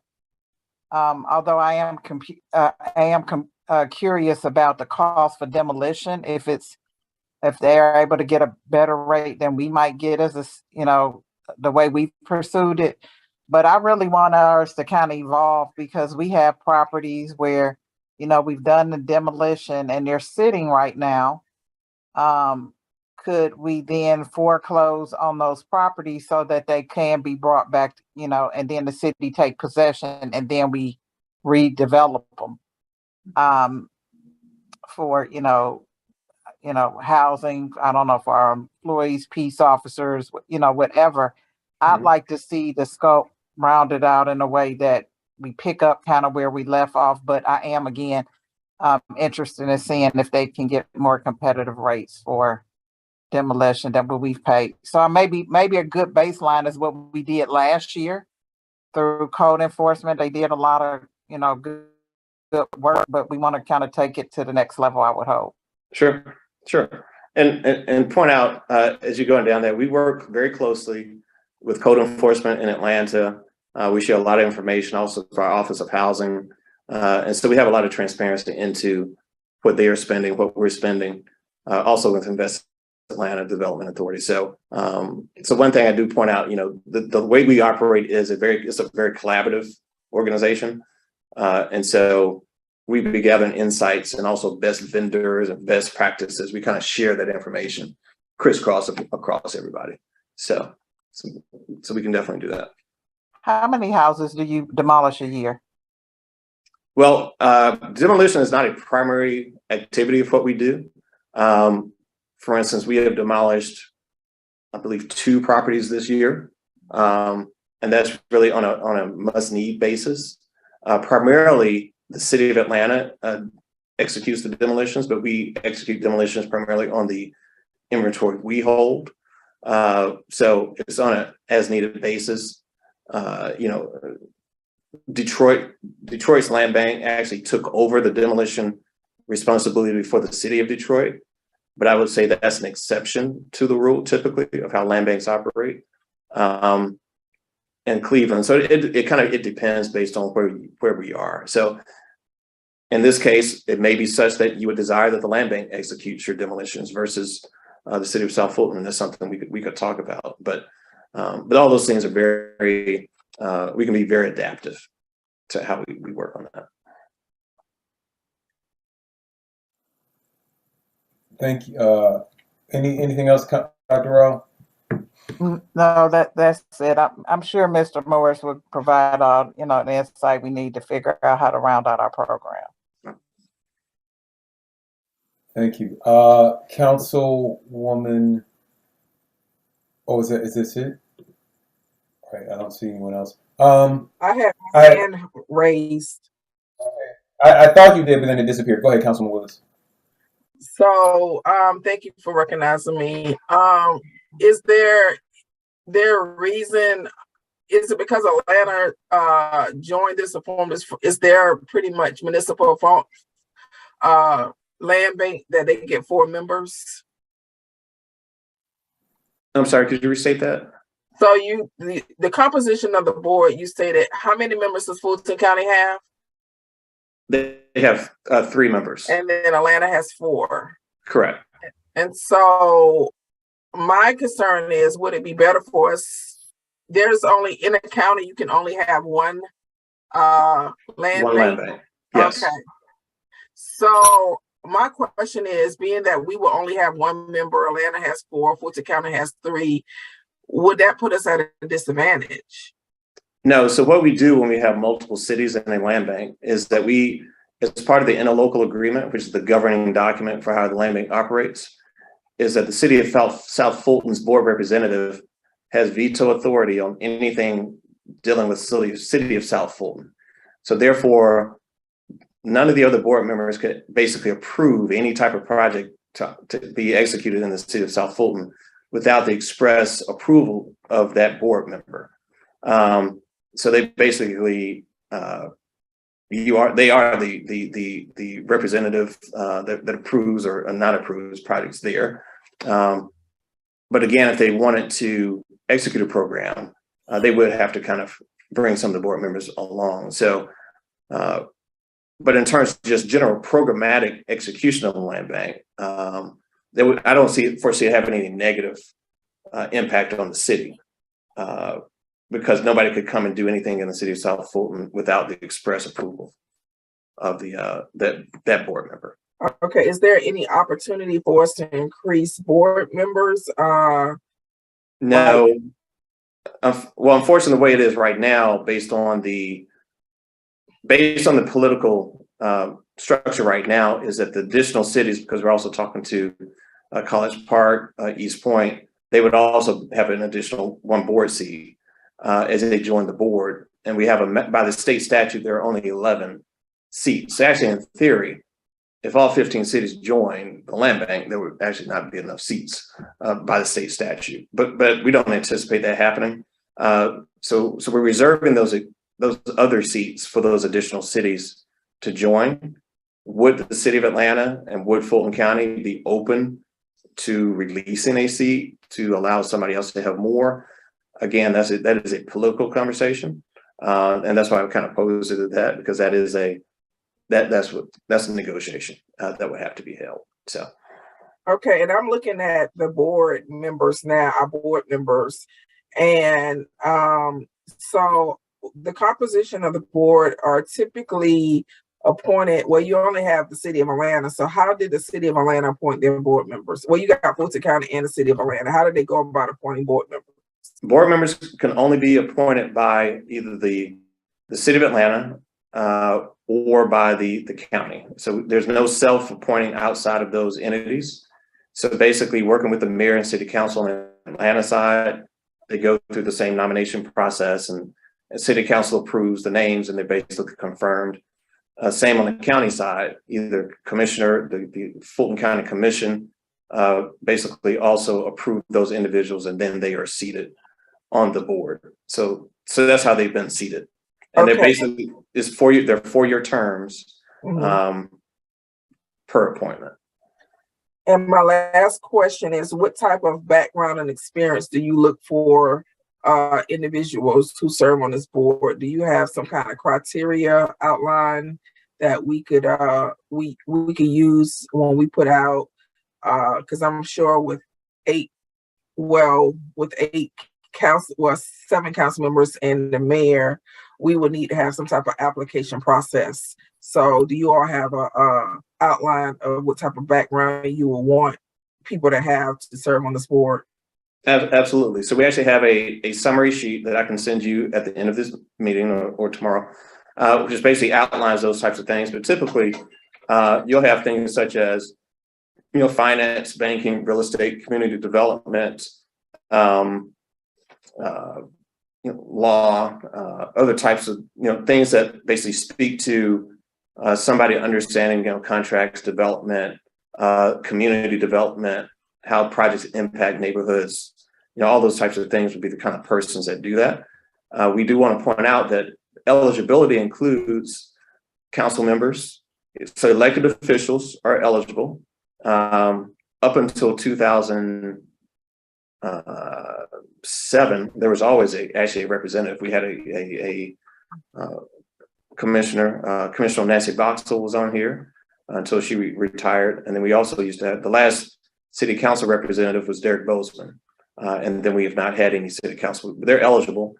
City employees are eligible to serve. And then of course, any citizen within the city of South Fulton that you desire to appoint would be eligible. But I'll send that information over to you.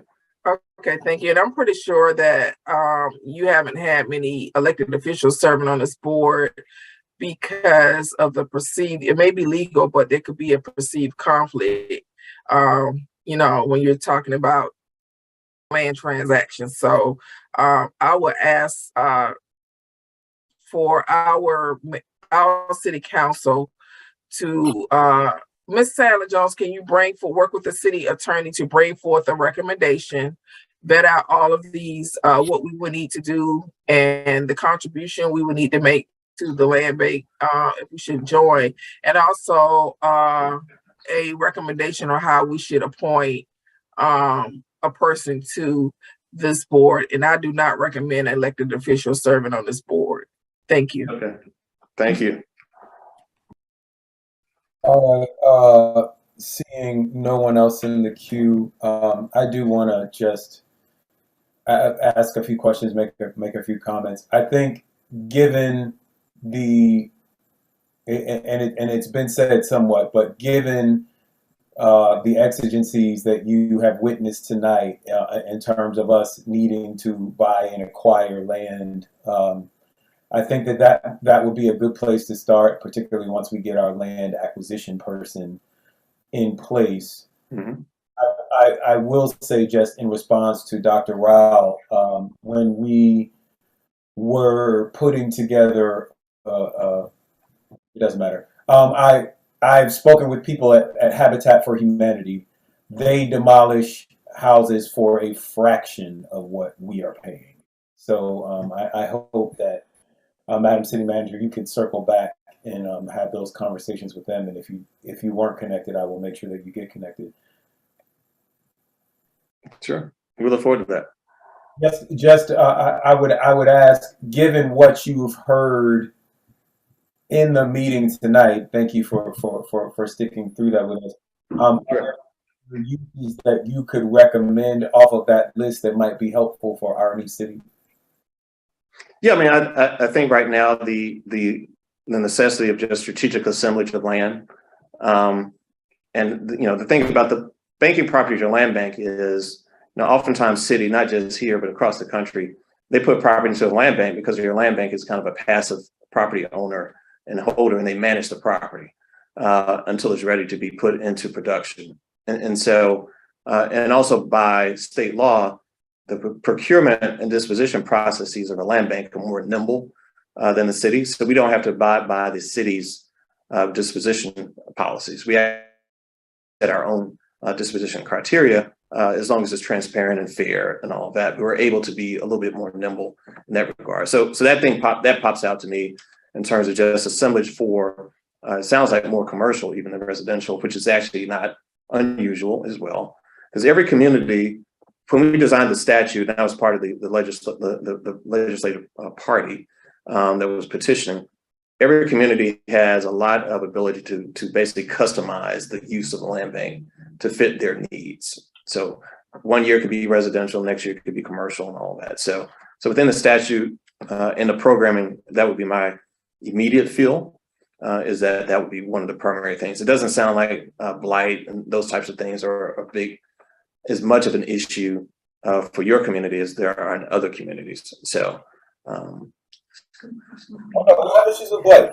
We don't take that off the table. But okay, all right. How I'm sorry, how, if at all, have you interfaced with organizations like Habitat for Humanity or the Trust for Parks and Land or any sort of land conservancy? So we work with every number, including Habitat, including the Trust for Public Land. all the nonprofit community development corporations here in the city that you probably heard of. And so we have either worked to facilitate transfer of property to them, helping to clear title on projects. We probably held property for them until they were ready to put it back in production.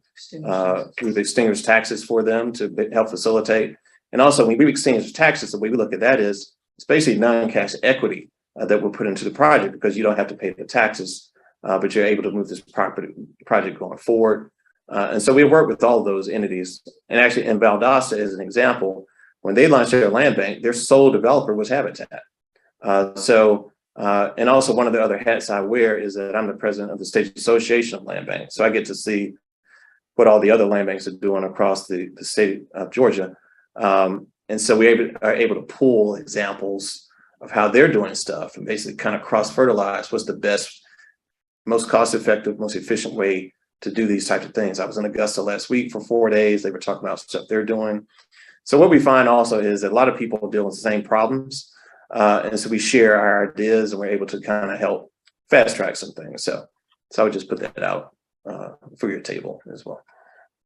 Awesome. Well, thank you so much. I'm sure that many of us will be reaching out to you soon. Sure. I think we have one item left with the removal of those last, Mr. Adams, and that is our legislative. Yes, sir. Thank you. Thank you. Have a good evening.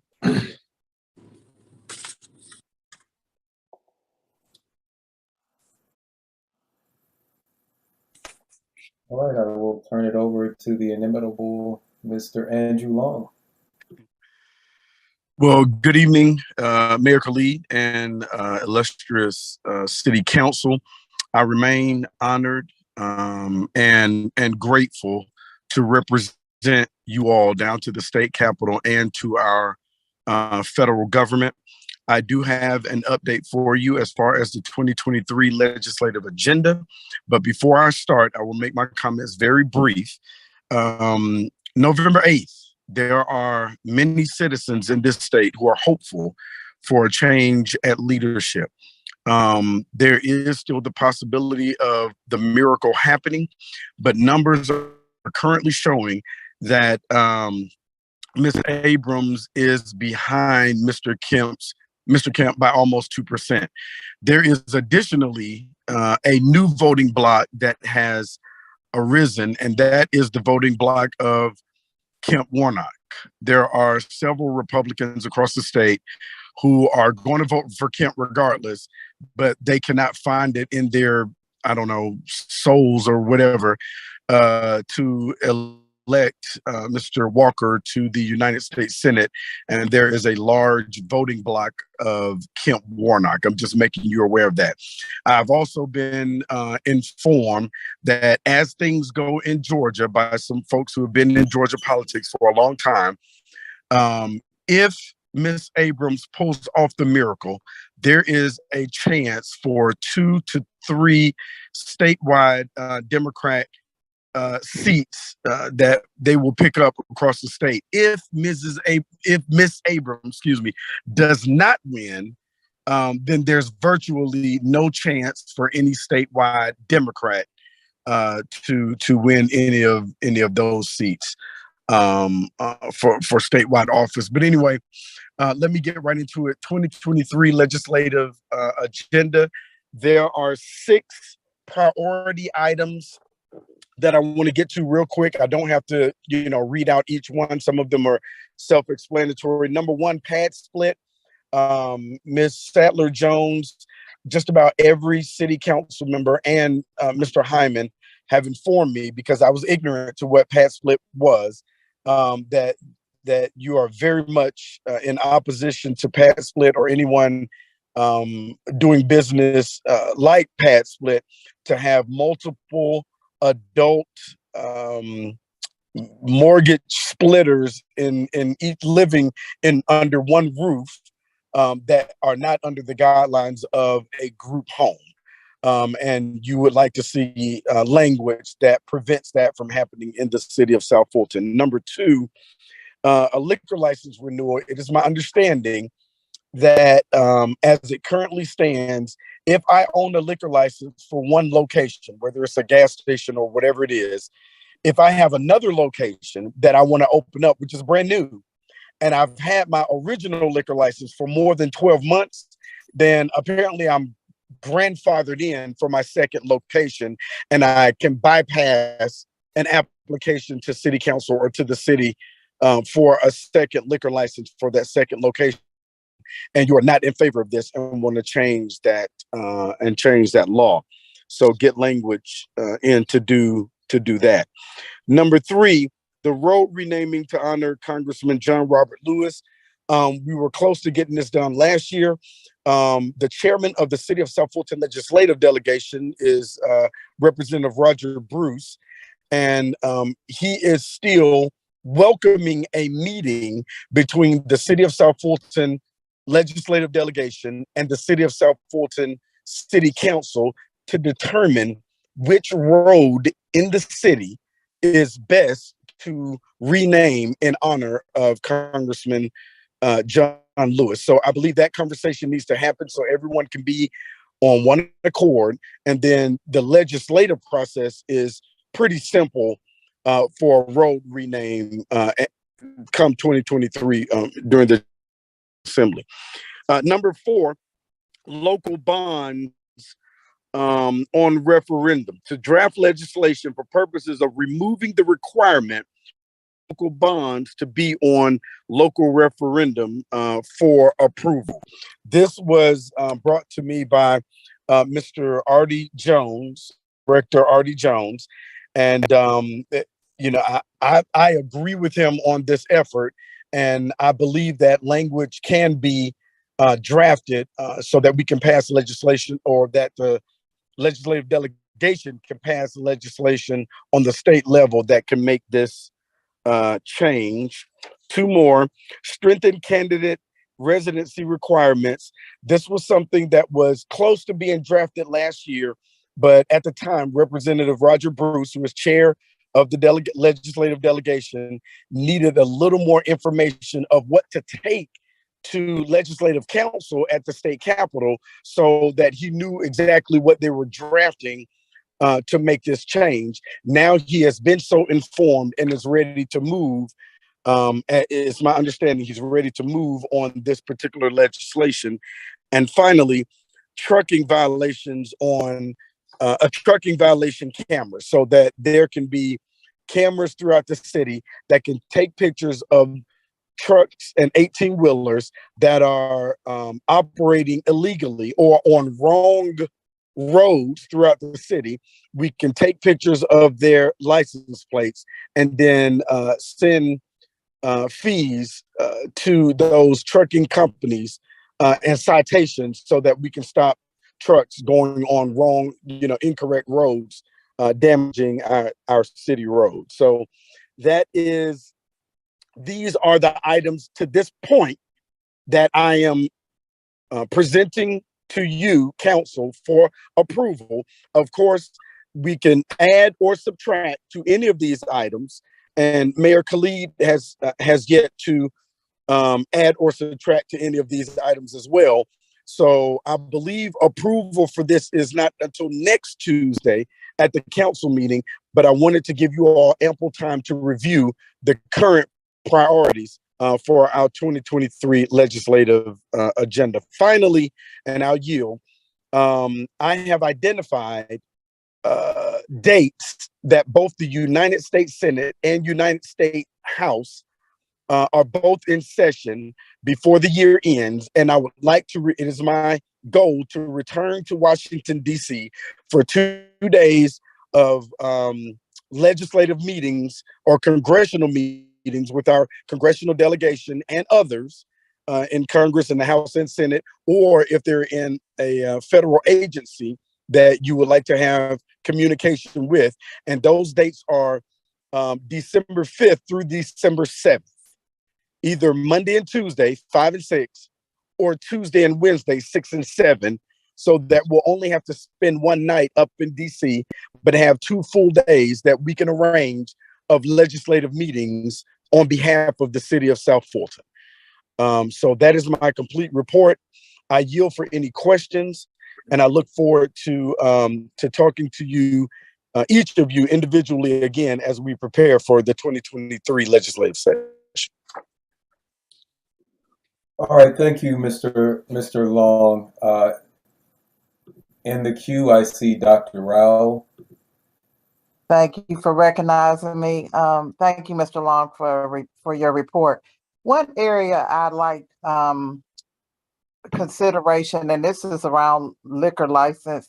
Is this the one where it's automatic that if the land was, say, a gas station sell alcohol within the last year, we're required to grant a license?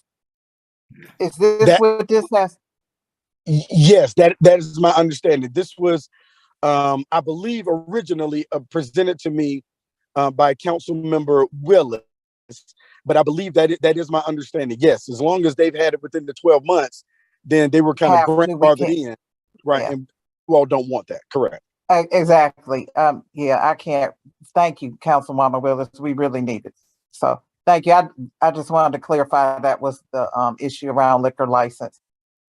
Yes, ma'am. And it's something I do think about, and I'll mention this. I don't think it necessarily on you, but I think as a city, it should not be our practice to issue temporary license. I think they should come before the body and be voted up or down.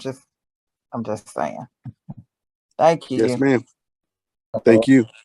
Thank you, Dr. Rao. Councilwoman Willis. So thank you so much for this report, and we really need to we need to vote on this agenda probably by the next meeting and get it over to our delegation, because this is October and they typically do a lot of pre-filing this month, and we are running behind schedule. We also have charter amendments that are in progress that may or may not be taken up at this juncture. I would like to say that I am working on this pad split issue.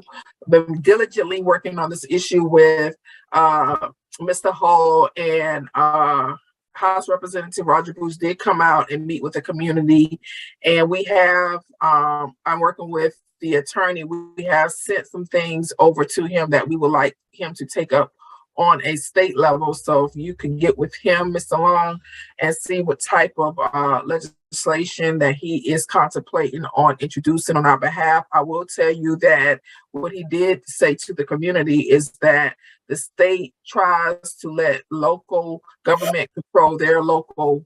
They don't like to get into local issues.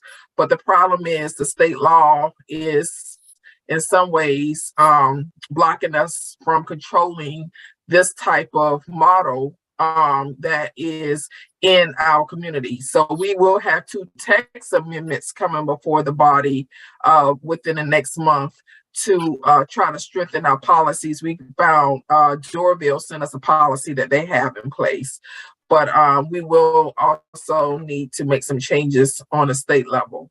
The other thing I would ask for you to look into, I read where the city of Atlanta is purchasing 2 ambulances so that they can do transport. So they must have a transport license.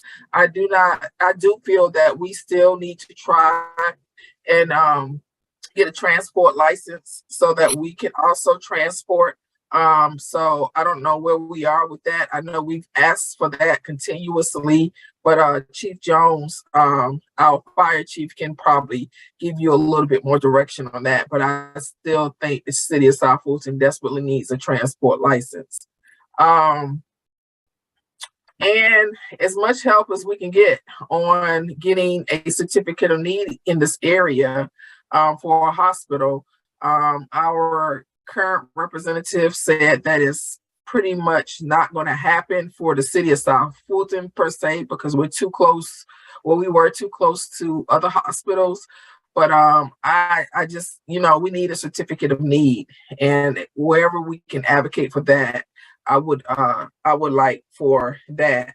Lastly, I would say that we have 1, 2, 3, 4, 5, 6 we have 6 new people that are a part of our House District delegation, and if you could try to set up a meet and greet like you did a couple of years ago. I think we all went to Pascal, so we can get to know each other, become acquainted with each other, so they can know who we are and we can know who they are, because we have 6 people added to our delegation. 2 of them are going through a runoff in November, but even with that runoff, it's still 6 people. I'm familiar with pretty much everybody, but some people are new to the General Assembly, period, at least 3 of them. And we need to become acquainted with who's in our delegation. And lastly, and I'll yield, I would say that Johnny Talbert legislation, I know it's dead, but I did talk with Miss Lydia Glaze, House Representative-elect. Johnny Talbert is a relative of hers, and the mother has also talked with her to see if she could bring that legislation back. Okay. Well, directly as far as the Johnny Tolbert III Act, and Councilmember Willis, I was there, and I believe that there is a pathway to success for that legislation. I also believe that it is a difficult pathway. I believe that it would be an easier pathway, okay, if there were a member of the majority party that carried the bill. What I don't want, or what I'm hopeful that doesn't happen, is that Ms. Glaze gets sworn into office. She takes up this issue. She works hard on it diligently, and we get to the end and it fails again, just on political lines, not because of the merits of the bill, but just because the Republicans are not going to allow Democrats to have any success, during the session. So let's have a conversation offline about that. But I do still agree with you on this legislation, and I do believe that there's a pathway to success for that. Now, as far as the new delegation members, I am always, let me repeat, I am always glad to sponsor any type of lunch, dinner, get together, a meeting, whatever it is, between the City of South Fulton City Council and the City of South Fulton Legislative Delegation. That's life, to be between the both of you. So anytime that you all can get together and you get to know these newly elected members even better, that helps out the communication and my navigation down at the Capitol on a whole new level, all the time. So I'm glad to do that whenever you guys are available. Okay, and so because you do this for a living in your life, I will hope if you could check with the new representatives, and if the old representatives don't want to do this, at least the new ones, can the people who are new to our delegation, could you try to schedule something? And I'm also lobbying for the December date, not the November date, for the Washington DC congressional. Okay. Yes. Yeah, congressional visit. Yes. We got a lot and I will talk to the new members as well. Yes, ma'am. Okay. Thank you. Thank you. I yield. All right, Councilman Sebastian. Thank you, Mr. Mayor. Thank you for your presentation, Mr. Long. Yes, sir. I just have a small issue that I know I've been trying to work with City Manager Jones and staff with. It's a little land swap between the city and Union City. Are you aware of that issue? I don't know how far up it got, but if it hasn't gotten to you yet, we need to make sure that you're aware of it. No, sir, I'm not aware. Thank you. All right, thank you. We'll make sure you have the information this week. Okay. Thank you. Land swap, Union City. Got it. Hey, Mayor Khalid. Yes, ma'am.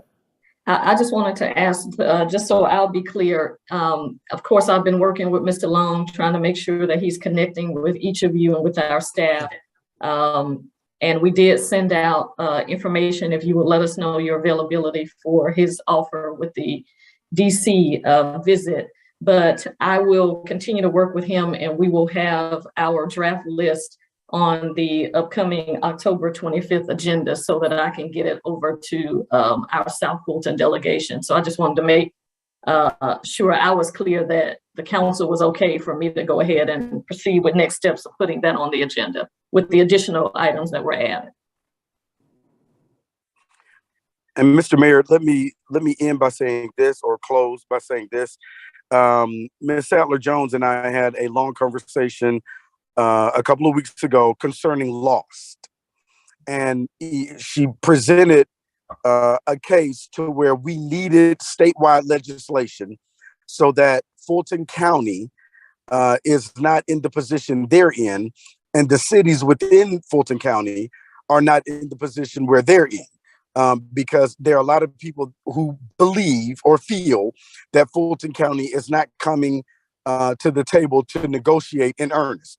Now, as soon as we talked about that, and I placed this on the list of priorities, the reason why it's not there tonight is because literally a week later, I got a phone call from Senator John Albers of Roswell, North Fulton.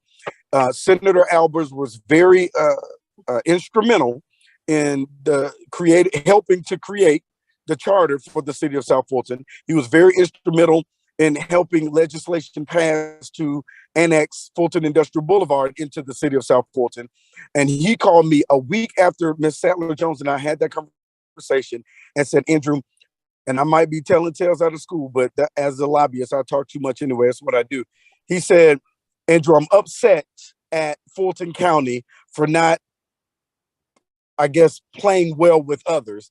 And on day one, November 15th is the earliest you can introduce legislation for the upcoming session.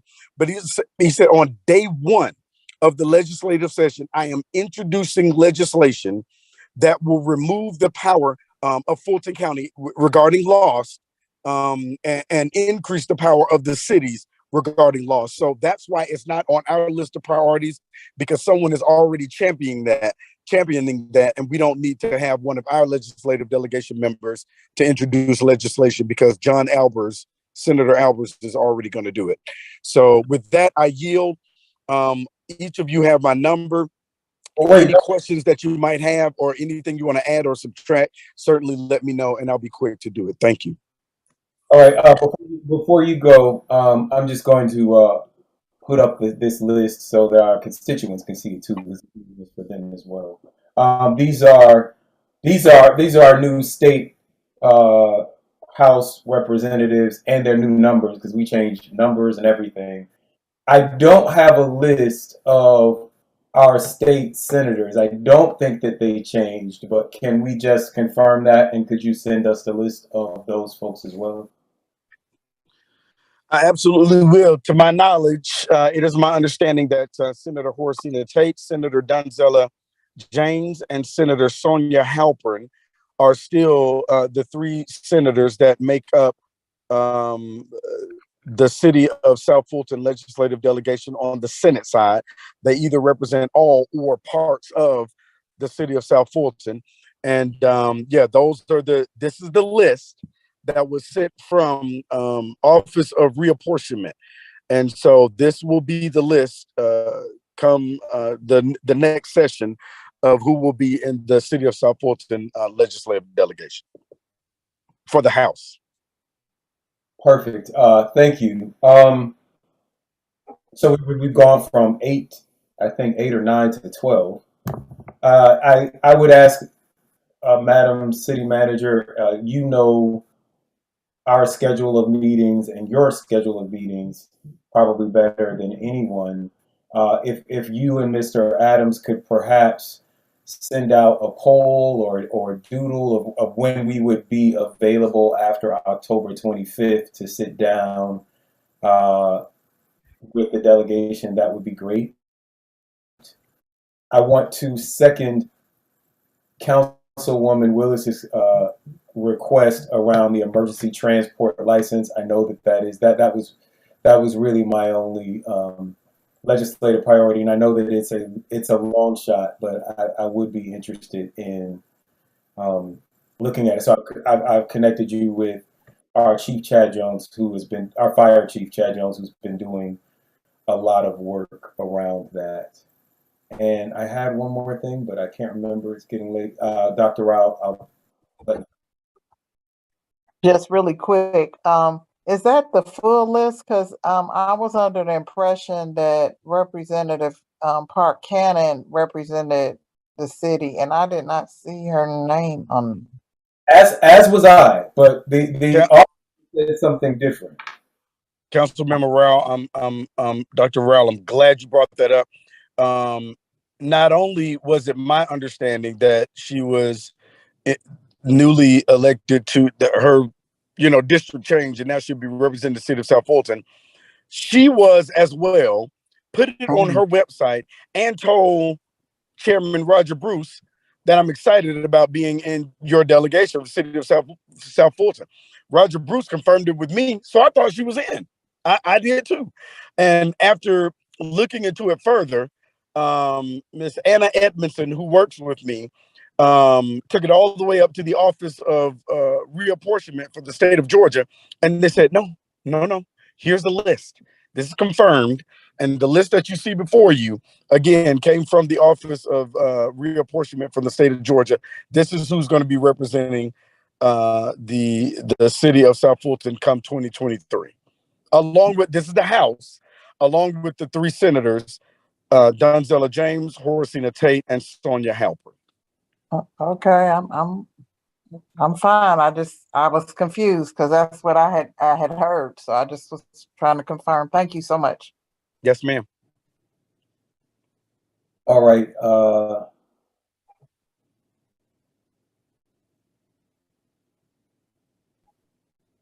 I can't remember what the other item is. I'll have to get back with you on it. Thank you, Mr. Mayor. Thank you so much. All right, we have reached the end of our agenda. Is that correct, Mr. Adams? Yes, that's the last agenda item. Just have council comments and executive session. All right, we'll do council comments quickly, starting with District 1, Dr. Rao.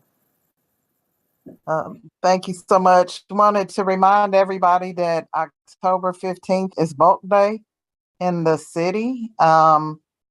We want to make sure residents take advantage of that. We only do that a couple times a year, but it is upon us this coming Saturday. Also wanted to let you know Westlake's Black Student Empowerment Conference is also occurring on this Saturday.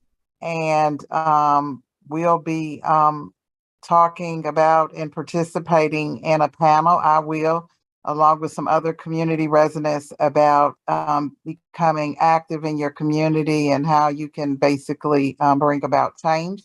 And so I'm looking forward to supporting Westlake High School on that particular program. And last but not least, I want to encourage you to take advantage of Kula Cares Day, which also will be occurring on this Saturday at Trammell Crow Park. They will be opening up the trails. There'll be a range of activities from 12 to 4. So if you get an opportunity, please stop by. If you recall, this was a MOU we entered into earlier this year, and it got postponed due to inclement weather about a month ago. And so this is the rescheduled day. So if you get a chance, please stop by. That concludes my report. Thank you. District 2, Councilwoman Gumbs. Good evening. Just want to say happy October, which is Breast Cancer Month. So I do encourage people to go and get their mammograms.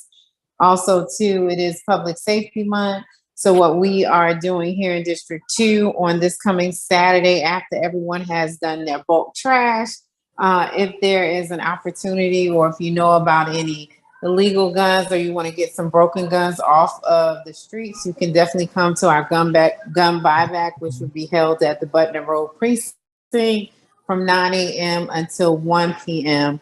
We have a special guest. His name is Smoke. People probably remember him from Phil Mob, but he is also actually helping us promote to not have gun violence within our community. And then we also will have some DJs and then some music. So it'll be a fun evening, returning guns or getting guns off of the street. Also, too, on October the 27th, we will be having our Senior Safety Summit, where seniors can come across the city to learn more about prevention in regards to fraud, scams, and things of that nature. So that will be hosted by our police department. I'm excited about that event. So please tell other seniors in the community to attend. That will be at the Southwest Arts Center in New Hope Road in District 1. And hopefully Councilwoman Rao will also be joining us for that.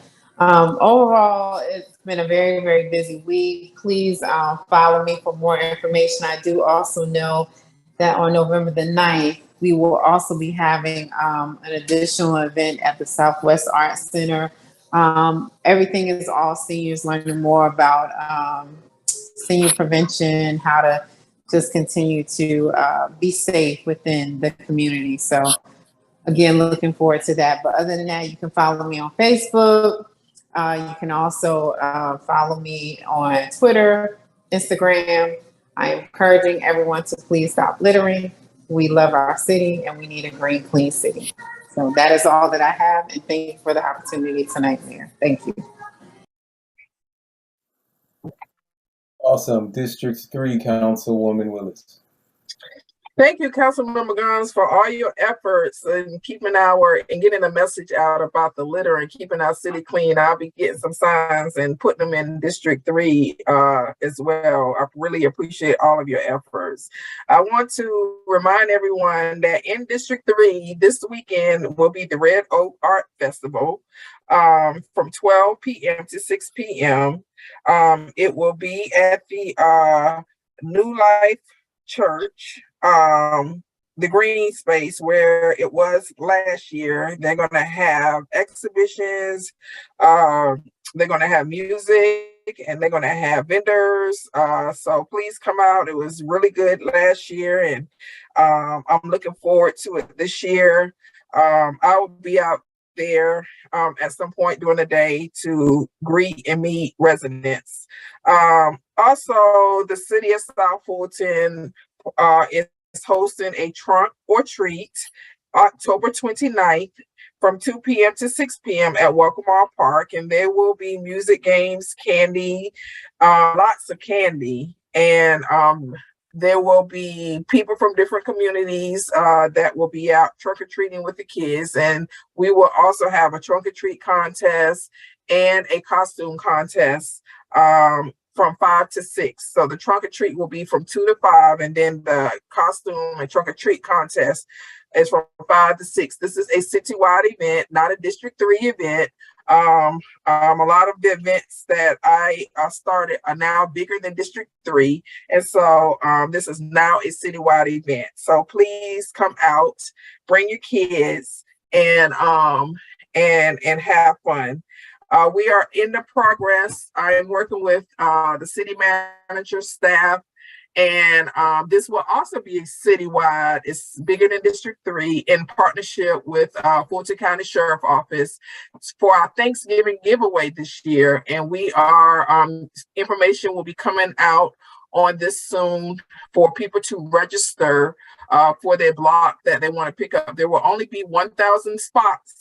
So we will be having our Thanksgiving citywide giveaway. This is now a citywide event. This is not District 3. It's a citywide event.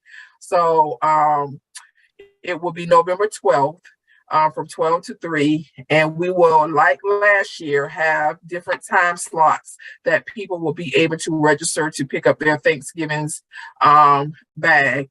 And it would only be open to the city of South Fulton residents. So please make sure that you get registered when we put that information out. And we will be working with code enforcement. We will be giving this information to our council, where they will identify 12 seniors per district that don't have the capability of coming to get their bags, and we will work with the staff to get those delivered to 10 people per district that will be identified, and we will be working with our code enforcement cares department to get that done. So we'll be sending that information out to you momentarily, to the council and to the community. Thank you so much, and please stay engaged. We will have a lot of information coming out soon about the sanitation, the new sanitation ordinance and how we're moving forward. We hear your complaints, we receive your complaints, and I'm excited to move forward along with the co-sponsors of this ordinance. I'm excited to get this right and move this process along. Thank you so much and have a great weekend. District 4, Councilman Sebastian. Thank you, Mr. Mayor. Good evening again, citizens, staff, colleagues. Well, what's happening in District 4? Well, we just concluded day 2 of our mentoring excursion with kids over here at the Mans Estate. Spent the last couple of days with kids learning different things and doing different outside activities that you can probably only do in an area like District 4. So I just want to thank the parents for coming out. I want to thank the Chief Chad Jones and his EMT staff for coming out and making sure everyone left the way that they came without any broken bones or anything else. Just wanted to mention something that's been on the calendar on October 29th. It's been on the calendar since the spring. We're going to be welcoming to town to District 4 and Wilkerson Mill Park, the Atlanta Sling Fest for the first time in City of South Fulton. Slingshot vehicles, they're supposed to be, they tell me between 350 and 450. That park is going to be transformed again in a way that's probably going to even be bigger than when we had our recent fall festival.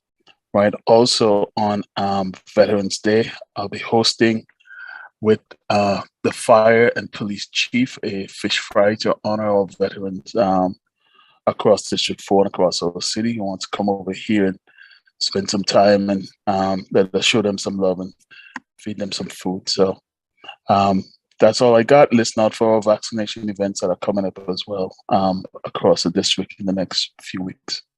Thank you, sir. Thank you. District 5, Councilman Reeves. Yes, thank you, Mayor. We're having a pumpkin carving contest this Saturday from 3 to 6 over at Burdette Gyms. Open up to everybody in the city. And then I just want to say happy Code Enforcement Month. That's all. Thank you. I'm going to round it out.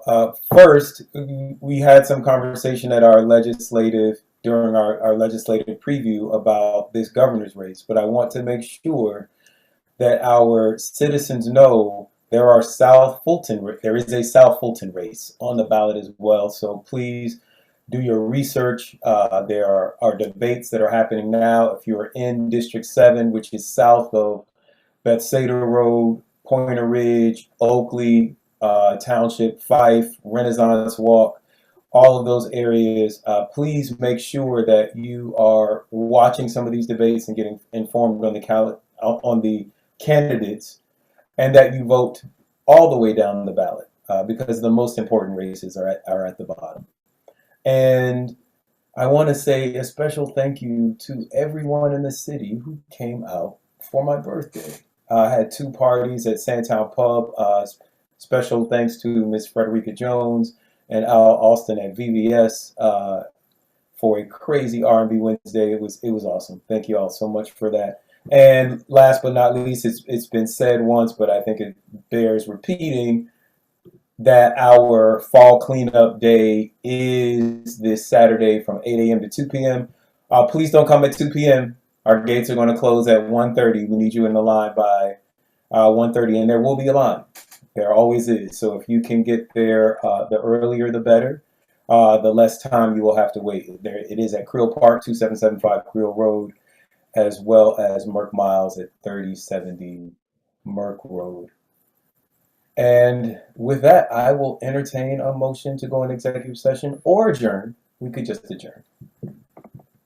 I move to adjourn. No, we have a guest in executive session that we got to talk to. Mr. Hyman arranged that. Well, I will entertain. I do a substitute motion that we go into executive session for real estate, litigation and personnel. Second. It's been properly moved and seconded.